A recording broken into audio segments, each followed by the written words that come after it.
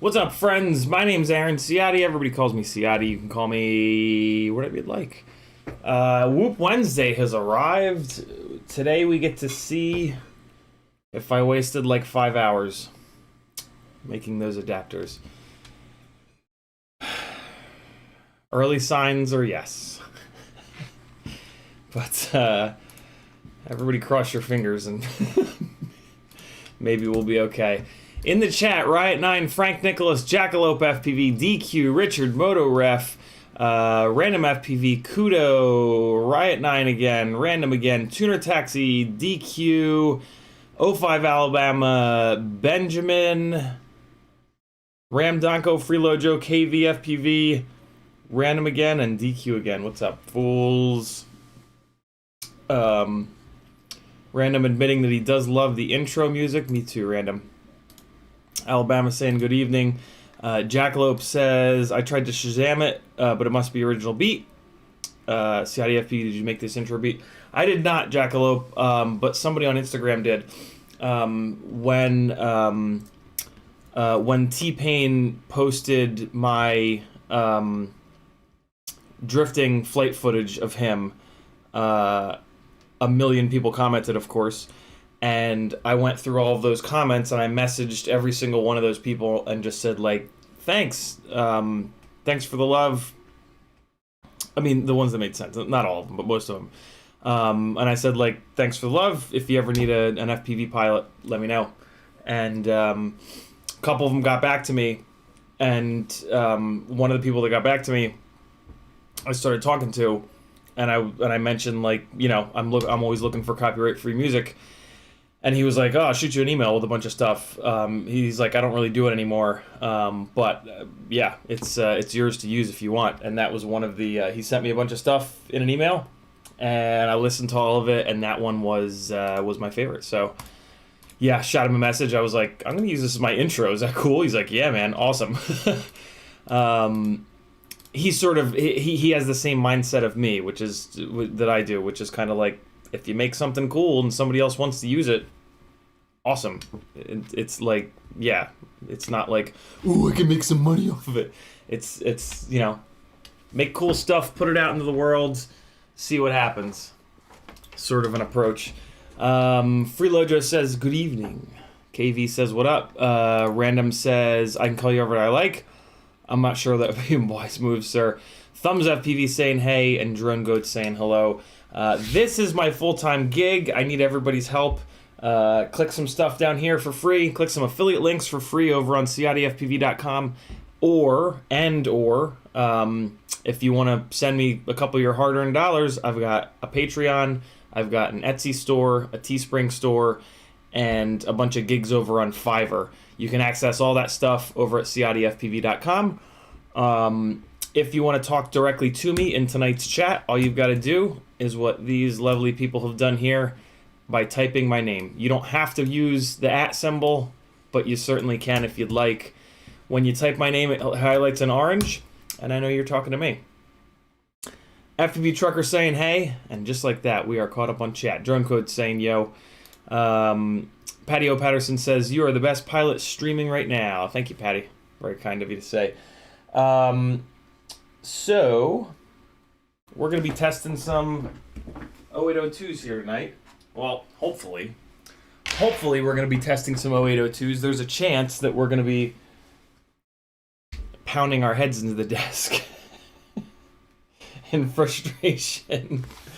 But everybody cross your fingers. The reason why I think that's potentially going to be the case is because after last week's Whoop Wednesday, probably on like Thursday, I threw this together with the little pigtail converters that I made, and it's not acting right. So I'm going to ignore this one, and I'm going to take the other Whoop board, and I'm going to build another one, a second one of these on one of the other test platforms. And yeah. Drone Goat says that I'm dropping frames. Oh yeah, look at that. Nothing I can really do about it. Looks like it's not. No, yeah, there it goes. Oh, nope. Okay, looks like it's good now. Strange. Oh yeah, there's YouTube saying current bitrate is lower than the recommended. What do you want me to do about it, YouTube? Work better. Ricardo is in Libs in Portugal. That sounds like a really beautiful area. Welcome, Ricardo. Glad to have you. Yeah, let's just jump into it. I should have a bag of Whoop stuff somewhere, I hope. What did I do with it? The other AIO, I thought I put into a bag. Maybe I stuffed it in here. Nope. Come on now, really? Don't be like this. Don't be lost. Sorry to chase you out of there.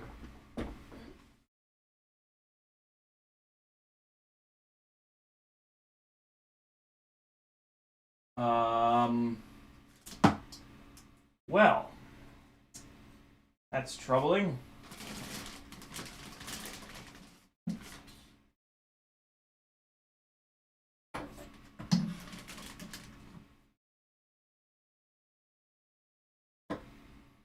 Hang on.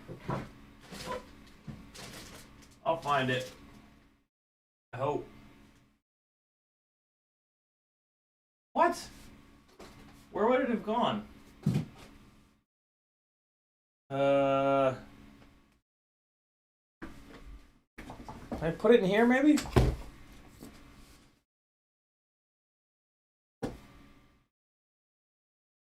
What is happening? I didn't think I put it in here.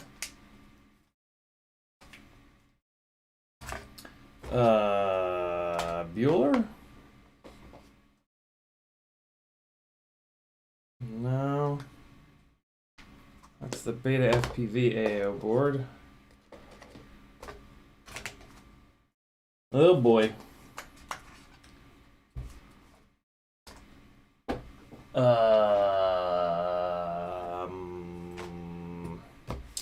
All right, it's not in here. Put that aside. It's not in there.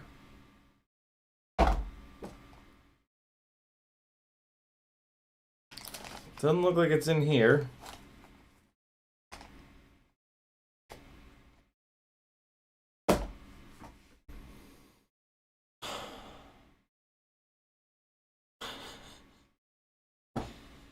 Google is moderating your moderators. What? What did you guys type? Freelojo, what did you type in there? Well, I guess you can't type to me what you're typing. That's weird. Manage moderators, participants, toggle timestamps, send feedback. Live chat, top chat. Yeah, I don't really have any. What is going on, YouTube? What are you doing? Oh, did I maybe put it in here? No.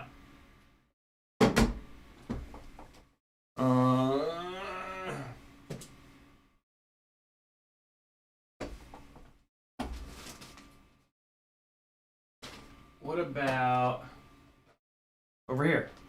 No. What about in here? No. There's an odd assortment of motors in here. Ooh, there's 1103's in here. What about here? No. In here? No. In here? No.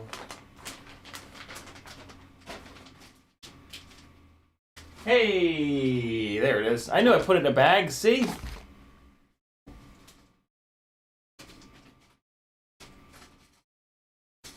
I stopped trusting my instinct and I stopped looking for bags with it in them. Freelojo put my Linktree link in. Oh, interesting. So Google won't let us do links. I wonder if I can do it. Hold on. Wait, no, that's EEE. That's not www. See if that works. Oh, well, now it let you do it, Freelojo. Weird. What's up, Squints? B-Man says, yo, what's up? Happy belated birthday. Missed the streams for the last few days. Hopefully it was a good day for you. It was a good day, B-Man. Yesterday's 420 stream was a blast. The birthday stream was, the beginning of it was cool. And then, oh, there it goes. Message deleted by the Google moderator team. Weird. Well, whatever. CiottiFPV.com. Yeah, B-Man, it was good. Watch like the first half hour or hour of the birthday stream. It got a little stale after that because like we were all hanging out there, and I just had like flight footage on loop. But it was more for like people to just kind of stop by, say hello. It was less of like, you know, an informational stream. Well, that blows Google.com. Off access says.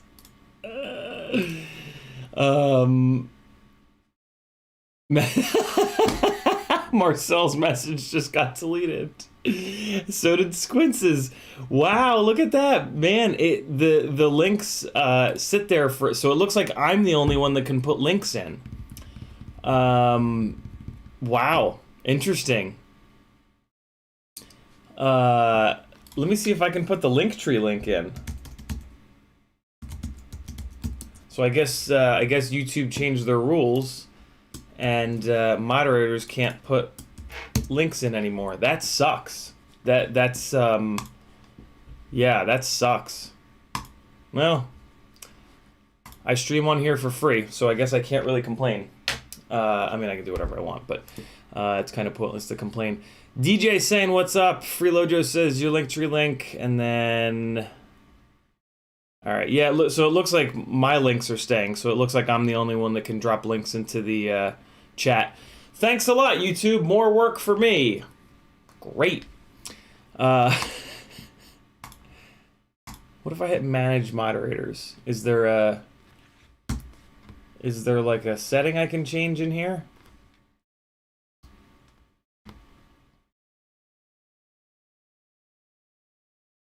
Block links? Yeah, I have block links turned off.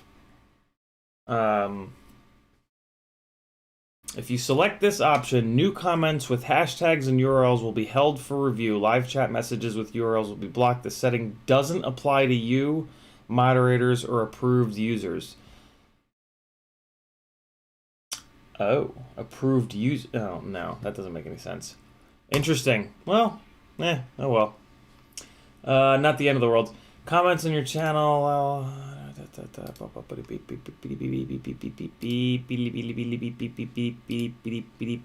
Hold potentially inappropriate chat messages for review. No. Turn it off and on again. Yeah, right? That's actually not a terrible idea. Manage moderators. I'm going to turn it on, and I'm going to save, and then I'm going to turn it off, and then I'm going to save. So block links is now on. Saved. Now I'm going to go up here. Manage moderators. Go back in there. I'll turn it off. All right. I restarted the YouTube computer. Maybe it'll be good. I'm sure it won't.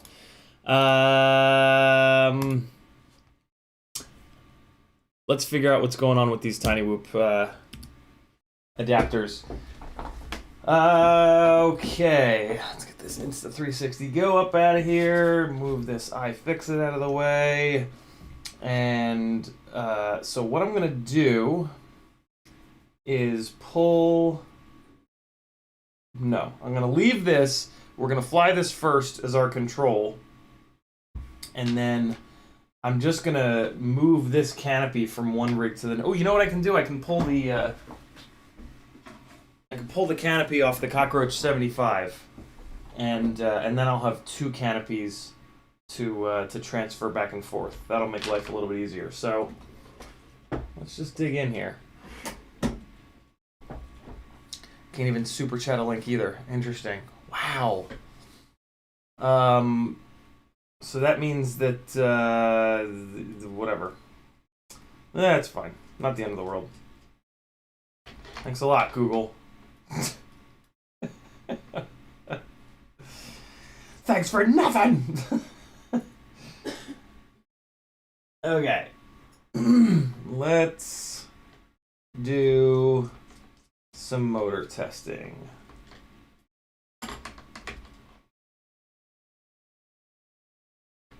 Hope everybody's having an okay week. We're halfway there, boys and girls.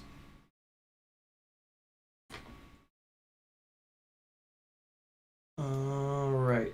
Tomorrow, a set of steering wheel and pedals is going to show up. And we're going to do a big old Gran Turismo stream. So there actually might not be an FPV stream tomorrow. Tomorrow might just be a sim racing stream day. So we'll see. We'll see how that goes. I am putting batteries on the little charger here. I use this little Beta FPV 4S, 3S or 4S to XT60 charger. It's just simple. It works. It's little. It also it gives me a way to discharge my 4S batteries. I have a tendency to like charge up a bunch of 4S batteries intending to fly the Cinewoop. And then I'll only fly like 1 or 2 batteries on it. And then the batteries will just be sitting there charged. So I like this little guy because I can then discharge the 4S batteries into the TinyWhoop batteries. And it's just like a nice little kind of workflow, you know what I mean? All right. I've actually been doing that with the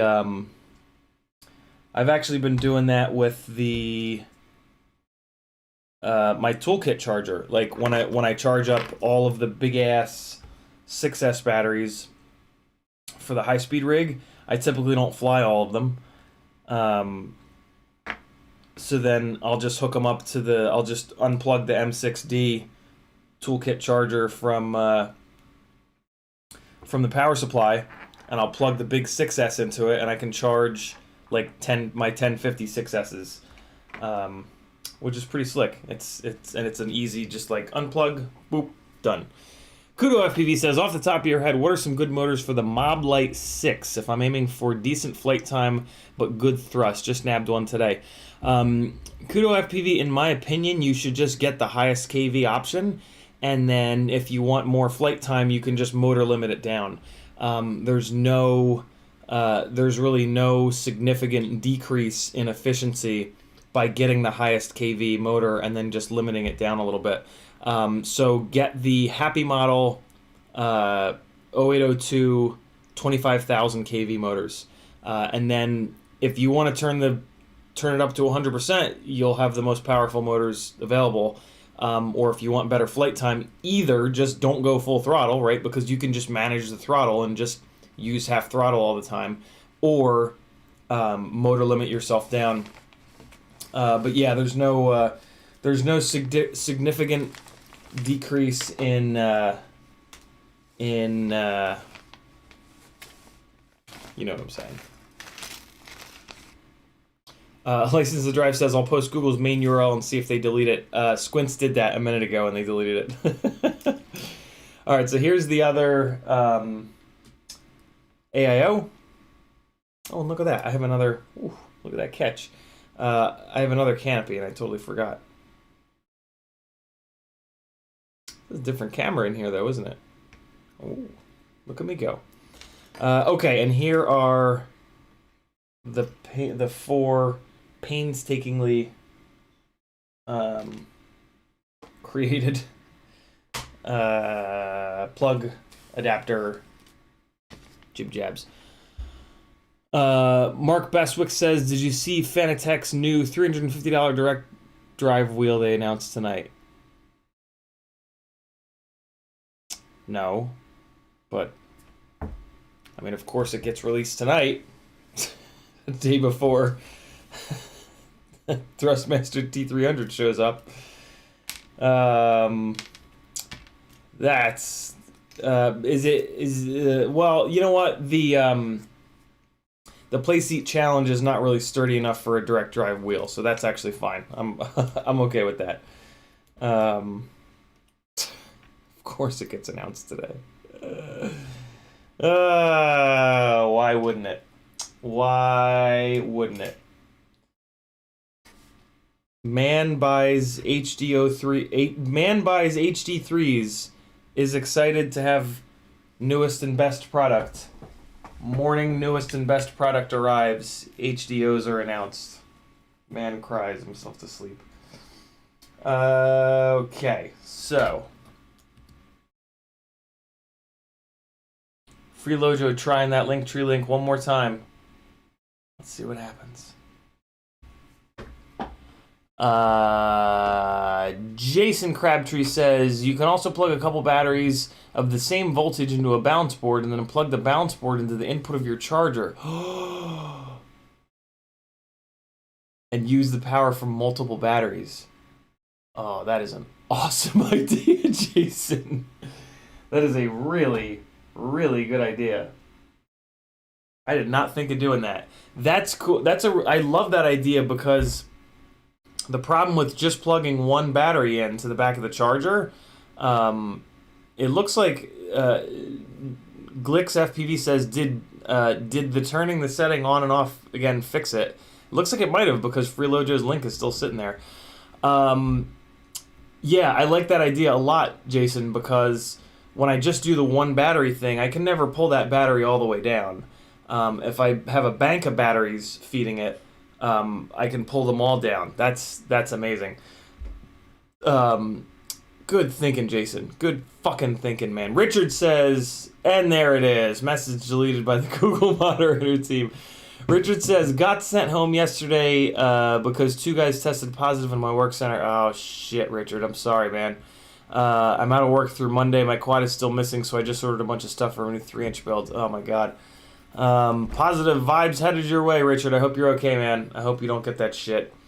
Kudo FPV says, sounds good to me. Thanks. You're certainly welcome. Mark Bestwick says, are you going to do some Assetto Corsa streams with your new wheel? Absolutely, Mark. I'm very excited to spend some time in Assetto Corsa. That game is undrivable on the controller. Totally undrivable. William Barlow says, how did the 27,000 kV whoop motors work out? You'll know when I know, William. I haven't. They're just sitting here. They haven't had anything hooked up to them yet. So yeah, we're gonna hopefully figure that out soon. All right. Let's. Oh man, these batteries keep finishing. Hold on. I gotta make sure that I have the same batteries to do some of this testing here tonight. So my kind of sort of priority is getting these batteries charged up at the moment. So there we go. Okay. So I need this canopy, and to get this canopy, I'm gonna have to pull this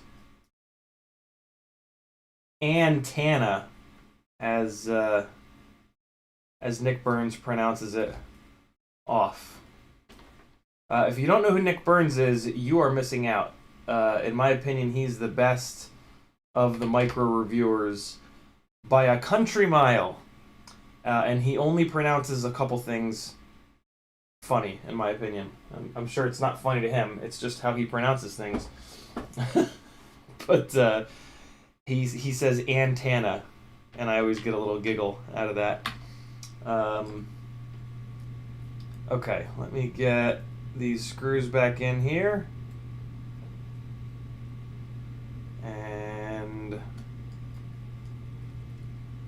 just don't want to... I want these all to be in the same place. So this, on this Cockroach 75, this is the Newbie Drone V2 Acro B brushless board, which has been discontinued, I believe. It did not have an MPU 6000 gyro on it. It had a 32K gyro, and I was never able to get this thing to not have jello in the Insta360 Go. That could be because of these motors, but I doubt it. After we're done with all of this 0802 testing, we're going to dive into 1.6 inch propeller testing on the bigger 75 millimeter motor-to-motor whoops. But for right now, we got to get through the 0802 testing first. So let's do that. Okay. Both of these guys have the same antennas. And I'm going to put this aside. That is going to go on probably this guy. Yeah, do I have that hot glued down? I don't. Yeah, that's definitely going to go on that little friend. You know what? I'm going to pull this apart because I want to test all of these. Oh, wait, no, I'm not going to pull it apart yet. I'm going to pull it apart after we run the control. So I'm going to get this into... So first, I want to test these Beta FPV 0802 22,000s. These are bearing motors. I'm going to test those against the direct soldered Happy Model 0802 25,000s that are on this. And I'm going to test those also against these Zing 0802 25,000s. I'm sorry, 22,000s. So basically, the real test is going to be right here. It's going to be between Beta FPV and Zing 22,000 kV motors. That is mainly what we're going to be looking at here first. And then we're going to... No, screw that. Screw that. We're going to dive right into the Tiny Whoop 27,000 kV motor testing. We're just going to go straight into these. Because, yeah, God forbid, like, we can't get any testing done. Or, I don't know, whatever. I just want to test these first. That's the real reason. Just getting these props pushed down a little bit. Gotta sort of be careful, man. They fit tight, but man, it's like, don't push too hard. You'll blow everything up.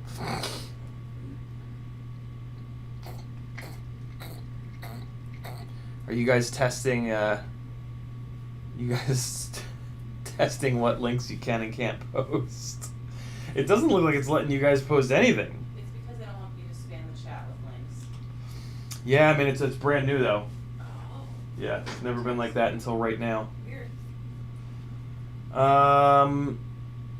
So here's the other thing that it could be. The other thing that could be adding some weirdness is this rolled pin PH 2.0. These rigs have a lot of resistance, man. They've got a crappy PH 2.0, and then they've got double motor thingies. So I don't know how valid this testing is really going to be, although all we're really testing is one motor against the next. And with Tiny Whoops, it's kind of all that really matters is horsepower. So I guess this testing is still valid because we're going to get to see which one of these has more Oompa Loompa. And yeah, I mean, we could kind of figure that out by just looking at the KV.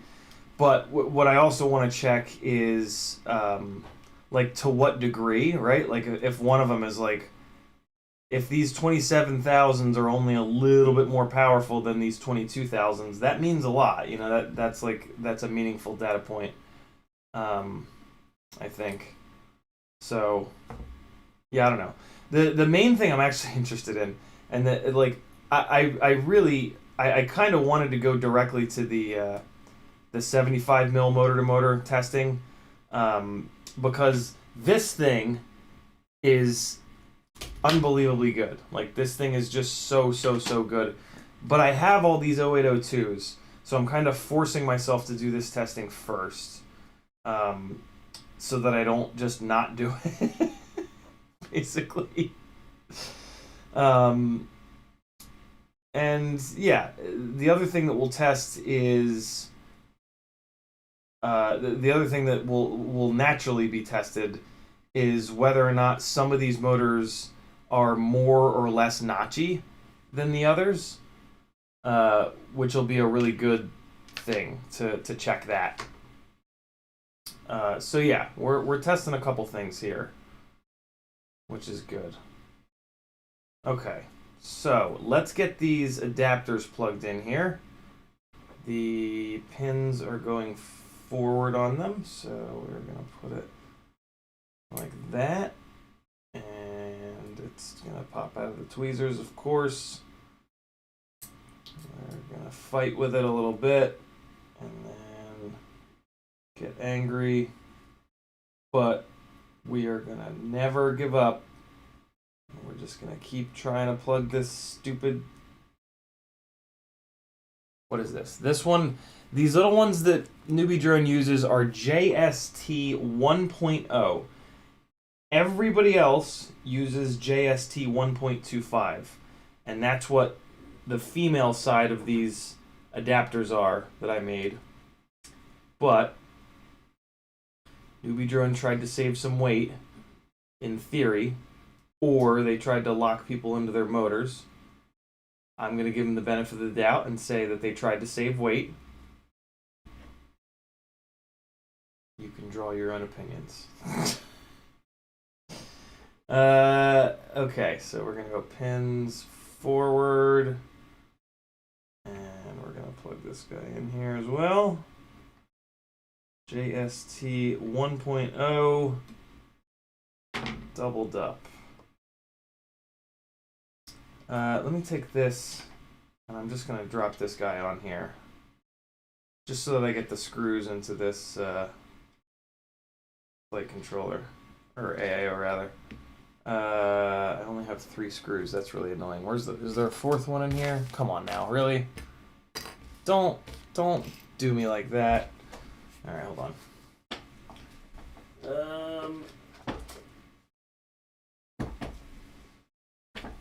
I thought there was a 5th set of 0802's I wanted to test. Oh, there is. The Happy Model 25,000s, but with all of the connectors on them. So yeah, that's the other set of motors that I do want to test. So I'm just gonna put that there. Okay. I'm a little curious to test 0803's. Suave says, I like you. Now what? I don't know, Suave. That's up to you, man. License to Drive says, update from the Sharkbite team. They're working on high-end digital goggles and asking if people want HDMI in for Sims or HDMI out for external display because the HDMI can't do both. I swear to God, if they put HDMI in rather than HDMI out, I'm gonna attack them with a shovel. RC Ritter says favorite 180X for 3S. Oh man, I don't think there are any. RC Ritter, you got to get up to 4S. There really aren't any bigger motors that are a high enough kV for 3S, unfortunately. So you're gonna have to kick that voltage up a little bit. I mean, you can try the. I mean, the highest kV you're gonna. Well, first of all, there really aren't many 080X motors. There's the 0804's, and that might be it. I don't know if there are any other 08 motors. No, there are. There's a Toka. 0806 or not 08 18. Wait, what? 18. I've been saying 08. I meant to say 18. There's a Toka 1806, and I actually have one of them on the way from Pyrodrone. I had to do a Pyrodrone order for battery straps of all things. I ran out of battery straps, and yeah, I saw a couple interesting motor sizes, so I just got one of each so that I can see if they're notchy. And so yeah, I'll have a little bit of feedback there for you when that order shows up, maybe tomorrow. Is there really not another one of these stupid screws? I really try to avoid just dumping screws into a container like this because of exactly what's going on right now. But, you know, sometimes I get lazy and do it anyway. Yeah, so help me God, if they put HDMI in, there's going to be a fist fight.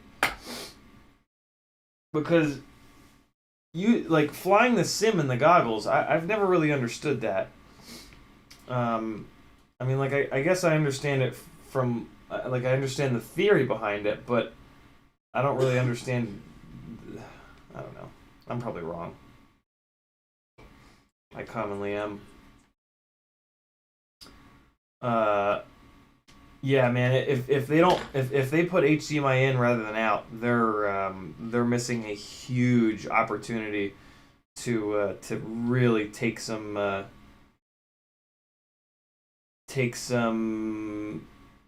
energy out of DJI.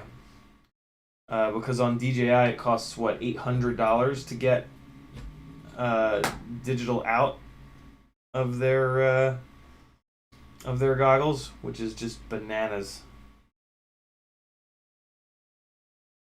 So come on, Fat Shark, do the right thing. Everybody send Fat Shark an email that says, I swear to God, if you if you put HDMI in your goggles, I will hunt you down. Alright. Here we go. Getting this canopy bolted down real quick here. Just so that the... I just wanted this AIO board not to be trying to jump off of the frame while I'm plugging these connectors into the bottom. Okay, cool. So we got 2 connectors on there. Let's get the 3rd and the 4th. And then I'm going to pull this thing into beta flight. And I think I'm going to put 4.2 on it. And I figured you guys might want to see that. I did it on the other builds. And then I was about to do it on this one as well. And I said, you know what? No. Everybody always asks me to see me do a beta flight setup. So I try to do it as often as possible. And this is another opportunity to do that for you guys. So I'm going to show you that in a minute here. Let me just get all this pesky physical work out of the way.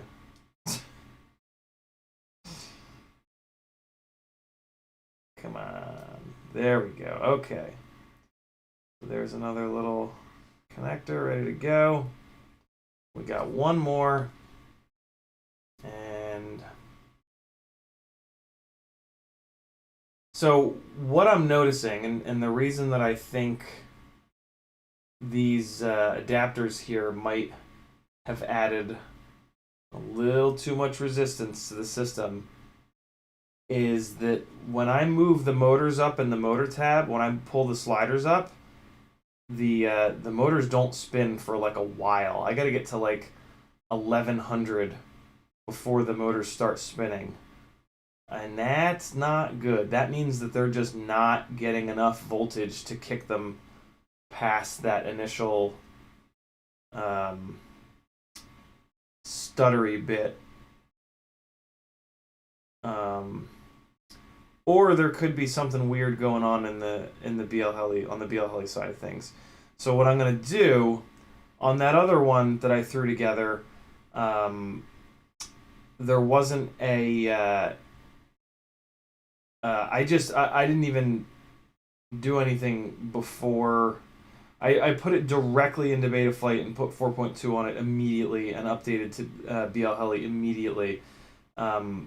This one was flying, so I'm going to go into the motors tab straight away and see how this one reacts, since this was in a flying state until just now, right? So the only thing that's changed are these connectors.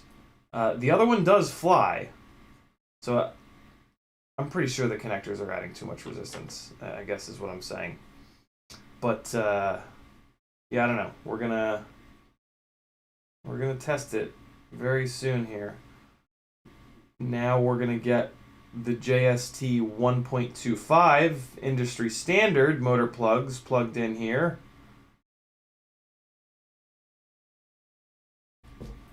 Maybe. In theory. Oh my god. Tiny Whoops, why Are you so small and frustrating? Oh my god, go in there, please. There we go. And like, I gotta make sure I get these plugged in all the way because of this resistance thing, right? I can't like half-ass this. Okay, so second one here. Is this the greatest live stream you guys have ever seen so far? Gangly Man plugs in JST 1.0 and 1.25 connectors for 2 hours. Christ. Light up the chat with questions. Type CiottiFPV when you type your question so that it lights up in orange and I know that you're talking to me. Alright, last one here. And huzzah. Alright, cool. So we got these guys plugged in. This is the rig with the Tiny Whoop 27,000 kV 0802's. I'm going to spoil a little bit of the surprise. I talked to SR13, Sebastian Ruth, who in my opinion is the best Tiny Whoop pilot, freestyle pilot in the world. And he told me that that these Tiny Whoop 27,000 kV motors are way over spec'd on the kV, and they actually make less power than the Happy Model 25,000s. So I should have probably not told you guys that because that kind of puts a damper on this testing. But I don't know. Now it's too late. I can't go back. Let's get Betaflight up here. And so the first test is going to be like what happens with the motor sliders tab. And yeah. You guys aren't really going to be able to see it, I don't think. So I'm just going to sort of give you the play-by-play. So Beta FPV, 300 mAh battery. Not a great battery, but that's okay. I mean, it's going to deliver some voltage, and we're not testing full power voltage yet. We're just testing the motor tab. All right, so let's see. The moment of truth has arrived.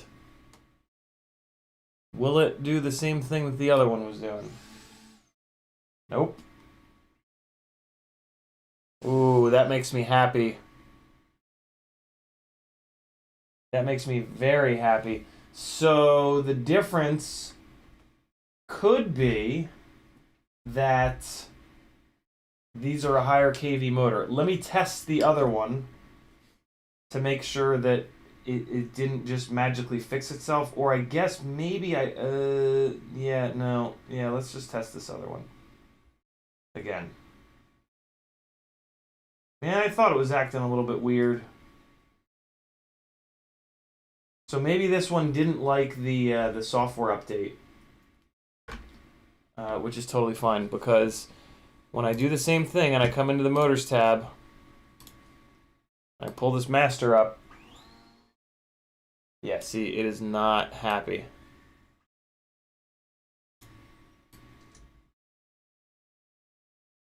Yeah, the motors just sit there and stutter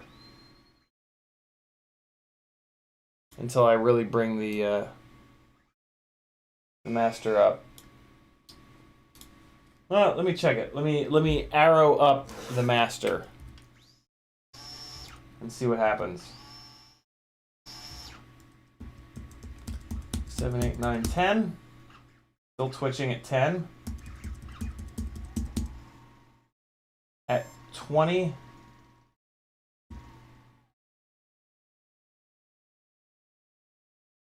This board is acting weird. Could be that too. This AIO could have shit the bed. Stranger things have happened. Let's go up by 20. Well, they do start spinning up at 20.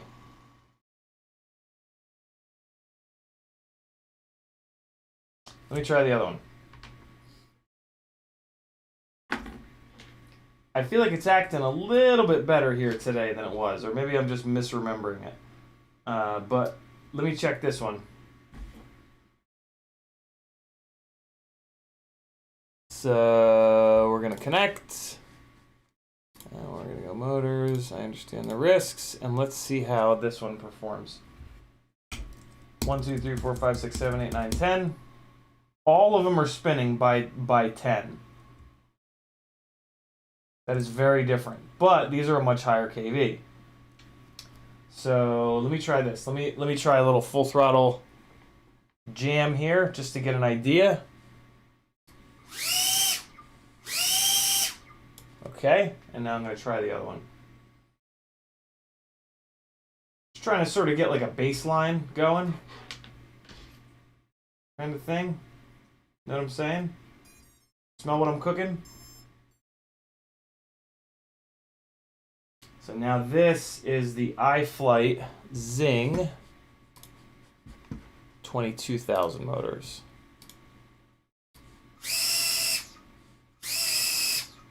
Definitely a lower pitch and less thrust, but to be expected, right? 22,000 versus 27,000. So let me do this. I'm going to update the software on the one that I just put together, and I'm going to see if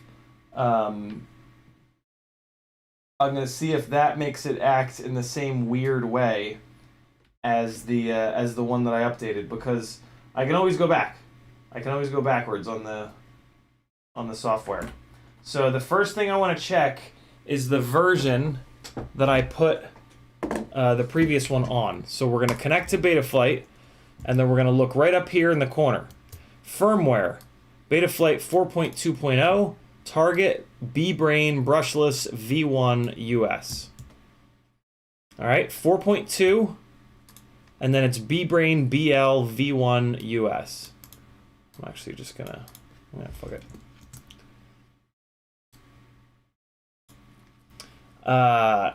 We're going to go to update. I'm going to show you guys like potentially what might happen to like a new person, right? You're going to go to update firmware, and you're going to be looking for this target, B-Brain BL V1 US, right? Update firmware. And then here is where the targets are, right? So you might kind of go in here and go, okay, ooh, there's some B-Brains. B-Brain V2D, that's not it. B-Brain V2F, that's not it. That's it. There's nothing else. There's no other B-Brain targets.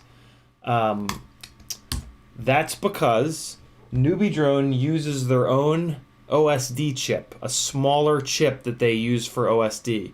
And because of that, they have to use their own specific firmware. So you have to download Betaflight. They have to make their version of the firmware every time Betaflight gets updated, and then they have to put it on the website, and then you have to download it from their GitHub. So in this case, I'm going to go to load for. Nope. I'm going to go to load firmware local. I'm going to go into my downloads folder, and I've already downloaded it. So I am looking for the one that I downloaded most recently is the easiest way. So April 15th. B-Brain BL V1. There it is, right? 4.2.0 B-Brain BL. There you can see it. V1. Sorry, little guy. I had the battery plugged in. So this is the firmware that I downloaded from B-Brain for this rig. April 15th. And see, there's V1 and there's V2. See it there? See the difference in the file name? You can't, because I went over. There you go. So you got to make sure you do the right one. This is the V1 board. On the 75mm whoop that we were looking at a second ago is the V2 board. But that V2 board doesn't have the MPU 6000 gyro. So this is the firmware that we want here. Here, we're going to open it. I'm just realizing that I don't want to flash this. This one's already flashed. The other thing I want to do is check BL Heli on this, and then we'll plug the new one in, and we'll take a look at that. So let's launch BL Heli, regular old BL Heli configurator, and then we're gonna give it a second here. I might need to quit this. Yeah, I needed to quit that. We're going to read setup, and I'm just going to look for the number of the version. It should be 16.71. There it is. 16.71. This is the one that's compatible with the RPM filters. So 16.71, 16.71, 16.71, 16.71. So the new one is on 16.71. Let me just take a quick screenshot of this. Or screen capture, rather. Okay, so is that, hold on. Let me see if this is an F3 or an F4. I thought it was an F4. No, that's not it. Newbie Drone is the name of the company. Newbie Drone products. No, we want flight controllers and ESCs, and we want to look up the V1. I'm pretty sure it's an F4, but let me just make sure. V1, F4. Oh, but it is an F411, and I think the F411 is the slower processor. Interesting. Maybe I'm not gonna run RPM filters. Let me look at the Whoop that I've been flying.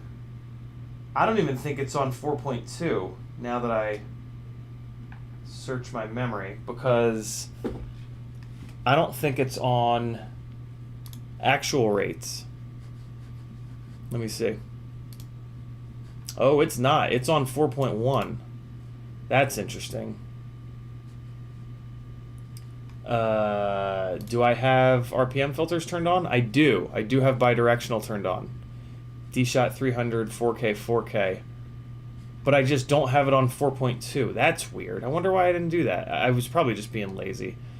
Well, I kind of need to get it onto 4.2 in order for it to be a fair comparison. And I would like to anyway. Let me get caught up on chat a little bit here.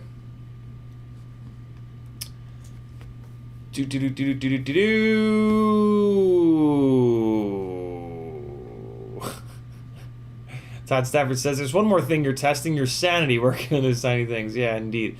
Frank Nicholas is in the house. He says, flying sim in the goggles is how I really got comfortable with FPV. I have DJI red goggles from Mavic. It's got HDMI in, connect to computer and fly sim in the goggles. They can/should put HDMI in and out, two connectors. From what I think it was licensed to drive was saying is they can only put one.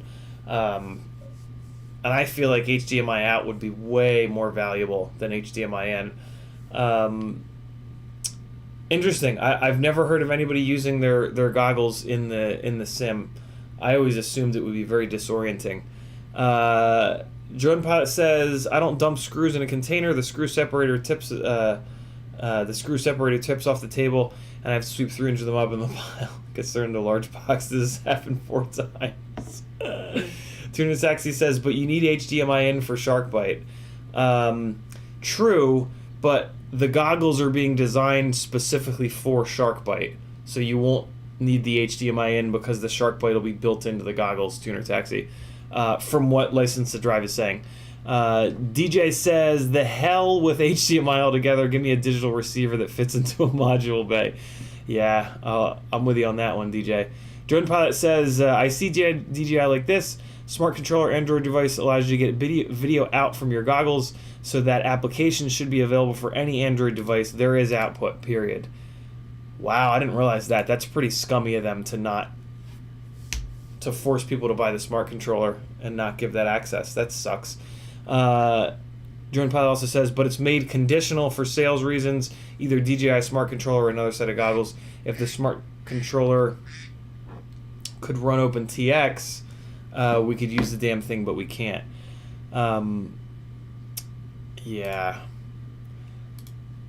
That's kind of a perfect example of what I'm talking about, where like I would really rather support Fat Shark than DJI, because DJI is doing shit like that to make money, right? Like that's not cool. Todd Stafford says, like I said, you're testing your sanity more than the motors work on those itty bitty things.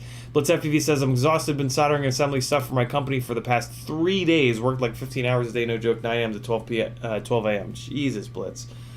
Hopefully that comes to an end soon. Drone Pilot says, the other day I swapped out 4 motors, jumped into BL Heli 32, expected to have to change a few motors, only to find that each one was the right direction. What are the chances? Yeah, it's always nice when that happens. It's pretty rare, though. B-Man says, once the dynamic idle thing, BF doesn't show what RPM numbers in the rotor tab. I'm running 4.2.3 WTF. You have to have bidirectional D-shot turned on, B-Man.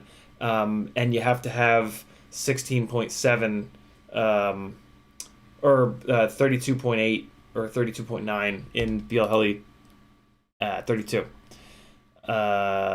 Frank says maybe the motors just sit there and stutter is the motors. It could be.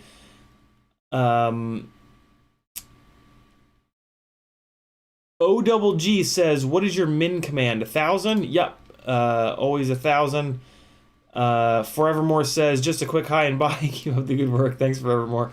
You're probably already gone, but if you're watching this on repeat or listening to the audio-only version, which I am now doing, another perk of joining the Patreon for $3 whole a month, 10 cents a day, is you're going to get audio-only versions of the majority of these streams so that you can just listen on your way to work or whatever, which is pretty slick. A lot of people are super digging that, and it's really not that hard for me to set that up. So I'm going to keep on doing that because it seems like it's really valuable, and you guys are really digging that. So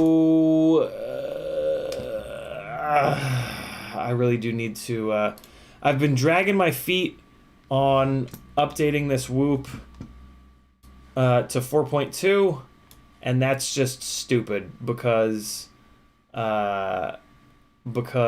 actual rates are much better for cinematic stuff.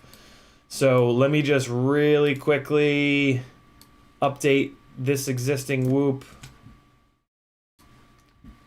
and we will be good to go. Also, this is gonna be my excuse to have screenshots of the one of these Whoops on the same AIO that's flying absolutely amazing.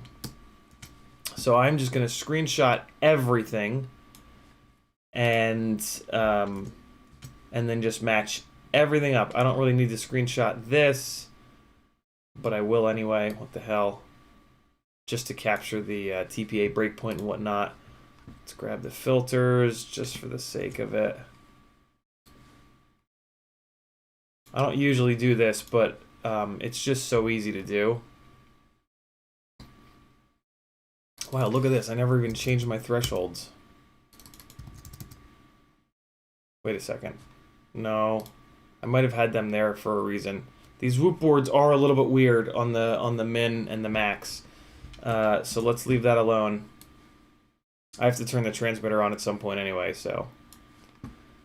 Alright, modes are all the same, unless I have something wacky going on in the modes. LED low, no, I know what's going on there. Beeper, OSD disable, air mode. Flip over after crash line. Okay, no, I don't have anything interesting going on there. Do I have anything weird in the OSD? Nah, same stuff. Video transmitter. The VTX tables come pre-set up, which is really nice. And oh man, I'm gonna have to redo this, and I'm not good at the LED thing. Oh, screw it. I'm just gonna leave it. I'm not gonna mess with the LED stuff. It doesn't have black box. And let me see if I'd put thrust linear on this. Get thrust. Nope, I did not turn thrust linear on. Okay, so we are going to go to update firmware. We're going to load firmware local. And we're going to go to Betaflight BBrain BL V1. Click open. It's going to load it. And then we're going to flash it. I also want to do this to see if anything weird happens with this rig. To see if there's any... Yeah. Because I know that it's been flying perfectly. And with the experience that I just had with this little thing that I put together and the motors being a little odd, yeah, I just want to remove any and all possible sources of strangeosity.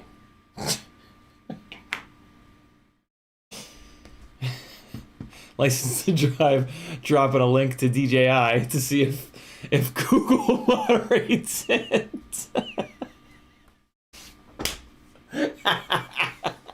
I like the way you think, License. License to Drive says, in my early days of learning acro in a sim, I did try it with my HD2s. Worked great, but yeah, it got quite disorienting after too long because flight times aren't limited by battery packs. Oh my god, that's true. That's true, man. I can totally see achy eyes starting. Look at that DJI.com link just sitting there, not being deleted by the Google moderation team. Okay, so we've got 4.2 on here now. And we are going to calibrate the accelerometer in a second.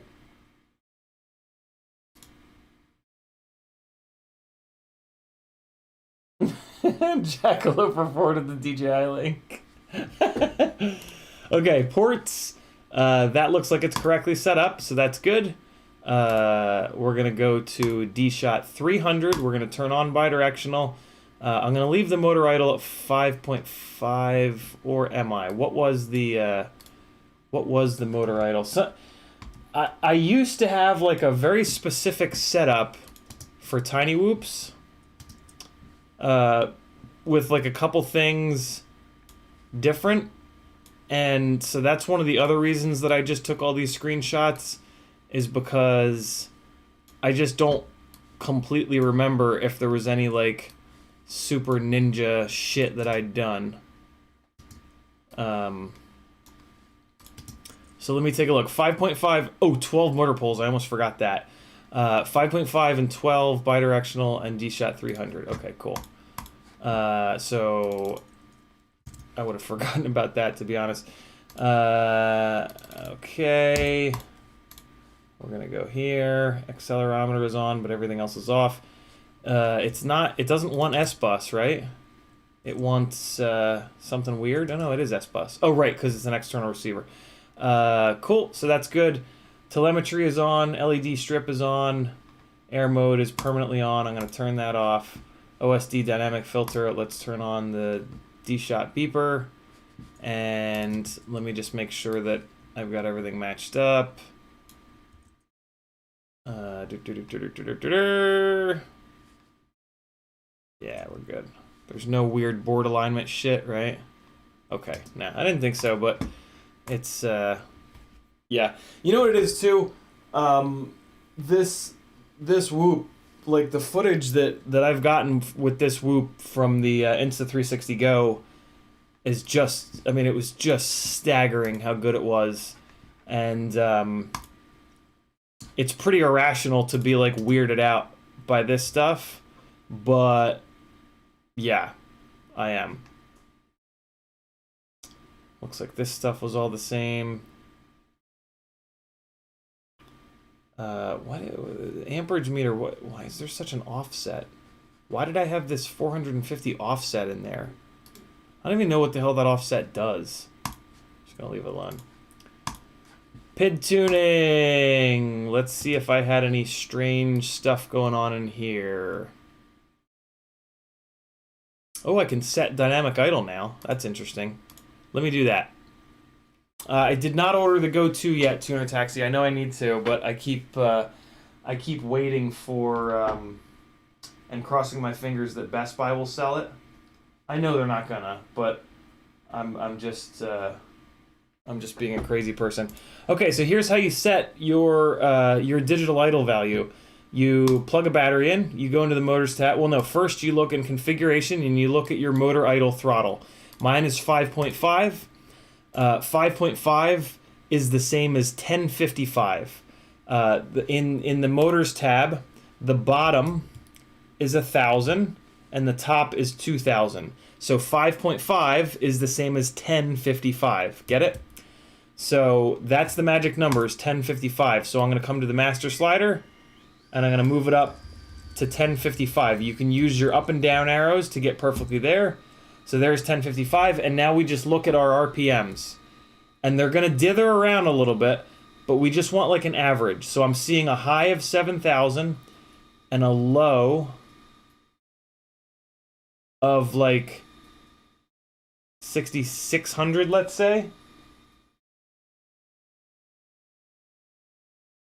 6,600. So we're going to average that out and we're going to say 6,800. No, on this other one I'm seeing a low of 6,000.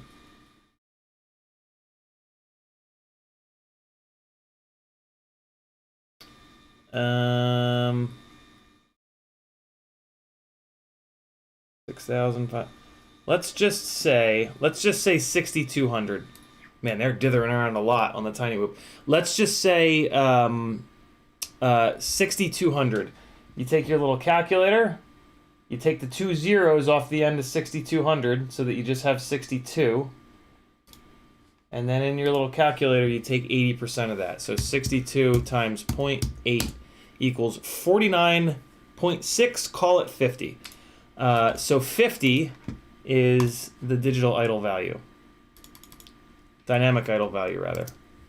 What did I say, 50, right? Yeah. So there you go. That's how you set your dynamic idle. I'll do it on the other two, so that it's so that you guys get to see me do that over and over again. D-min, we're going to go up to 50 on the gain and the advance. I-term relax, we're going to come down to 10. Man, I had these PIDs cranked. Well, let's go for it. 90, 90, 90,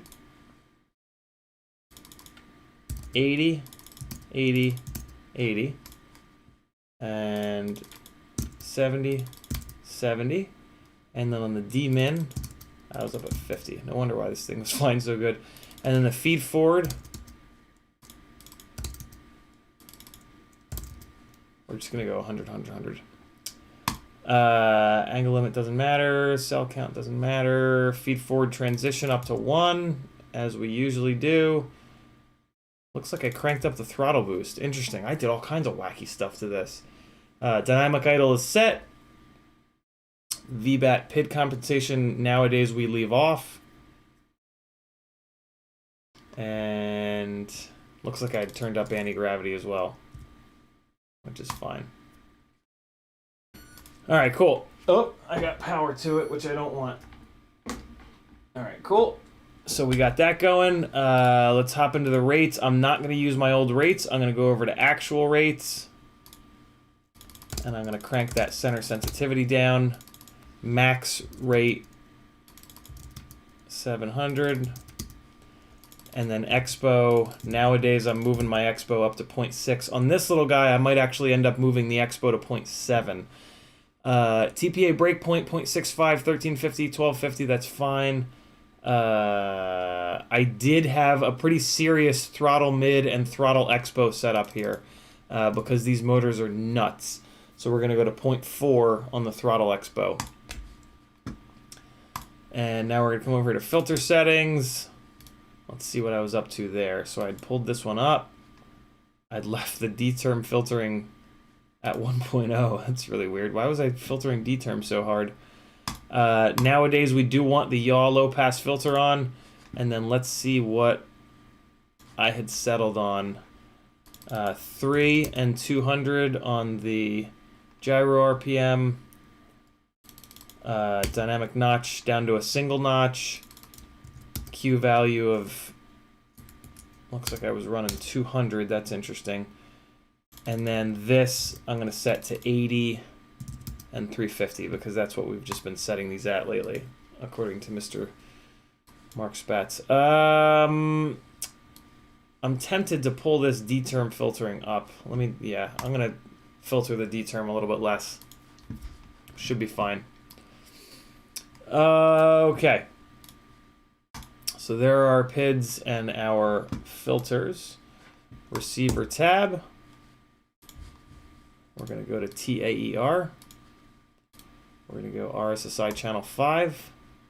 And at this point, I might as well fire the controller up and check the endpoints, because I think that these are a little bit weird on the endpoints. I think there is some little strangeness to the endpoints that every single other one of my rigs does not deal with. So let's take a quick look here. Newbie drone what's happening? Why is it taking so long to load the model? There we go. Yeah, look at that. It's weird. The endpoints are strange. Oh man, I wasn't getting down to the bottom. What the hell? 1062 is the low. Wow. Strange. And that one's only Interesting. So I'm gonna go 1070 on the stick low threshold. Weird. I'm surprised I didn't have problems with that. Maybe it changed in this one. And then 1932. I'm gonna do 1920 to be safe. Oh no, screw it. We'll leave the stick high threshold at 1900. That totally works. Little bit of deadband. Auto smooth this up to 20. Save. And we're good to go. Man, look at that stick low threshold. That's crazy. 1062. 1062. 1936. 1936. 1936. Interesting. Can't say I've noticed that before. Okay, save that. Modes, we're just going to set up arm is down, angle is off, horizon is all the way up on aux 2.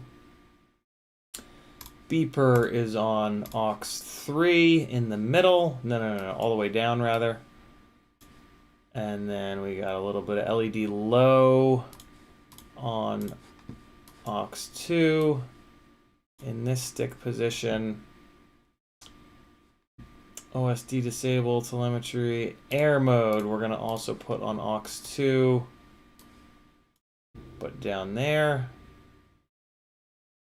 LED low, we're going to open that up actually. And then flip over after crash is going to be in the middle of aux 3.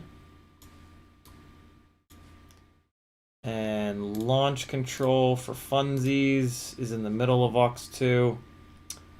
I think that's everything. Telemetry, black box, OSD disable.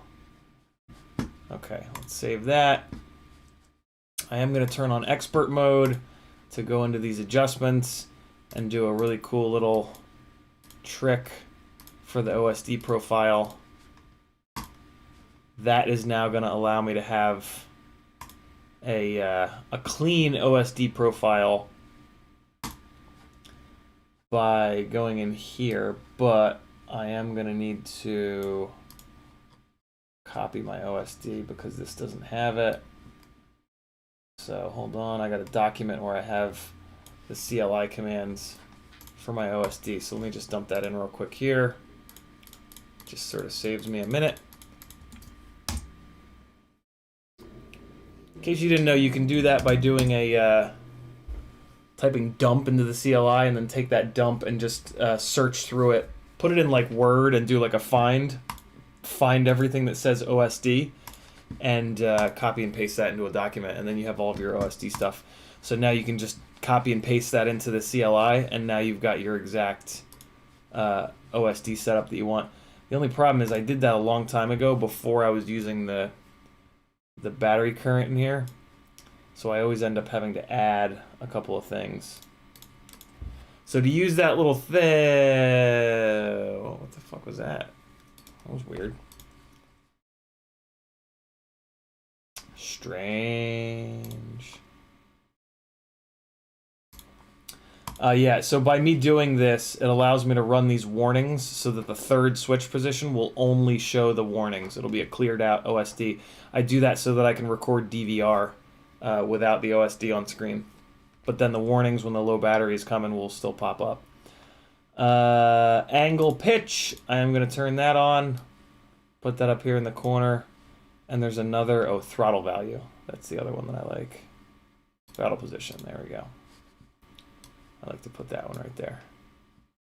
All right, that's how I set up my OSD. Save it. We're going to use extra large font. Save that. No, not extra large. It's the regular large. Oh, wait, no. Is it clarity? I think it's clarity. There's one of them that I really like. No, that's not it. It's the large.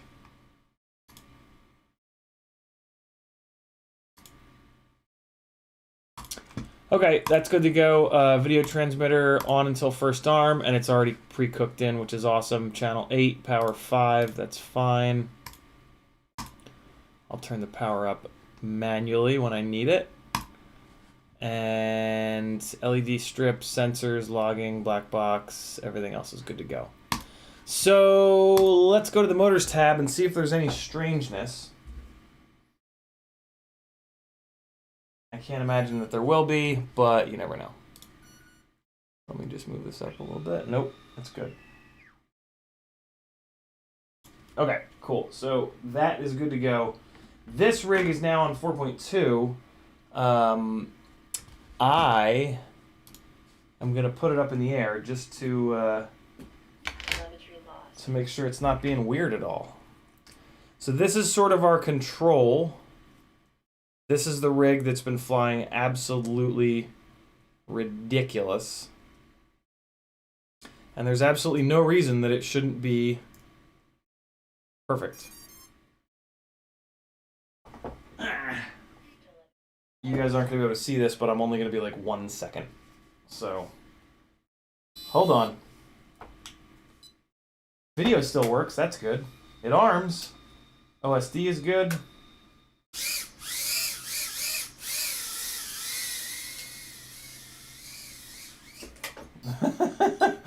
Wow, these beta FPV batteries are awful.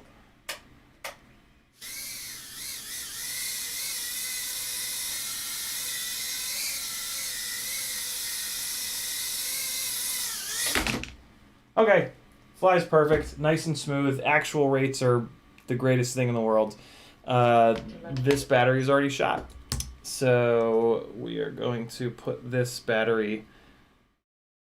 I should put this battery in the goddamn dumpster, to be honest, but... Did I just turn these back on? I did. Okay, cool. So, I'm going to put the Insta360 Go on this to weight it down. And I'm just going to like hop it up and down in the room to get an idea of the thrust level that it can produce. Actually, no, let me get caught up on chat real quick. EEDoc says, you don't make use of VBAT SAG compensation for more consistent flight feel. I do not, EEDoc. I meant to. I meant to read up on it and figure it out, but I never have. I probably should. But I'm used to 6S, and it doesn't really sag. But for these little guys, I should probably do that. Double A says, hey there, Aaron, buddy in chat. What's up, Double A? Frank Nicholas says, you should compare settings on one flight controller to the other flight controller, not previous settings / screenshots. That's the plan. That's also why I took those screenshots, so that I can reuse them for these other two.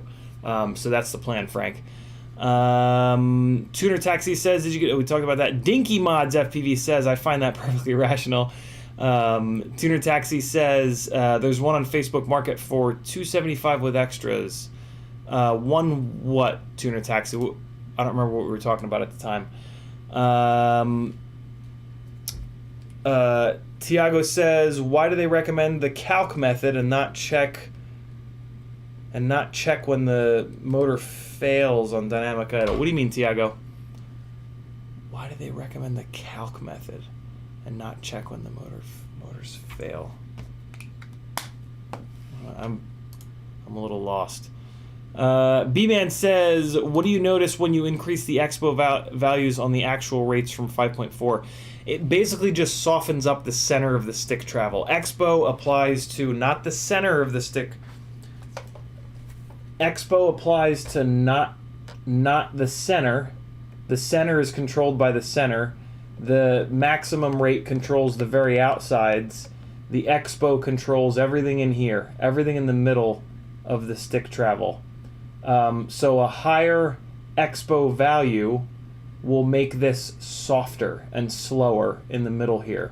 So as you push out, it'll be soft, soft, soft, soft, soft, soft, and then it'll really ramp up towards the ends. The less expo, the more linear, and the harder it'll be in the middle. So it'll be a more linear curve. So it won't be such an increase when you get to the end of the stick travel. It is a very, very personal preference. GLXYFPV says, I'm going to head off for the night because it's 2 a.m. Go have a good rest of your stream. Be sure to watch the rest tomorrow. Whoop on. Thanks, GL. Thanks for hanging, GLXY. You're probably listening to this on the replay. Tuner Taxi says, Instago 2 on Facebook Market for $275. Ah, okay.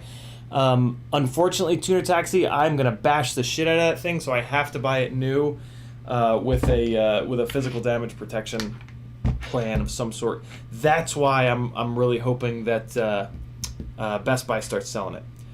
Okay, so this guy with what battery should I put through this? I'm gonna put one of these Tiny Whoop high volt batteries because these are supposed to be really good. I have 2 of these charged that I just charged, and there's a third one that's about to be charged. I'm not going to fly the whole battery. I'm just going to hop this thing up and down. So this is my control. This, in theory, should be the most power that we get all night. These are Happy Model 0802 25,000s, and they are direct soldered to the AIO. Same AIO as these other 2 rigs. Same canopy, same frame, same everything. So this is the control. Give you guys a little bit of a view. Do this. All right. So I need your guys' help too. You guys got to pay attention to how quickly this thing goes up and down. Ready? Well, no, I'll do it without the goggles. Armed.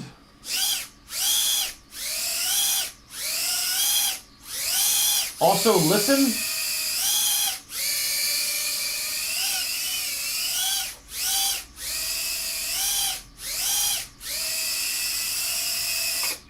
We can tell a lot from the pitch of the propellers, so I'm going to give you guys full throttle one more time. Listen to the pitch. Ready? Cool? That's it. I'm not going to hit that battery any harder because I want to use that same battery. All right? So that's our first, yeah, that should be the most power that we get all night. Now, shit, I wanted to do that after I updated all 3 of the rigs. That was kind of silly. The one rig is on 4.2, but it's not matched up. So we're gonna match it up.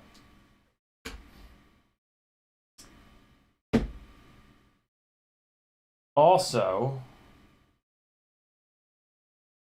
let me check BL Heli. Let me check BL Heli on this rig to make sure it's on 16.7 and make sure that the settings are all the same. That's important. All right, here we go. I just want to check absolutely everything. I want to be really careful to check everything, and yeah, so that we have so it's a fair fight. Why do my windows keep maximizing for no reason when I'm not asking them to? All right. That was the Holly setting on the other one. Should be about right. Recharge the battery between flights. That's a good idea. That is a good idea. Okay, so we've got startup power maxed out. Checkbox, checkbox. Demag compensation on high. Motor timing on high. This doesn't matter. 2 minutes. Fine. 16.77. Which should be correct. Let's just check. What? 16.71. How the hell is it on 16.77? Oh, because it's YH10. Yeah, that's weird. This AIO has a different ESC, whatever the hell this is called, target, I guess, which is a little odd. I don't really fully understand that, but we got all these other settings matched up. So, Religious says Google has stopped, as in they've stopped blocking. So weird. Did I just write the setup? I think I did. No changes. Okay, good. Cool. This thing is good to go.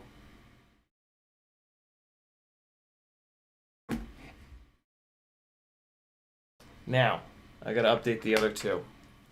Put that guy there.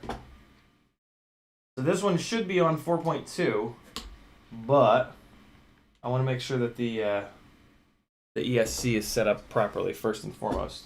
So let's do that.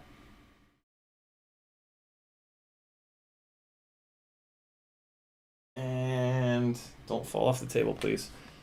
Let's connect and read setup. I think this is the one that I took the screenshot off of. Okay, yeah, no, we're good. Demag's on high, 16.71, which is ready for RPM filters. Cool. So I'm gonna pull the battery, and I'm just gonna check beta flight on this rig. It should be good to go. But let's just really quickly rip through these to make absolutely sure it's good to go. All right, that's all set. Reversed 8 and 4, 4 and 4. Yeah, that's fine. 180, 12, 5.5 bidirectional, D-Shot 300, 4K accelerometer. Okay, cool. And telemetry, LED strip, OSD dynamic filter 1. Okay, good. Good. Yeah, look at that offset. Strange. Why is that offset there? That's so weird. 114.10, whatever. Doesn't really matter. PIDS. Son of Flat Top with a $10 super chat. Bro, thank you. He says, the prop removal tool you recommend that just came in the mail today, I would have easily paid 10 more bucks. Thanks for the recommendation. Dude, is that thing not awesome, Son of Flat Top? It's just perfect. Yeah, it looks like the links are staying in the chat now. My God, is that weird. Sly Robocop Gaming says, does Mamba ESC not work with the BLHeli configurator you're using? Because I want the music thing, but BLHeli is being a pain. I don't, unfortunately, have any experience with Mamba ESC, Sly Robocop, but I mean, it should work. There's no reason that it shouldn't work. But I can't speak to that. I don't have any experience with it, unfortunately. Let's go in on these PIDs. Let's give this a shot. Tiny whoops tend to be pretty forgiving. MAH offset is for the MAH used. Oh, okay. Gotcha. 70, and then 50. There's a chance this is going to be too much These PIDs, I spent a lot of time dialing these PIDs in on the on that other Tiny Whoop. So this is this has the potential to not really work all that well, but whatever. It's not gonna blow up or anything. It's fine.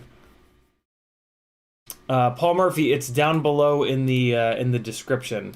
It's a Weeha chip lifter, but it just happens to work absolutely perfect as a.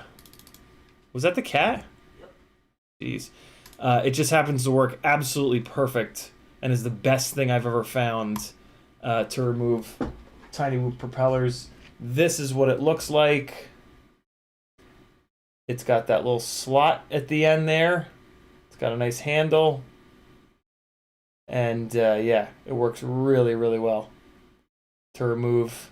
You just put it on the shaft and just bloop, and it just picks them right up and off. Affiliate link in the description below in the tools section. Okay, I am going to look at me turning the gyro low pass filters completely off. Let me not do that. Let me not do that. I'm gonna go here. I'm gonna go 200. Oh no, you guys can't see. 0, 280, 350. Okay, we're good. Filters are the same. Receiver, it looks like I already set the stick thresholds in here. We're good to go. Modes, I already have set up. Motors, let's set our dynamic idle. So I'm gonna do this and a little bit of this.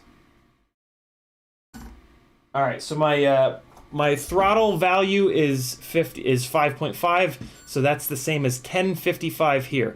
So we're gonna raise our master until these guys hit 1055. So 1055. And then we're just gonna look here and get like sort of an average. So it's dropping down, I'm seeing like, it's bouncing between like 4,000 and 5,000. The lowest I'm seeing is like 4,800. The highest I'm seeing is 5,600. So let's just say 5,400. 5,400 is the average number that I'm gonna use. So 5,400, we're gonna take the 2 zeros off, so it's just 54. We're gonna grab our calculator, and we're gonna take 80% of 54. 54 times 0.8 equals 43.2, call it 43. That's our dynamic idle value for this specific set of motors. For every different set of motors, the dynamic idle value is going to be a little bit different. Save it, and I wonder if it'll fly with these PIDs. These are pretty aggressive. Modes, motors, OSD. I should have the OSD in there already. Yep, got that all set. Video transmitter on until first arm. 25, whatever, it's fine.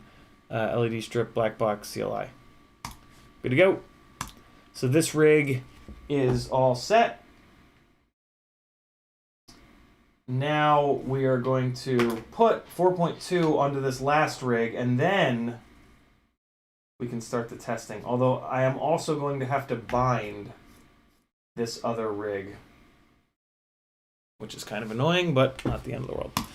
So we are going to hit update firmware. We're going to load firmware local. We are going to grab bbrain BLV1, and we are going to flash firmware. FPV trucker is sore from surgery yesterday. Oh boy. Was it a planned surgery, I hope? Alec Dvornik is in the house. What's up, brother? Can you recommend a good motor for Cinesplore? If your Cinesplore is light, I really dig the ones that I have on my lightweight one, which are the Brother Hobby 2004s in the highest kV. I can run those on a 4S 850 battery for like 5+ minutes. It's awesome. If you want to run bigger batteries or your Cinesplore is heavier, go with Bob's motor. Go with Bob's 2204. That thing is a goddamn beast. Frank says, links seem to be staying now. Sly Robocop says, oh no, we got that. HV batteries drop voltage very quick. They certainly do. Recharge between. Jason Crabtree says, can you put max G in the OSD? You can't, only in the post-flight. But you can just put G. I think there is an OSD setting for just G. Son of Flat Top says, when you just tested that last roop, you immediately said this battery is shot. What did you see that told you that? It fell out of the sky. When I went full throttle, it browned out and just fell out of the sky. DJ CJX said, just store my desk apart to set up my 3D printer. Ended up spending too much time, and now I won't print my parts until tomorrow. Shark bite testing on the Tiny Trainer postponed until Friday. Okay, we're good. We're programmed here. Hey, I'm caught up. Look at me go. All right, cool. Let's calibrate the accelerometer. Oh, man. These, yeah, these are getting in the way. Try to calibrate this properly. Yeah, there we go. Okay. All right. Accelerometer is good to go. Ports looks good. Configuration. Reverse the motor direction. We're going to go D-Shot 300, 4K, bidirectional, 5.5, 12 motor poles. Personalization, name that, S-Bus, telemetry, LED strip, air mode, permanent air mode off, D-Shot beeper on, good to go. Metal Dirtson says, what model, or maybe make you a mod temporarily and you can link where you got it. What are we talking about? LASCSC. Yeah, Sly Robocop, type into the tag me and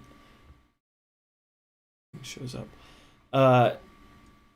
Give me a description of the exact ESC and let's, or if you're in BLHeli-S, try BLHeli-32. It's one or the other.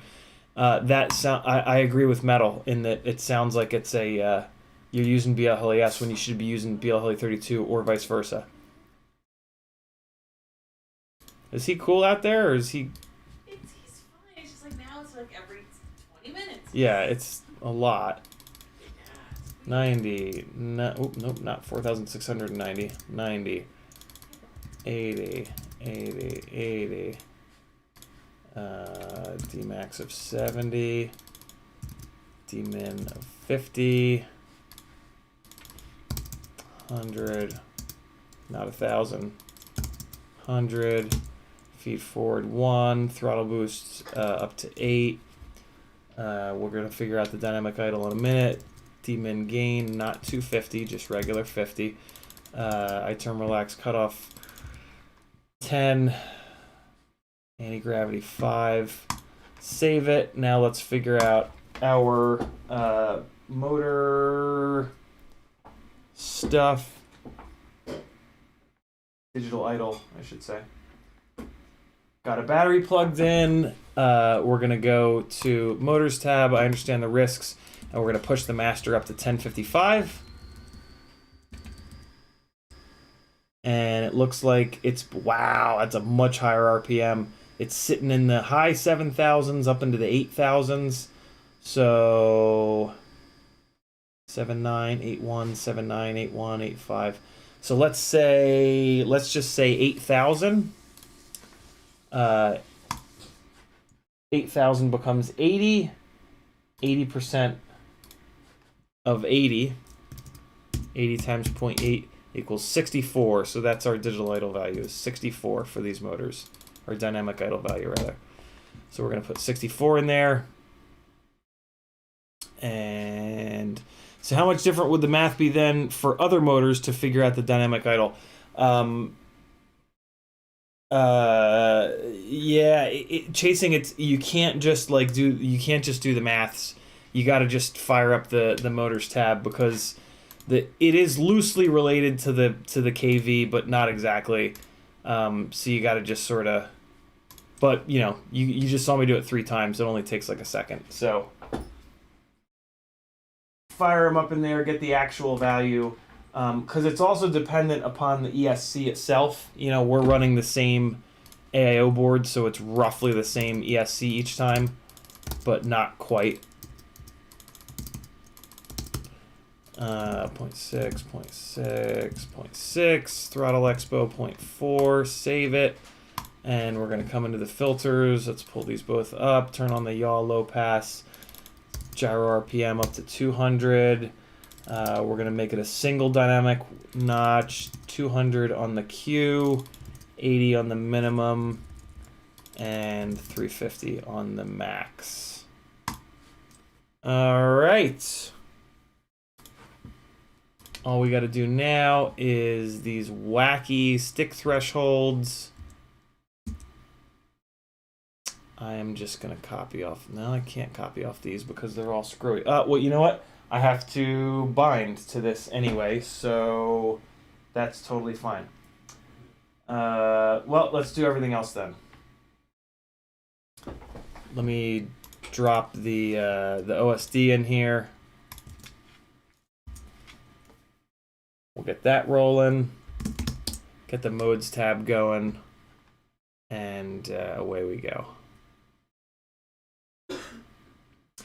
Greg Womack asking about what PIDs I would suggest. Greg, the factory PIDs are always your best starting point, and then you need to either leave it alone or you need to dial it in for like the specific rig. The stock PIDs are usually pretty damn good, and then if you want it to be a little bit more locked in, you can increase your P and D gain values. But I can't just like give you numbers and have you put them in. Because PIDs are very, very specific to each individual flight controller, each individual ESC, each individual set of motors, and each individual set of props, and even the frame, and even the battery too, come to think of it. So yeah, I can't just like give you a set of numbers.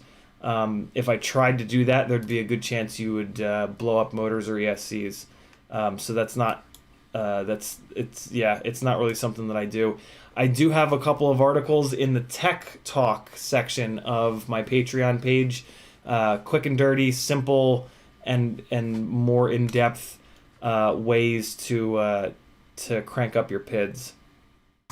So you can certainly head over there and take a look. That article has helped a lot of people out. LED low, we're gonna run it on these two. OSD disable, no. Air mode, we want that on aux 2. Only when it's pulled all the way. Well, no. No, yeah, I actually need to fix that on the other one. I have air mode only when it's no OSD, and that's not what I want. Launch control for funsies in the middle of aux 2. You know what? I'm tempted to turn... Oh wait, no, yeah, that's right. I don't have to have launch. No, well, I'm gonna move launch control up a switch position on this. Acro trainer paralyzed pre-arm flip over after crash. I want turtle mode in the middle here. Camera control, FPV angle mix. That all looks good to go. All right, cool. OSD is now roughly set up the way I want it. Wait, no, we're going to go into expert mode. We're going to go into adjustments. We're going to do our little OSD trick here. aux 2, open it up. OSD profile selection, aux 2 again. Okay. All right, so now in the OSD, I'm going to get this set up all the way. Boom, boom. Battery current draw. NTSC. We're going to put this here. We want angle of pitch. Put that in the top right corner. That's a cool thing to look at. And then craft name, yep. Yeah, see there's G-force. Shows how much G-force the craft is experiencing on the fly. RSSI, timer, and I want throttle position. That's the other really cool little OSD element I've been turning on lately. Oops. Oh, it went away. There it is. All right, now the OSD is all set up. I can get this thing bound.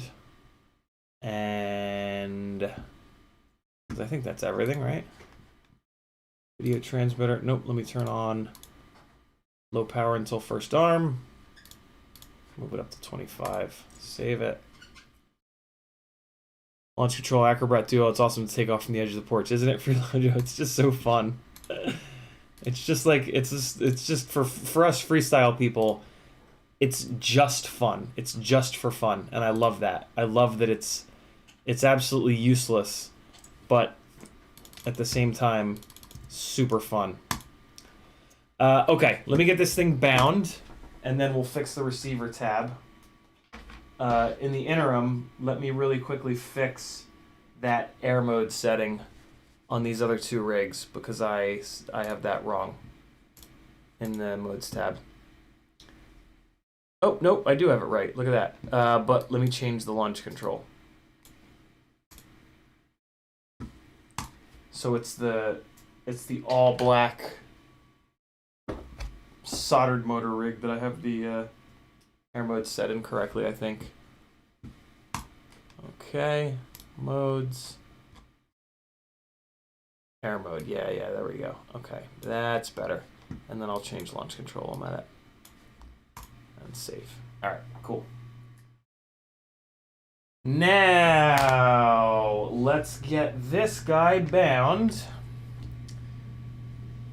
And to do that, you just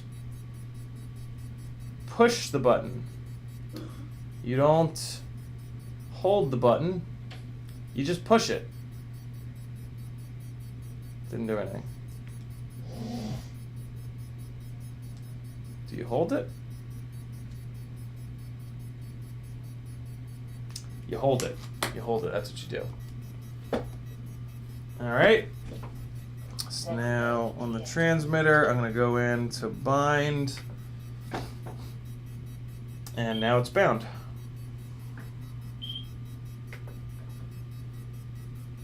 Green light. Cool.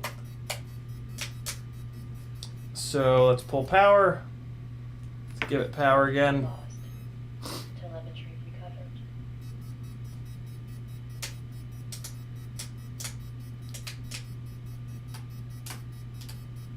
We have a connection, but the beeper won't shut up. I think the beeper might be on the wrong channel. Telemetry lost. It might be on the RSSI channel. Let's take a look. So now that it's bound, we can get the modes tab figured out. Telemetry recovered. Let's take care of that real quick. Although first, or the receiver tab rather. But first, let me look at, beeper screwed up. Beeper needs to be on aux 3. Beeper was unassigned. Aux 3, which is there we go. LED low is on aux 2. Okay, cool. So that's fixed.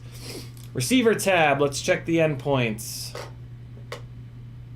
Wow, so weird. So weird, these endpoints. So I'm going to leave that at 1900. I'm going to move this stick low endpoint, though, to 1080.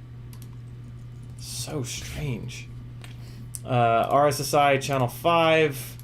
We're going to go to TAER. Deadband of 2. Auto smoothness of 20. Save it. And we are all set now. Modes. Motors we checked. PID tuning. We've got our dynamic idle in there. Alright. So. We're going to do our control. Well, first, let me see if this damn thing will fly with these PIDs all jacked up like this. I'm not totally convinced that that these two rigs won't just fly the hell away. Because these PIDs are in the sky. So let me just take a super quick gander here at what happens when I arm this rig. Give you guys that view. Here we go. No. I armed it, and the ESC browned out. Oh, the motors are not spinning in the right direction. Oh, that's annoying. Are they all?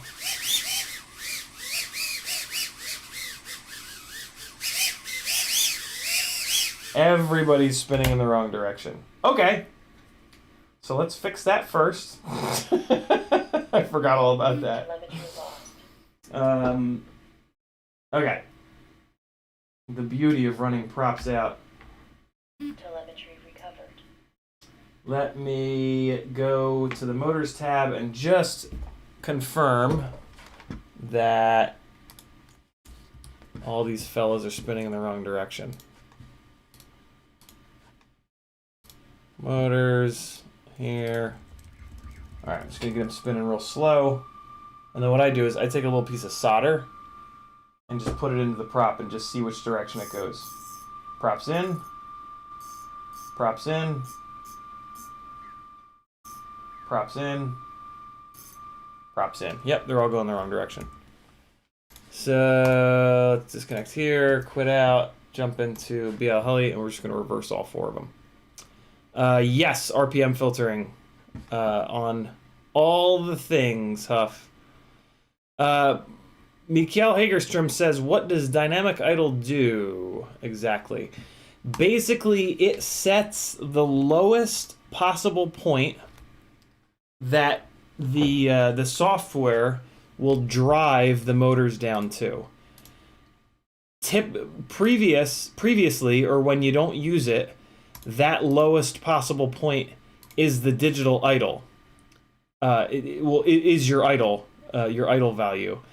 But you can actually usually go a little bit lower than that and get a little bit of extra motor braking. And that's what the digital idle is there to do, is allow it to go even lower without desyncing. That's the key, is without desyncing. So yeah, it just gives you ever so slightly extra, a little bit of motor braking. It seems to be pretty subtle to the point where like a lot of people don't even bother with it. 2.3. What the hell firmware version is on here?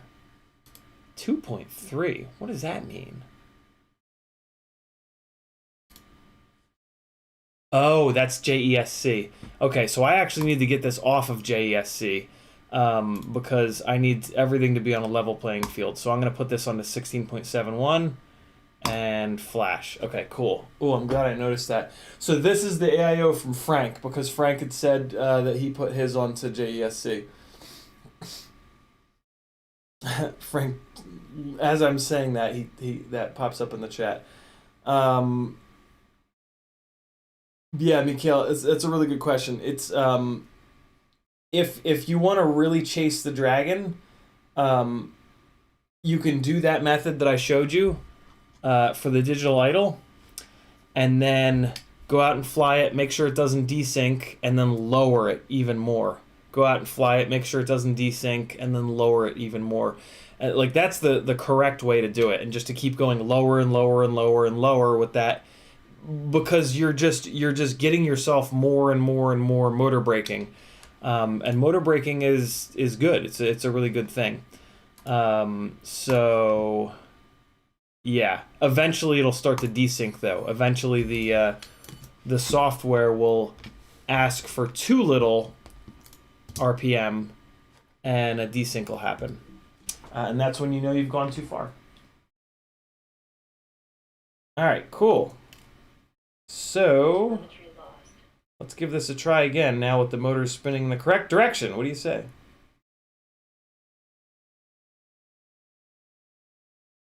Can I get this plugged in, or am I unable to use plugs? Am I now?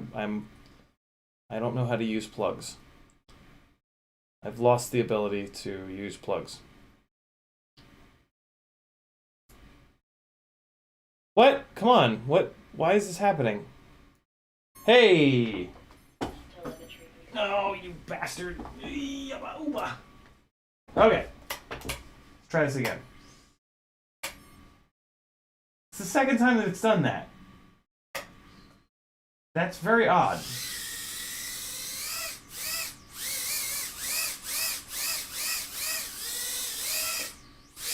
Oh my god.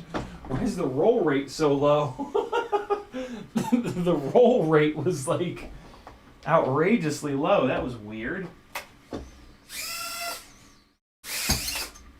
Okay. quite know what's going on there, but I don't really care about the roll rate. It flies. Okay, so now we're going to put a proper battery on this, which this was not. And we're going to start doing our actual testing. So I've got the Insta360 Go holder on this. I've got the charged up Tiny Whoop HD HV batteries. I've got 3 of them. So we're going to go 1, 2, 3. Fully charged, fresh off the charger. Yep. Okay. You guys ready? First up is the control. Direct soldered. This is the highest RPM that we're going to hear. This is the most power that we're going to get. Putting the Insta360 Go on here.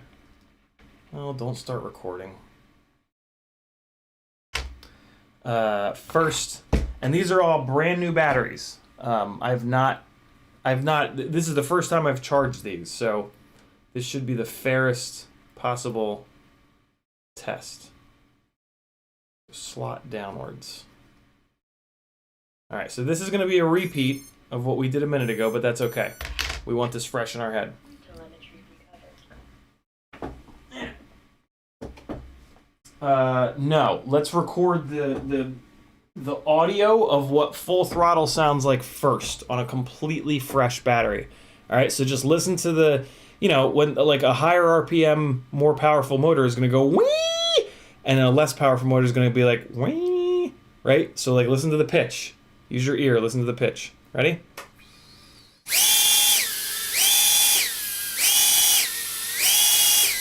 All right, and now we're gonna do a couple full throttle jumps.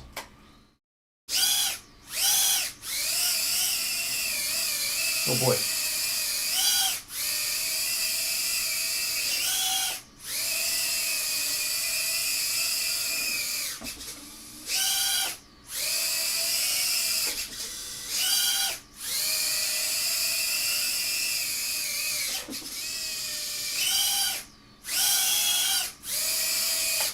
All right, those are the Happy Model 25,000 kV 0802's. Now we're gonna go to the Tiny Whoop 27,000, but lots more resistance, a worse PH 2.0 connector, and the stupid plug adapter converter things. Insta360 Go, stop. Come on. You're better than that. Another fresh battery. All right. We're going to listen to the sound again first. I feel like it's going to be lower. Yeah. Ready? Same propellers, same everything.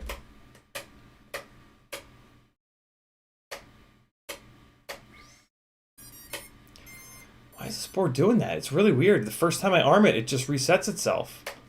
But then it's fine. Ready? That sounds about the same.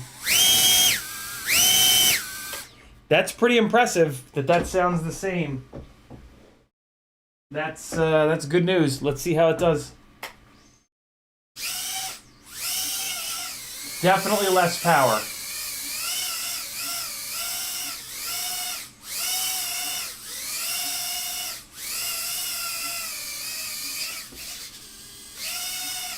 Right? You guys can see that, right?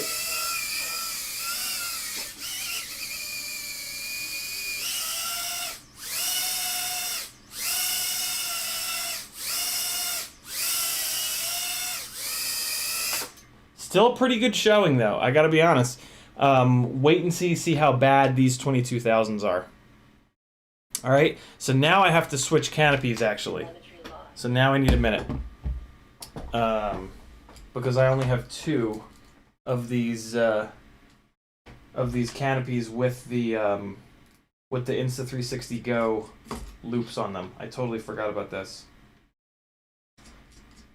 I was gonna do it without the Insta360 Go, but then I realized with the Insta360 Go, it's gonna load this thing up so heavy that it really shows the difference between in power a lot easier. Know what I'm saying? So I need to just do that. Oh yeah, that's nice and fast, man. I like that. All right, so oh boy, I just lost a screw in the carpet. That's gone forever. All right.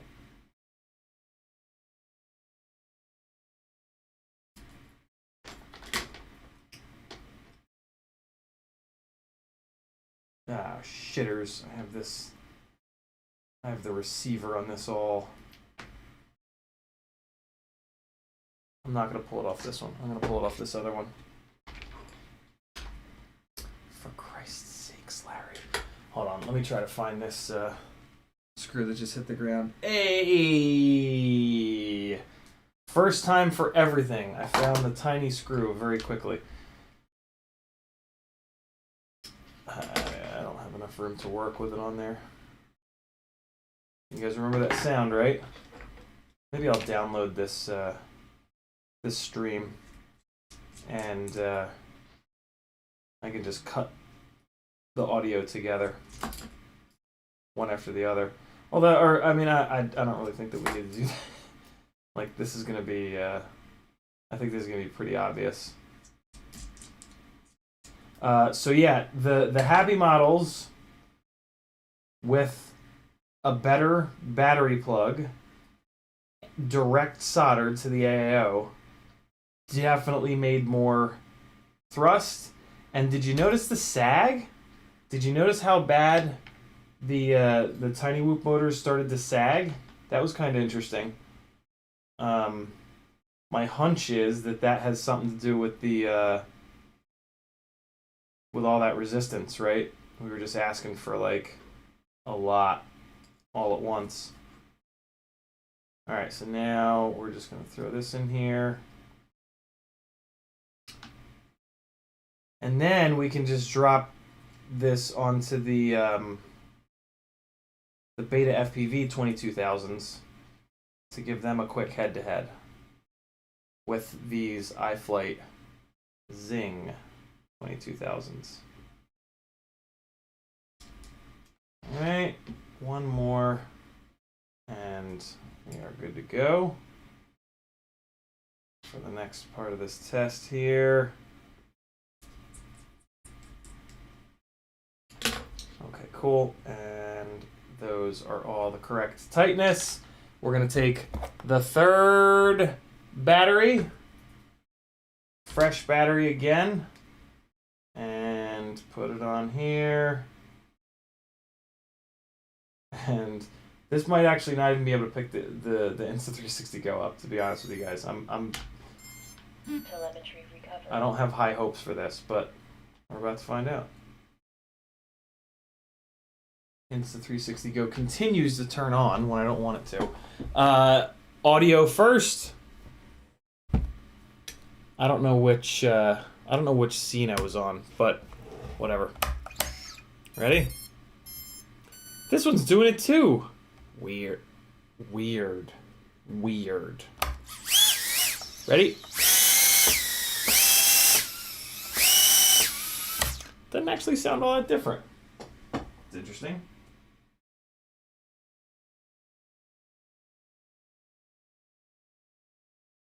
Insta360 Go. Seriously, stop, dude. Shut off. There we go.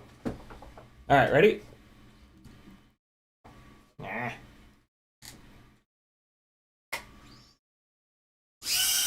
Oh, wow. Okay. Yeah, definitely less. Oh, boy. So these are all full throttle.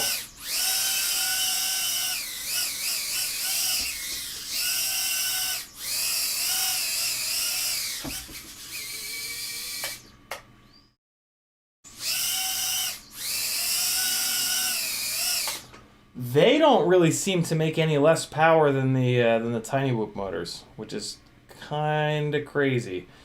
Let me do this. Let me fly it around a little bit. I'll fly each one of these around a little bit. without the Insta360 Go on them though, because man, they can barely pick that damn thing up. Do I have goggles? Yeah, I do. All right, let me give you guys some flight impressions, I guess. See how this thing is. All right, so this is the iFlight Zing 0802 22,000s. These are bearing motors. So they should be a little bit more efficient.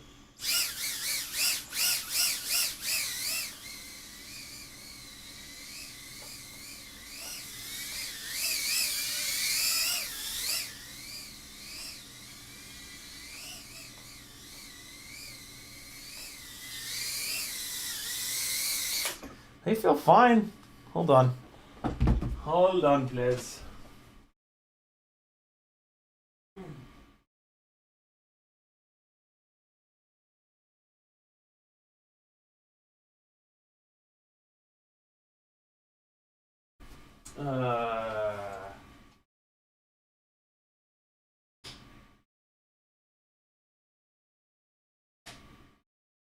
There we go.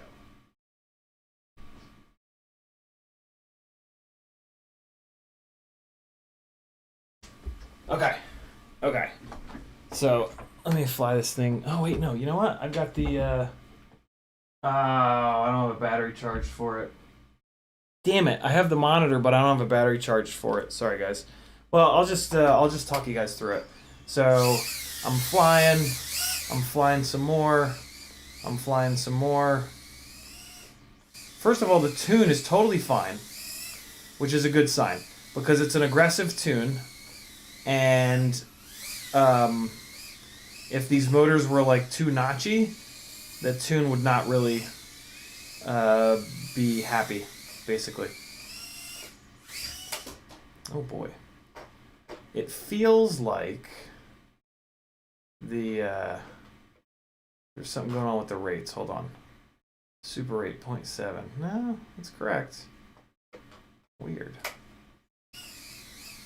So yeah, the good news is, tune's totally fine. My God, something going on with the super rate, the max roll rate is not working properly. Which scene do I have on? I have that scene on. Okay, cool. Try not to get it stuck in my hair. Hi guys. How are you? So yeah, this feels pretty good. There's a low battery warning. I'm at a little over 2 minutes. Let's keep going. We're at 3.15 per cell. Oh boy. Oh boy. Okay, so that's fine. That gives me a little bit of a baseline. Yeah, they feel fine. They're not like... They're definitely not the Happy Model motors, but the Happy Model motors are direct soldered with a good pH 2.0, so that's a tough comparison. But these iFlight Zing 22,000s are good. I'm really happy that this tune works because that means that they're not too notchy, and I was worried about that. What's up, CiottiFPV? How are you, Dan? So I'm going to throw this battery back on the charger, and the charger is going to immediately shut off because I've discharged that 4S battery all the way down. God damn it, Larry. But I think I have another couple 4S batteries that are charged over here. Maybe. Hope so. Yeah, there's one. Ooh, there's two. Oh, yeah. Ooh, there's three. Cool.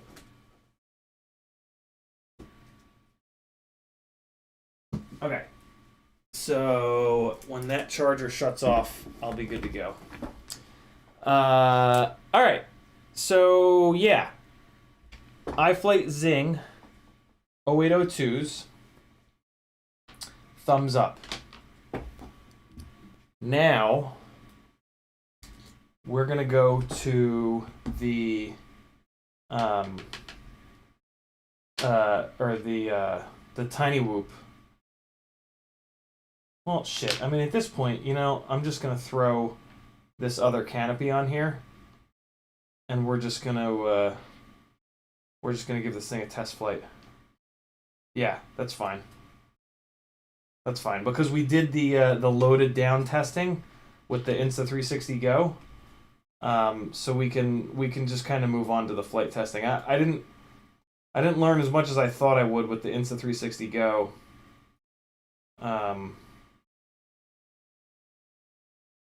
Although no, that's not true. That's not true. You could definitely see the horsepower difference between these 27,000s and the 22,000s. So I guess that testing was good.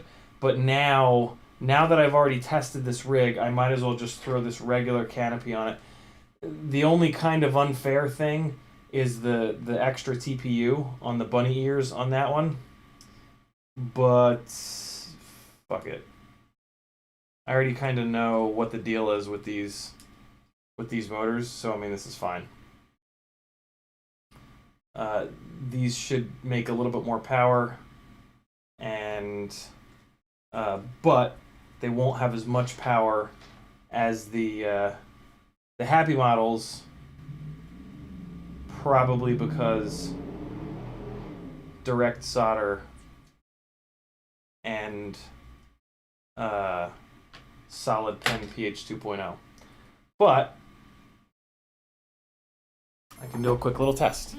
I'll let you guys know. That's probably a better camera angle to see me wailing this thing around. All right.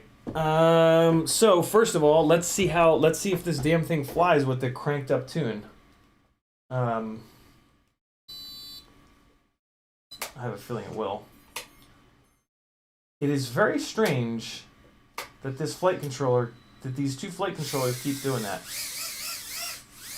A little bit more power. Tune is totally fine.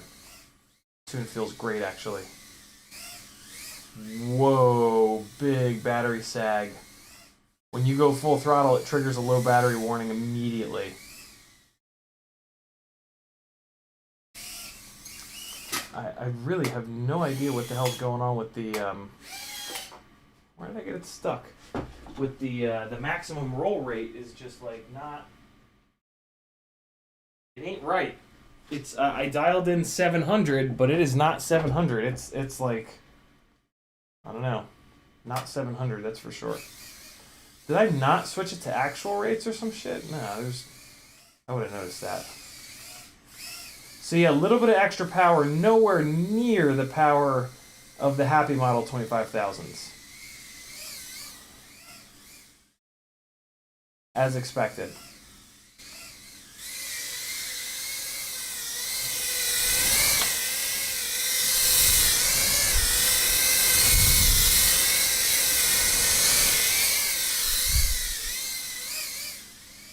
Tune feels absolutely fantastic. Okay. Exactly what I expected. A little bit more power, but not a totally fair test against the Happy models. I can do I do have a set of the Happy models that still have the connectors on them. So I could technically do a test with those, and it really won't take that long to do it. I don't know. Maybe we can do that.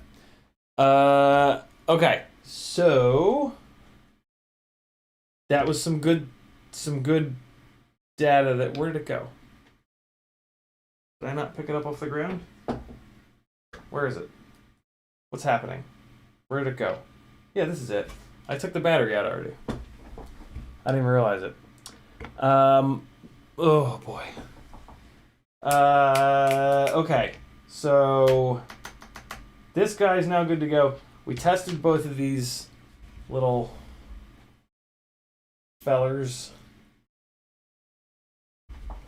And so where do we go from here? From here, I would like to test the iFlight 0802 22,000s against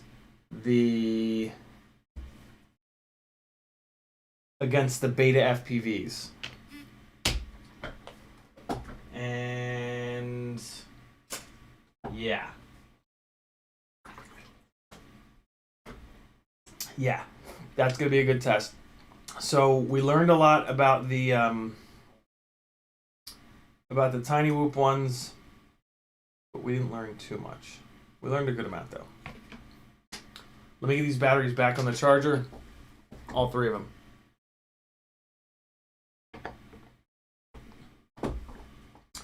Cool. So...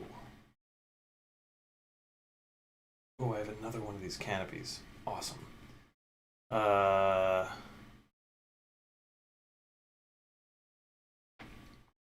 So the bunny ears thing, I don't need to test. So here's the deal. I don't need to test the bunny ears anymore because it was very obvious that the 22,000 kV motors don't have enough jam to pick up the Insta360 Go. I mean, they pick it up, but they don't carry it the way that it needs to be carried. So I don't need to use this bunny ear canopy anymore. Cool. So I'm gonna take that canopy off, and I'm not gonna come back to it. That's the canopy that's gonna go on the Cockroach 75 Whoop, and like, yeah, that's that part of this testing is over. Now we're just gonna do flight tests between these motors, just kind of ripping around the apartment, and hopefully I'll be able to tell a little bit of a difference. I might not be able to tell a difference, which is fine. If these really cranked up tunes work on all of these motors and I can't tell a difference between the two 22,000 kVs, that's fine. That's a perfectly valid test, and that should be the case, right? Like that should be what happens here. So these are the iFlight Zings. So I'm just going to take this lighter weight canopy. Let's weigh these. Let's weigh these two canopies just so that we have as much sort of data as we can muster. Because this TPU is heavy, and there's two screws into the TPU. I do have TI screws in there, but it still weighs something. 4.6 grams with the bunny ears. Damn, 3.1 grams without. 3.1 grams versus 4.6. That's significant. That's for sure significant on a Tiny Whoop. So I'm glad that I got that the canopy with the TPU off. So now I'm going to put this canopy on, and then I'm going to pull this other one apart and swap frames over to the Beta FPV 22,000 kV frame. Everybody with me? You better be, because I'm going to go fast. We are up over 2 hours already. I should switch this to a Patreon-only stream, but I'm just I just want to blast through this, so screw it. Not in the mood. Those of you that aren't patrons, this is the point where we would normally swap this over to a Patreon-only stream. It only costs you $3 a month to become a patron, and it helps me an unbelievable amount. And there's all kinds of really good tech articles over there, audio versions of all these streams, all kinds of really, really, really good stuff. I guarantee you, you'll never pay $3 for something in your life that has as much value as your boy CiottiFPV. So do me a favor and join the Patreon. And that'll make me feel better about being so lazy about switching over to the Patreon only after party stream at this point. Oh god. Alright. Here we go. Cool. So the Tiny Whoop motors feel pretty good. I think maybe after this test I might I put testing 5 motors in the description of this video, so we're gonna test them all. So after this, I have a set of those Happy Model 25,000s here, so I will take these off, put them onto this other frame, and yeah, we can test that. I also have a feeling that that's the main thing that you guys are curious about, is what is the most powerful 0802. I believe SR13, as I said earlier, I talked to SR13 FPV, Sebastian Ruth, who's the best goddamn Tiny Whoop freestyle pilot in the world. And he said the Happy models make a little bit more power than the Tiny Whoops. On these little motors, apparently, measuring the KV is very, very difficult, and there's a ton of variance from motor to motor. And we kind of saw that in the motor tab. The one motor was like 2,000 RPM different than the other. So yeah, there's something kind of going on there, but I don't know. The other problem with these Tiny Whoop 27,000 kV motors is they're never in stock. So like I'm a little bit tempted to just say screw that on the testing there, but I'm curious enough where I'm not going to just say screw that. So I'm going to assume that this is the front of the frame. Hopefully these motors all turn in the right direction. I really don't want to have to go into the El Heli on this. Also, shout out to GemFan for sending me enough propellers on my in my sponsorship box in January that I've got enough propellers to put them all on all these rigs so that I don't have to swap propellers in and out on these on these three guys. That is making this testing much easier. Okay, so these are the Beta FPV 0802 22,000s. These and the iFlight Zing 0802 22,000s are the only motors, are the only 0802s I know of that have bearings in them. All of the other 0802s, the Happy models, the Tiny Whoops, all the other ones, they actually have metal bushings instead of bearings, which I know that sounds like straight out of caveman days, but what you want to remember is that these are small. These motors are like hysterically small, and you could actually argue that the bearings are not a good idea because they're so small and because there's the potential there for them to be fragile. So you could definitely make the argument that these Beta FPV motors and these iFlight motors with the bearings are more fragile. I doubt that, but you could make that argument if you'd like. I don't think you should, but you could. Come on, there we go. Okay. A lot of plugs down here. A lot of pluggage. All right, we got that. We got this. That's in there. This goes over here. Okay. And see if we can get this guy to sit down here all nice like, please. Oh, there's a post broken off of this, but that's actually fine. Should not affect a thing. There we go. Okay. Let's get this guy dropped down there. That guy and that guy. Okay, cool. So now we're just going to plop this canopy on here and do a little head-to-head.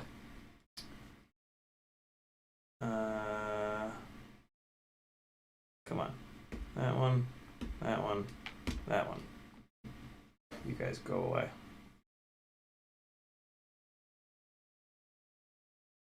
And that was me just being super weird. for the record. Okay. First Juan, and I'm also, after I get this canopy screwed on, I'm gonna have to plug the motors in. But I like to screw the canopy on first because otherwise, when you're trying to plug the motors in, you can just like push the AIO up and off the posts, which is just super annoying.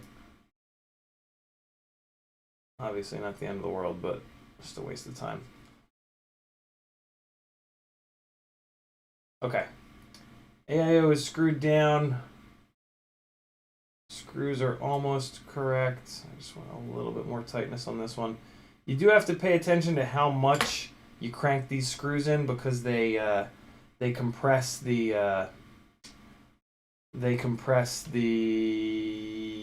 little rubber grommets, and the little rubber grommets are where some of the soft mounting on the AIO comes from. So yeah, pay attention. Try to get them the same. Try to get all three of the screws of equal tightness. I look at the frame from the side, and you can see how far down it's pushing the canopy. That's the way that I do it.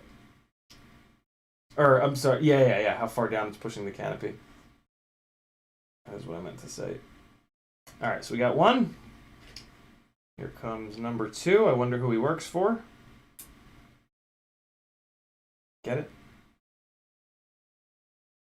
Okay, get in there, little fella. All right, second one. Let's move over here. Okay. What's up, chat? What are you guys up to? CiottiFPV dropping the Patreon link. Thanks, brother. Hey, guys, you should join CiottiFPV's Patreon as well. He is also making awesome content all the damn time, and doing some giveaways over there, doing all the things. You guys should support multiple patrons. There are lots of cool people over there doing really cool shit, and you get like the inside scoop by being a Patreon, and it's really fun. It's really fun. I'm subscribed to like a dozen plus people, and I absolutely love it. It's really cool. It feels really good supporting other human beings, and yeah, it's just a really good thing. So there we go. 2 sets of 22,000s. Those batteries are almost done charging. Let me see if I have 2 other batteries that are somewhat equal. I do. I have these 2 GNBs. So while those guys are finishing, we're going to run these 2 identical GNBs on these guys to see if we can tell a little bit of a difference. These are not absolutely brand new batteries, but they are they've been run and they've been discharged the exact same number of times, so this should be a half decent test. So let's see. I can't possibly imagine that I'll be able to tell a difference. I will be absolutely shocked if I can tell a difference between these 2 motors. You know what we'll do first is we'll do the sound test first between these. So first up is going to be the iFlight Zings.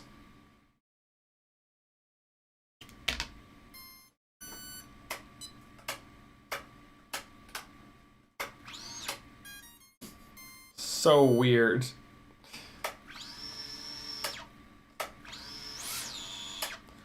All right, ready? iFlight Zings. Just give it a listen.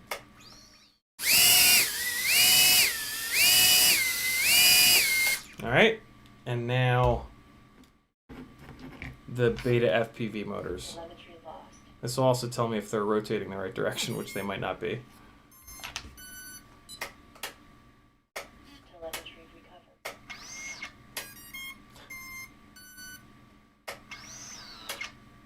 Ready?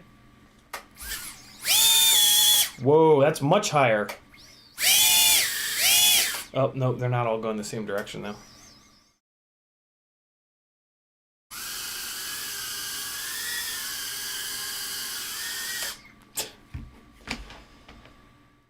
That would would explain it. Where'd that solder go? Let me see which motors need to be reversed. Ugh, this is annoying.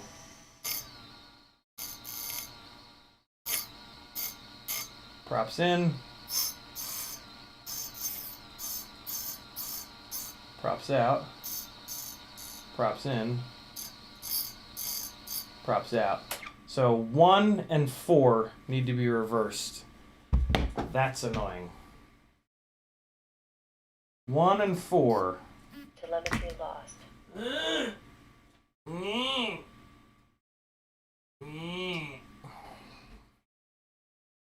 Telemetry recovered. All right. And we're going to go BL Heli. Come on. Come on, BL Heli. Come on. There we go. All right. 1, 4. Right.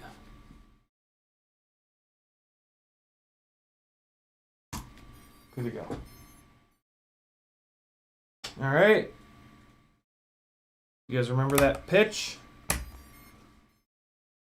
Let the damn thing, for some reason, reset.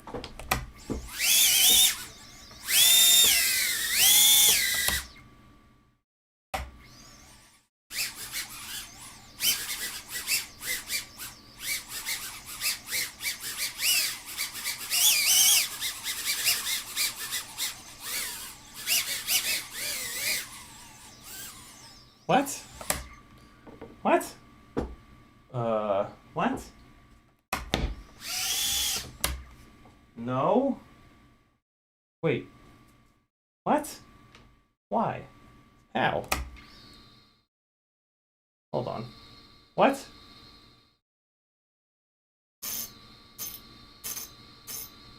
Props out. Props out. Props out. Props out. Oh, I don't have the propeller. I don't have the propellers on, right?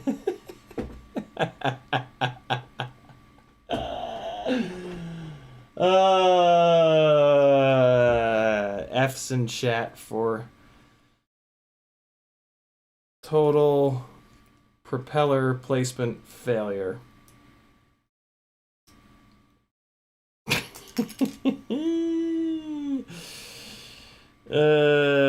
Yep, I switched the front 2 props.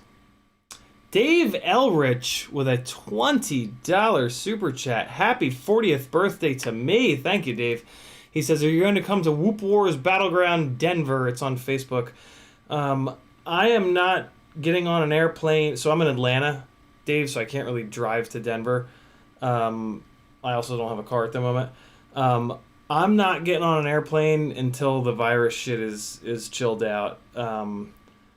Maybe once I get vaccinated at some point, whenever that is, maybe. But I doubt it, man. I don't have health insurance, and it's just kind of creepy. All right, now we can actually do this test. Now that the battery is discharged. Ugh. What? Ready? Now it's the same. Yeah, now they sound the same. Now that all the propellers are pushing the same direction, it sounds the same. Okay, so let me fly these a little bit. Yeah, end of May. I definitely won't be.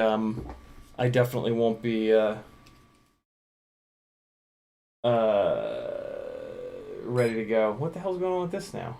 Why is it on race 7? Why would it be on race 7? Alright, let's see here. VTX.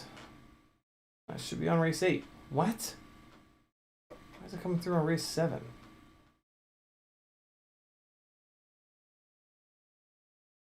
Oh, that's weird.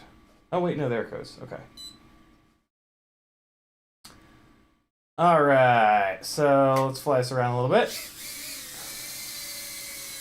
ESC was getting a little hot. Let me just give the ESC a second to chill out. Oh my god, this battery is awful.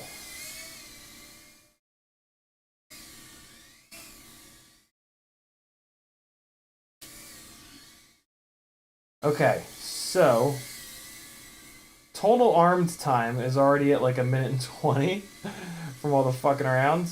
Oh, and this battery is just taking a big old shit. I've learned nothing.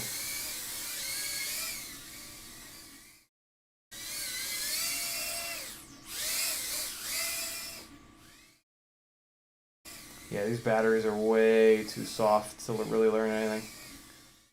That's okay.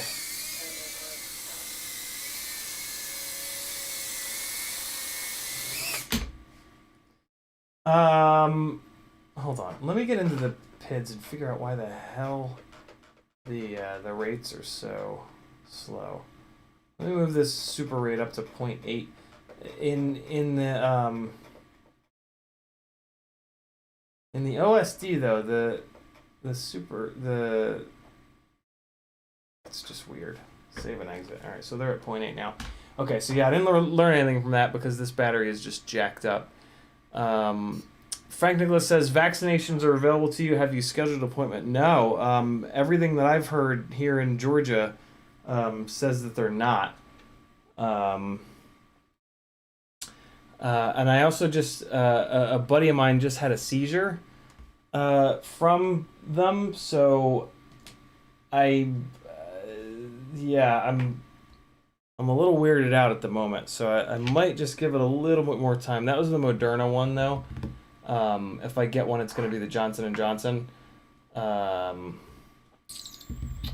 yeah, everything I'm hearing here in Georgia is that I can't go quite yet. But like I don't check it every day or anything like that. I don't remember the last time I checked. Let me see how this other one is. Okay, it shuts off just for funsies. Oh, let me change the rates from 0.7 to 0.8 on the super rate.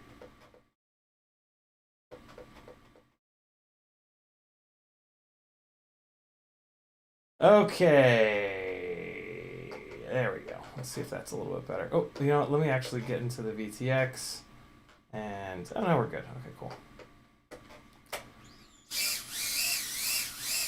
Okay, yeah. So this feels just as sluggy. Actually, no, this one feels worse. Interesting. The iFlight motors,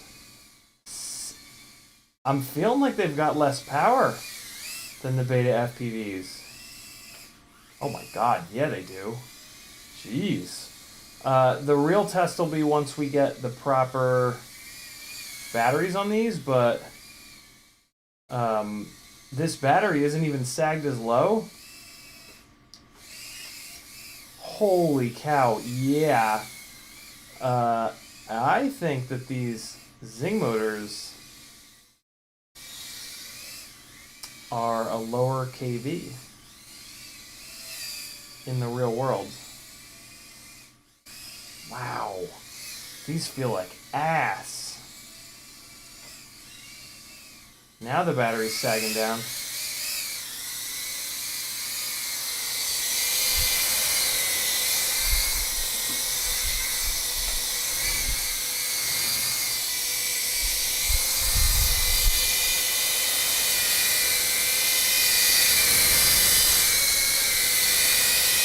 I can almost read the chat. I can see the orange. I see 2 people tag me in the chat.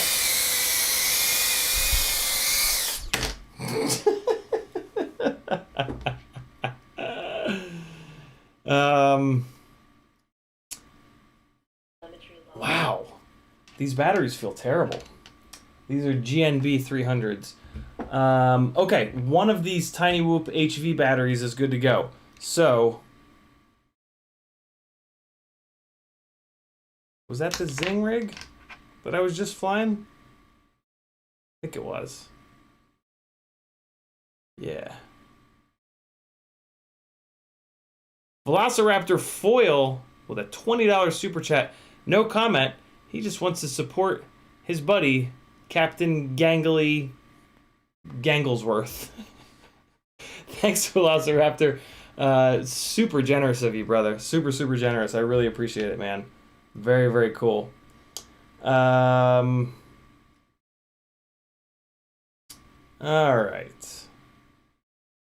So, I'm gonna do one quick loop with the Beta FPV 22,000s, and then I'm gonna pull this battery and I'm gonna put it into the onto the Zings. No, I'm gonna do that the other way around because, oh man, I had you guys on that view the whole time. That was really stupid of me. I'm gonna put this onto the Zings first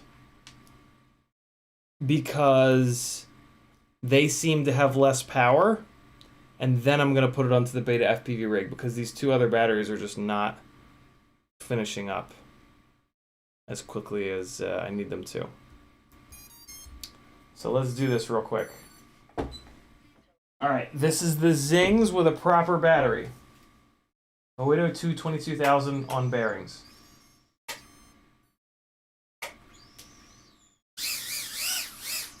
Much better on this battery.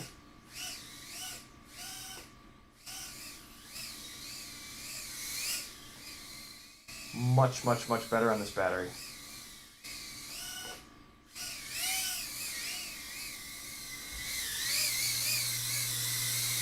All right, and now we're gonna go directly over to the Beta FPV motors.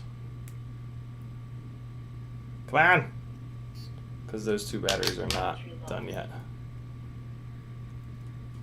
All right, and away we go. Telemetry recovered.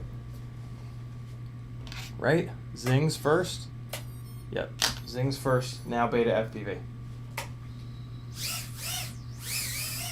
Yeah, more power. Absolutely.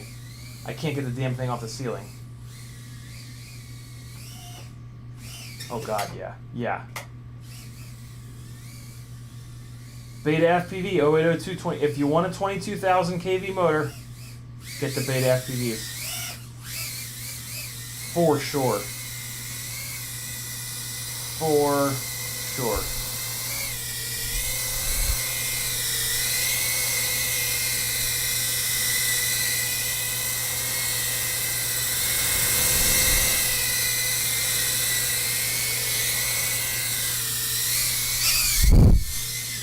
Oh god, I'm hitting studio lights. Yeah, this feels really good on these motors actually.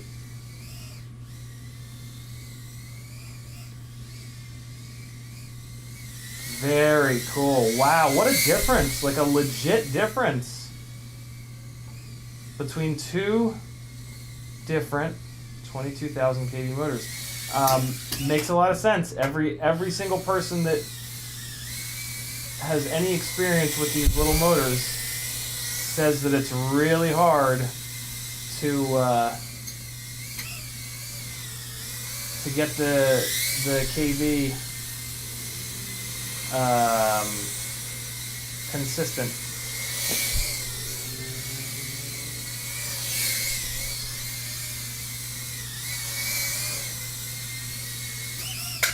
Here's something kind of weird. The ESC is getting kind of hot. Even with the airflow, the ESC is getting up to like 162 degrees. My guess is it's because of all this blockage from these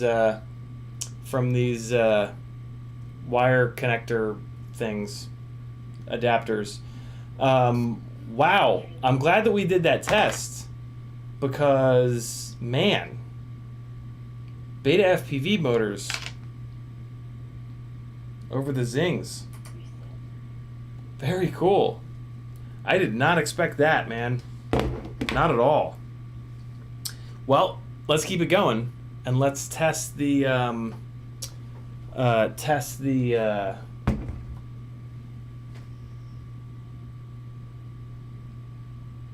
KVs, the Tiny Whoop 27,000s versus the Happy Model 25,000s. Frank Nicholas says ESC heat dash high kV motors shouldn't be because I don't get that I don't run into that with the 25,000s.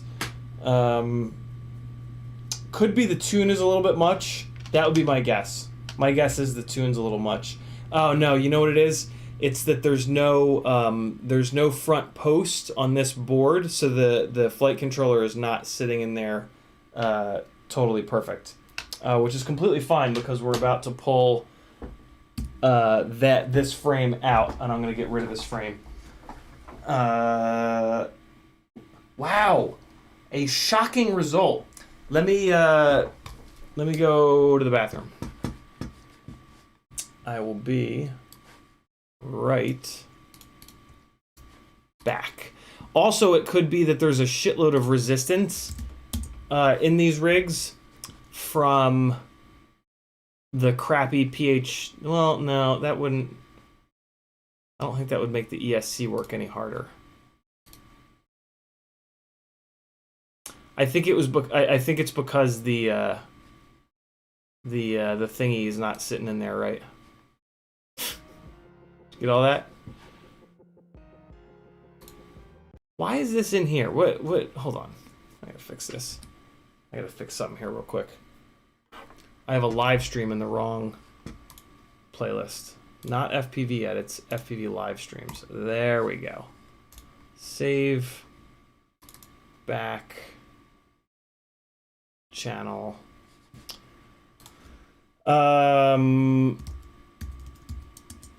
Let me give you guys some copyright free for a minute. I'll be right back.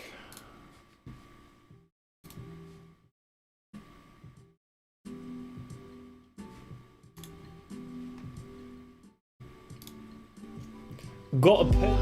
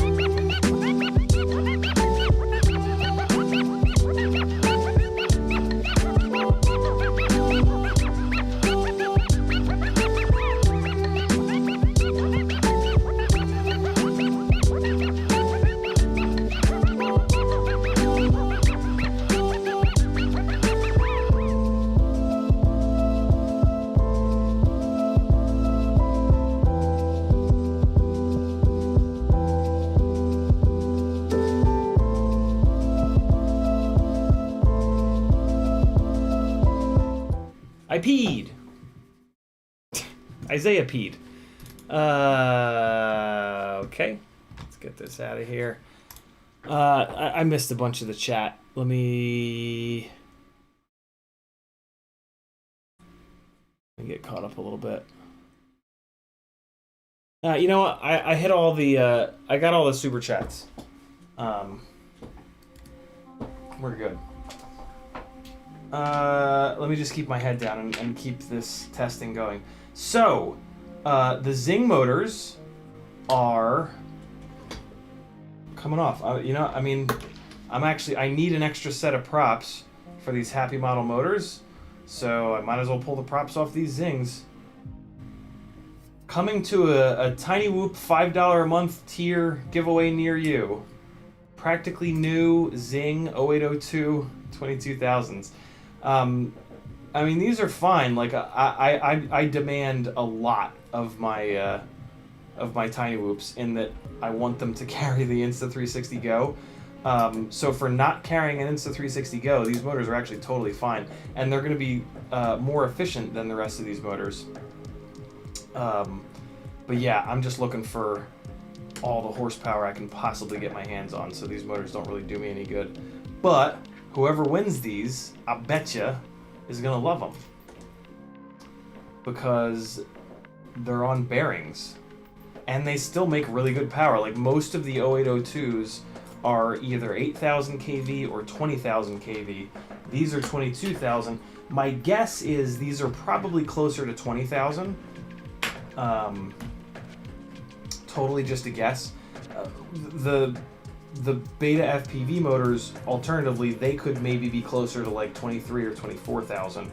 So I don't know. These are either dead on the money at 22,000, or they could be a little bit less. But yeah, these are considered 22,000 is considered to be a really high power 0802. 25,000 is like to the fucking moon kV for these 0802's. So yeah, whoever wins these is gonna dig them. Unless they're trying to carry an Insta360 Go, and then they're gonna hate them.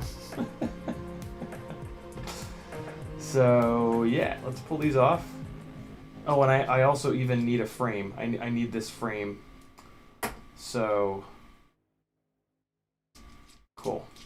I'll kill two birds with one stone here. Oh, and now we got some background music. That's kind of cool. Let me turn it up a little bit, because it's probably not even getting through the gate. Oh wait, you guys are getting the desktop audio, so that's pretty cool. Let me know if there's a delay. Yeah, there probably is a little bit of a delay. Let me give you guys a little bit more of the desktop audio volume. You know what? Fuck it. Fuck the desktop audio. I'm gonna turn that shit off. And then you guys will just get this through the microphone. Empty Head says, is the 1102 motor too big for this size? I think so, Empty Head. I'm tempted to test them, but they're like, these 0802's feel so good, and the tune is like, yeah. With these 65mm tiny whoops, like, weight is such a problem, and the 1102's are a lot heavier than these 0802's. So like, oh, and you know what the other problem is? There's no 1102's that are high enough kV. The highest kV 1102 is a 19,000. So at that point you have to run it on 2S, and as soon as you go up to 2S on these 65mm whoops, the weight goes ballistic. So yeah, that's the problem. I can't. I mean, I could do an 1102 test, but it just wouldn't have the kV for 1S. I would be very curious to do that, but yeah, I mean, there's really no way to do that test fair, because there's no 2S battery setups that are going to weigh what these 1S battery setups weigh. So the weight between the extra weight of the 1102's and the extra weight of going to 2S, yeah, it's just going to be a hot mess. Plus, when you go to 2S, naturally the power goes bananas. But the whole point of these 65mm whoops is weight, is just to keep the weight absolutely to nothing. There are some higher kV 0803's. No, there aren't. There's only a 19,000. But I have tried the 0803's, and they just hammer the hell out of the battery. It's just too much stator height. It just punishes the battery. Okay. Well, shit. I can just take these off, plop them on there, and yeah. Wait.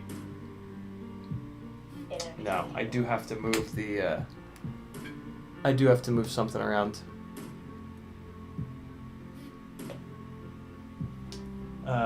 Right. I do need to move. Well, you know what we can do? Since the beta FPV motors seem to be kind of overachievers. Let's test them against the Tiny Whoop Danger Onesies. That's a good test. That's a really good test. That's a really, really good test, actually. Cool. Put this aside. We're going to test this afterwards. Right now, we are going to pull this out of here and put it back into the Danger Onesie 27,000 kV frame. Ooh, this could be a controversial one here, boys and girls. If these beta FPV motors hang, well, so apparently what I'm hearing from Sebastian is that these Tiny Whoop 27,000s are not even performing as well as 25,000s. So if that's true, these 27,000s might actually only be 20, since they don't perform at a 25,000 level, maybe they're only a 23,000 or a 24,000, and these beta FPV 22,000s maybe are performing at like a 23 or 24,000 level, right? So we're gonna get to see that. This is actually gonna be really cool. Oh yeah, you guys still with me? Did I lose you guys in that? This is all, I'm figuring this shit all out in my head, and it like makes sense in my head, but I'm probably asking a lot of you guys to follow along with all this, because I'm firing a lot of numbers out at you. Empty Head is still with me. Alright, cool. Makes sense what I'm saying, right? I would really like to move the beta FPV guts into this frame, because this frame has all 4 posts, but no. I'll make that switch with these Happy Model 25,000s.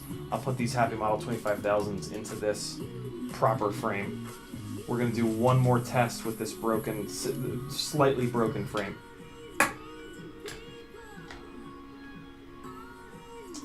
Oh man, the question is, which motors are which? Oh, the colors, it doesn't matter. It doesn't matter, because the colors line up. Okay.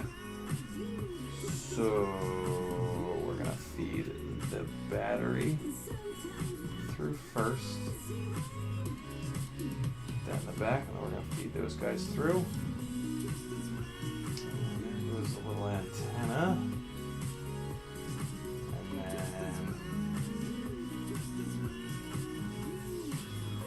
the antenna through first, and then the little adapter next. I would not think that this song is copyright free. Sounds like a legit, like MGMT song or something. Which is one of the cool things about Epidemic Sounds. There's a bunch of songs like that where I'm just like, this can't be copyright free, but it is. Kind of the point of a good copyright free song, right? Is that it doesn't sound copyright free. Okay. Not saying that I love this song, for the record, but it just, you know, it just doesn't have that copyright-free song vibe to it. It's a little more polished.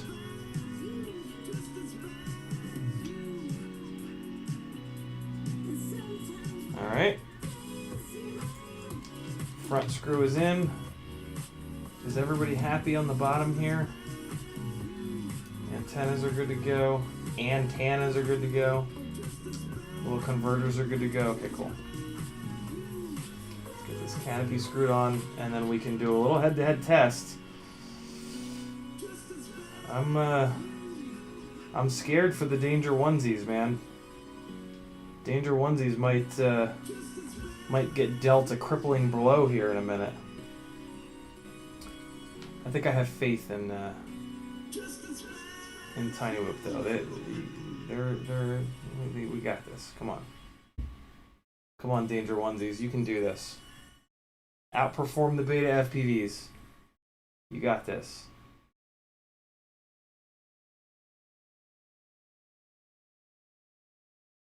Alright. I'll tighten this one down a little bit more. And, alright, that looks about even. That's the end of that little Epidemic Sound playlist. Let me trigger the next playlist. There we go. More of what you like. License to Drive says, it doesn't seem too far-fetched that there's some really good copyright-free music out there.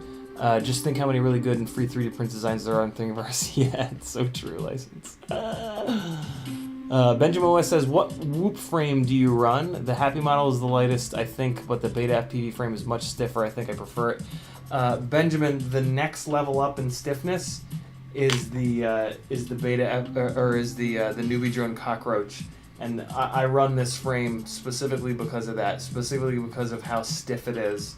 I really these tiny whoops, I find that they fly really good with the PIDs really cranked up in like the 90s and the 80s, and I can only do that on these extra stiff but a little bit heavier Beta FPV or Newbie Drone Cockroach frames.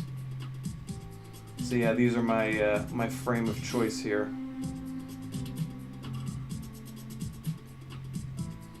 I have tried them all. Here's actually the Beta FPV Meteor 65 frame here, but I'm going to be pulling these motors out of that in a minute.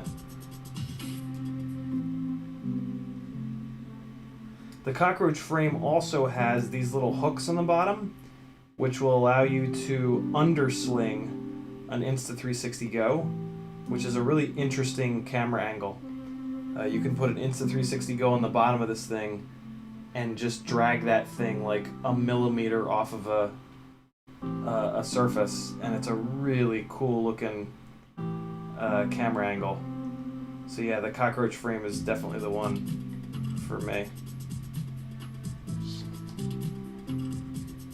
And then with the 75mm frames, the Cockroach 75 frame is just a mile beyond all the rest, mainly because it has a carbon fiber X brace, which makes a huge difference. Alright. That was staggeringly easy. I'm concerned that this thing isn't going to be getting full power because the frame is a little bit broken. So let me do this. Let me crank these other three down a little bit extra, just to really firm up this flight controller, which of course has the gyro on it. Okay. In theory, that should be a little bit better. Let's see what the battery situation is looking like over here, so we can get a fair test. As fair of a test as possible, at least.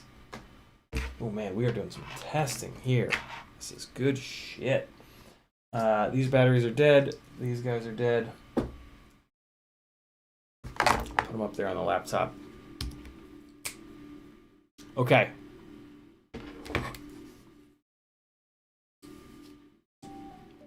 One of these Tiny Whoop batteries is good to go. That's this one. So let's do this. I'm going to do the full throttle test first, and we're just going to listen. And you're listening for a higher pitch. Higher pitch means higher RPM. Alright? I don't understand why these batteries are taking so long to charge. Oh, that's why. God damn it. What the hell?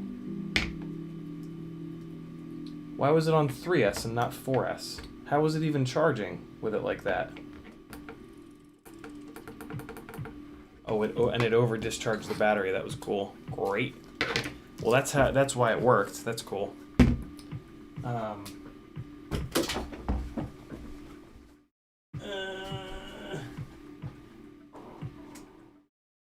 Well, that's interesting. So the little switch on this Beta FPV board, the 3S versus 4S switch, all it does is change the voltage cutoff.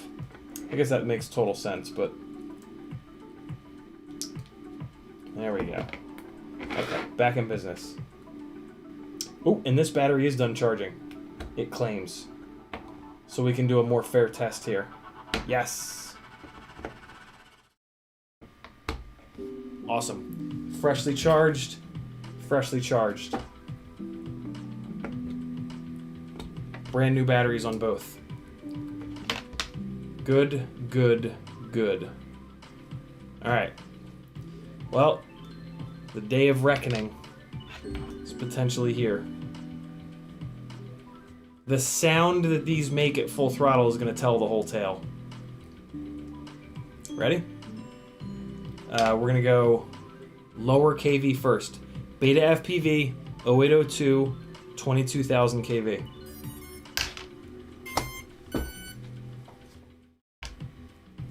Ready? Resets. Turn it back on. Ready? Listen. Whee! Ready? Remember that noise. Remember that pitch, I should say.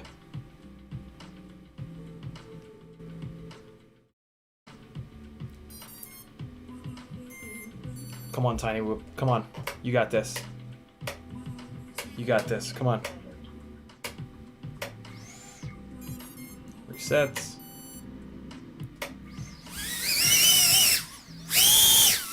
Way higher.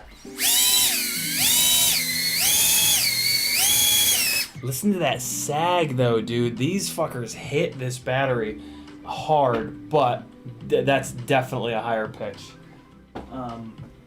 Let me fly it around a little bit and we'll see how bad the sag really is. So far it seems pretty brutal though.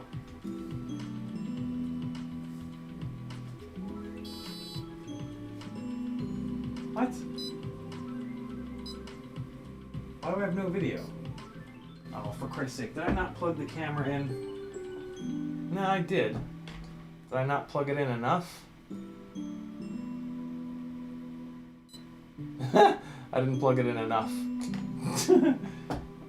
Okay, Tiny Whoop 27,000s. I have to talk you guys through this. I don't know why I'm facing that out that way. What? Oh. They're not spinning in the right directions. Oh, for God's sakes, Larry. Okay, hold on. I gotta see which motors are spinning in the wrong directions. Whoa. Motor 4. Oh, it's gonna be 4 and 1, of course. Motor 4 and motor 1. Yeah, of course. Of course. Hold on. That changes that test. God damn it.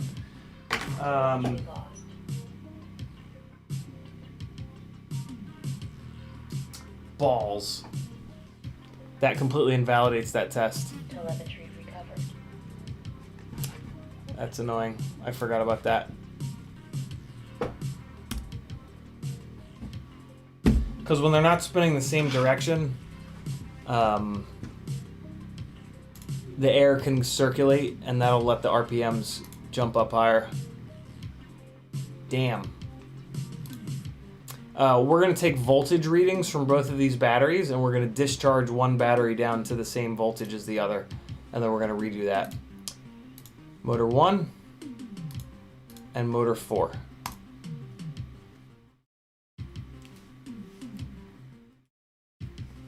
Okay.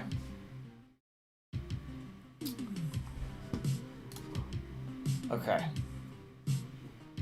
Schwer says, does the Ripsweek have M2 or M3 standoffs? M3. If it had M2 standoffs, I would not recommend it. M2 standoffs are way too fragile. They're really kind of no good. The QAVS Mini uses both M2 and M3. So basically the M3 standoffs do all the work, and then the M2 standoffs are just there to be a little bit lighter. That's kind of a cool design. So 4.16 on this battery. 4.25 on this battery. So I'm going to take this 4.25 battery, put it on here, and crank it up to discharge it a little bit. And then I'm going to wait until I get it down to 4.15. Telemetry recovered. Yeah, I can do that LCV, but I don't think I'm going to need to. I think we're going to be able to hear it. Now they're all spinning in the right direction. We might even be able to hear it. Ready? Not really. Not really. That sounds about the same. Now let me check the voltage on this battery. Once I get them to the same voltage, we're going to do it back to back again. 416.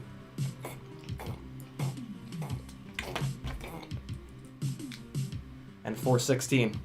All right, here we go. This is now a fair test again. We're going to go beta FPV 0802 22,000s first.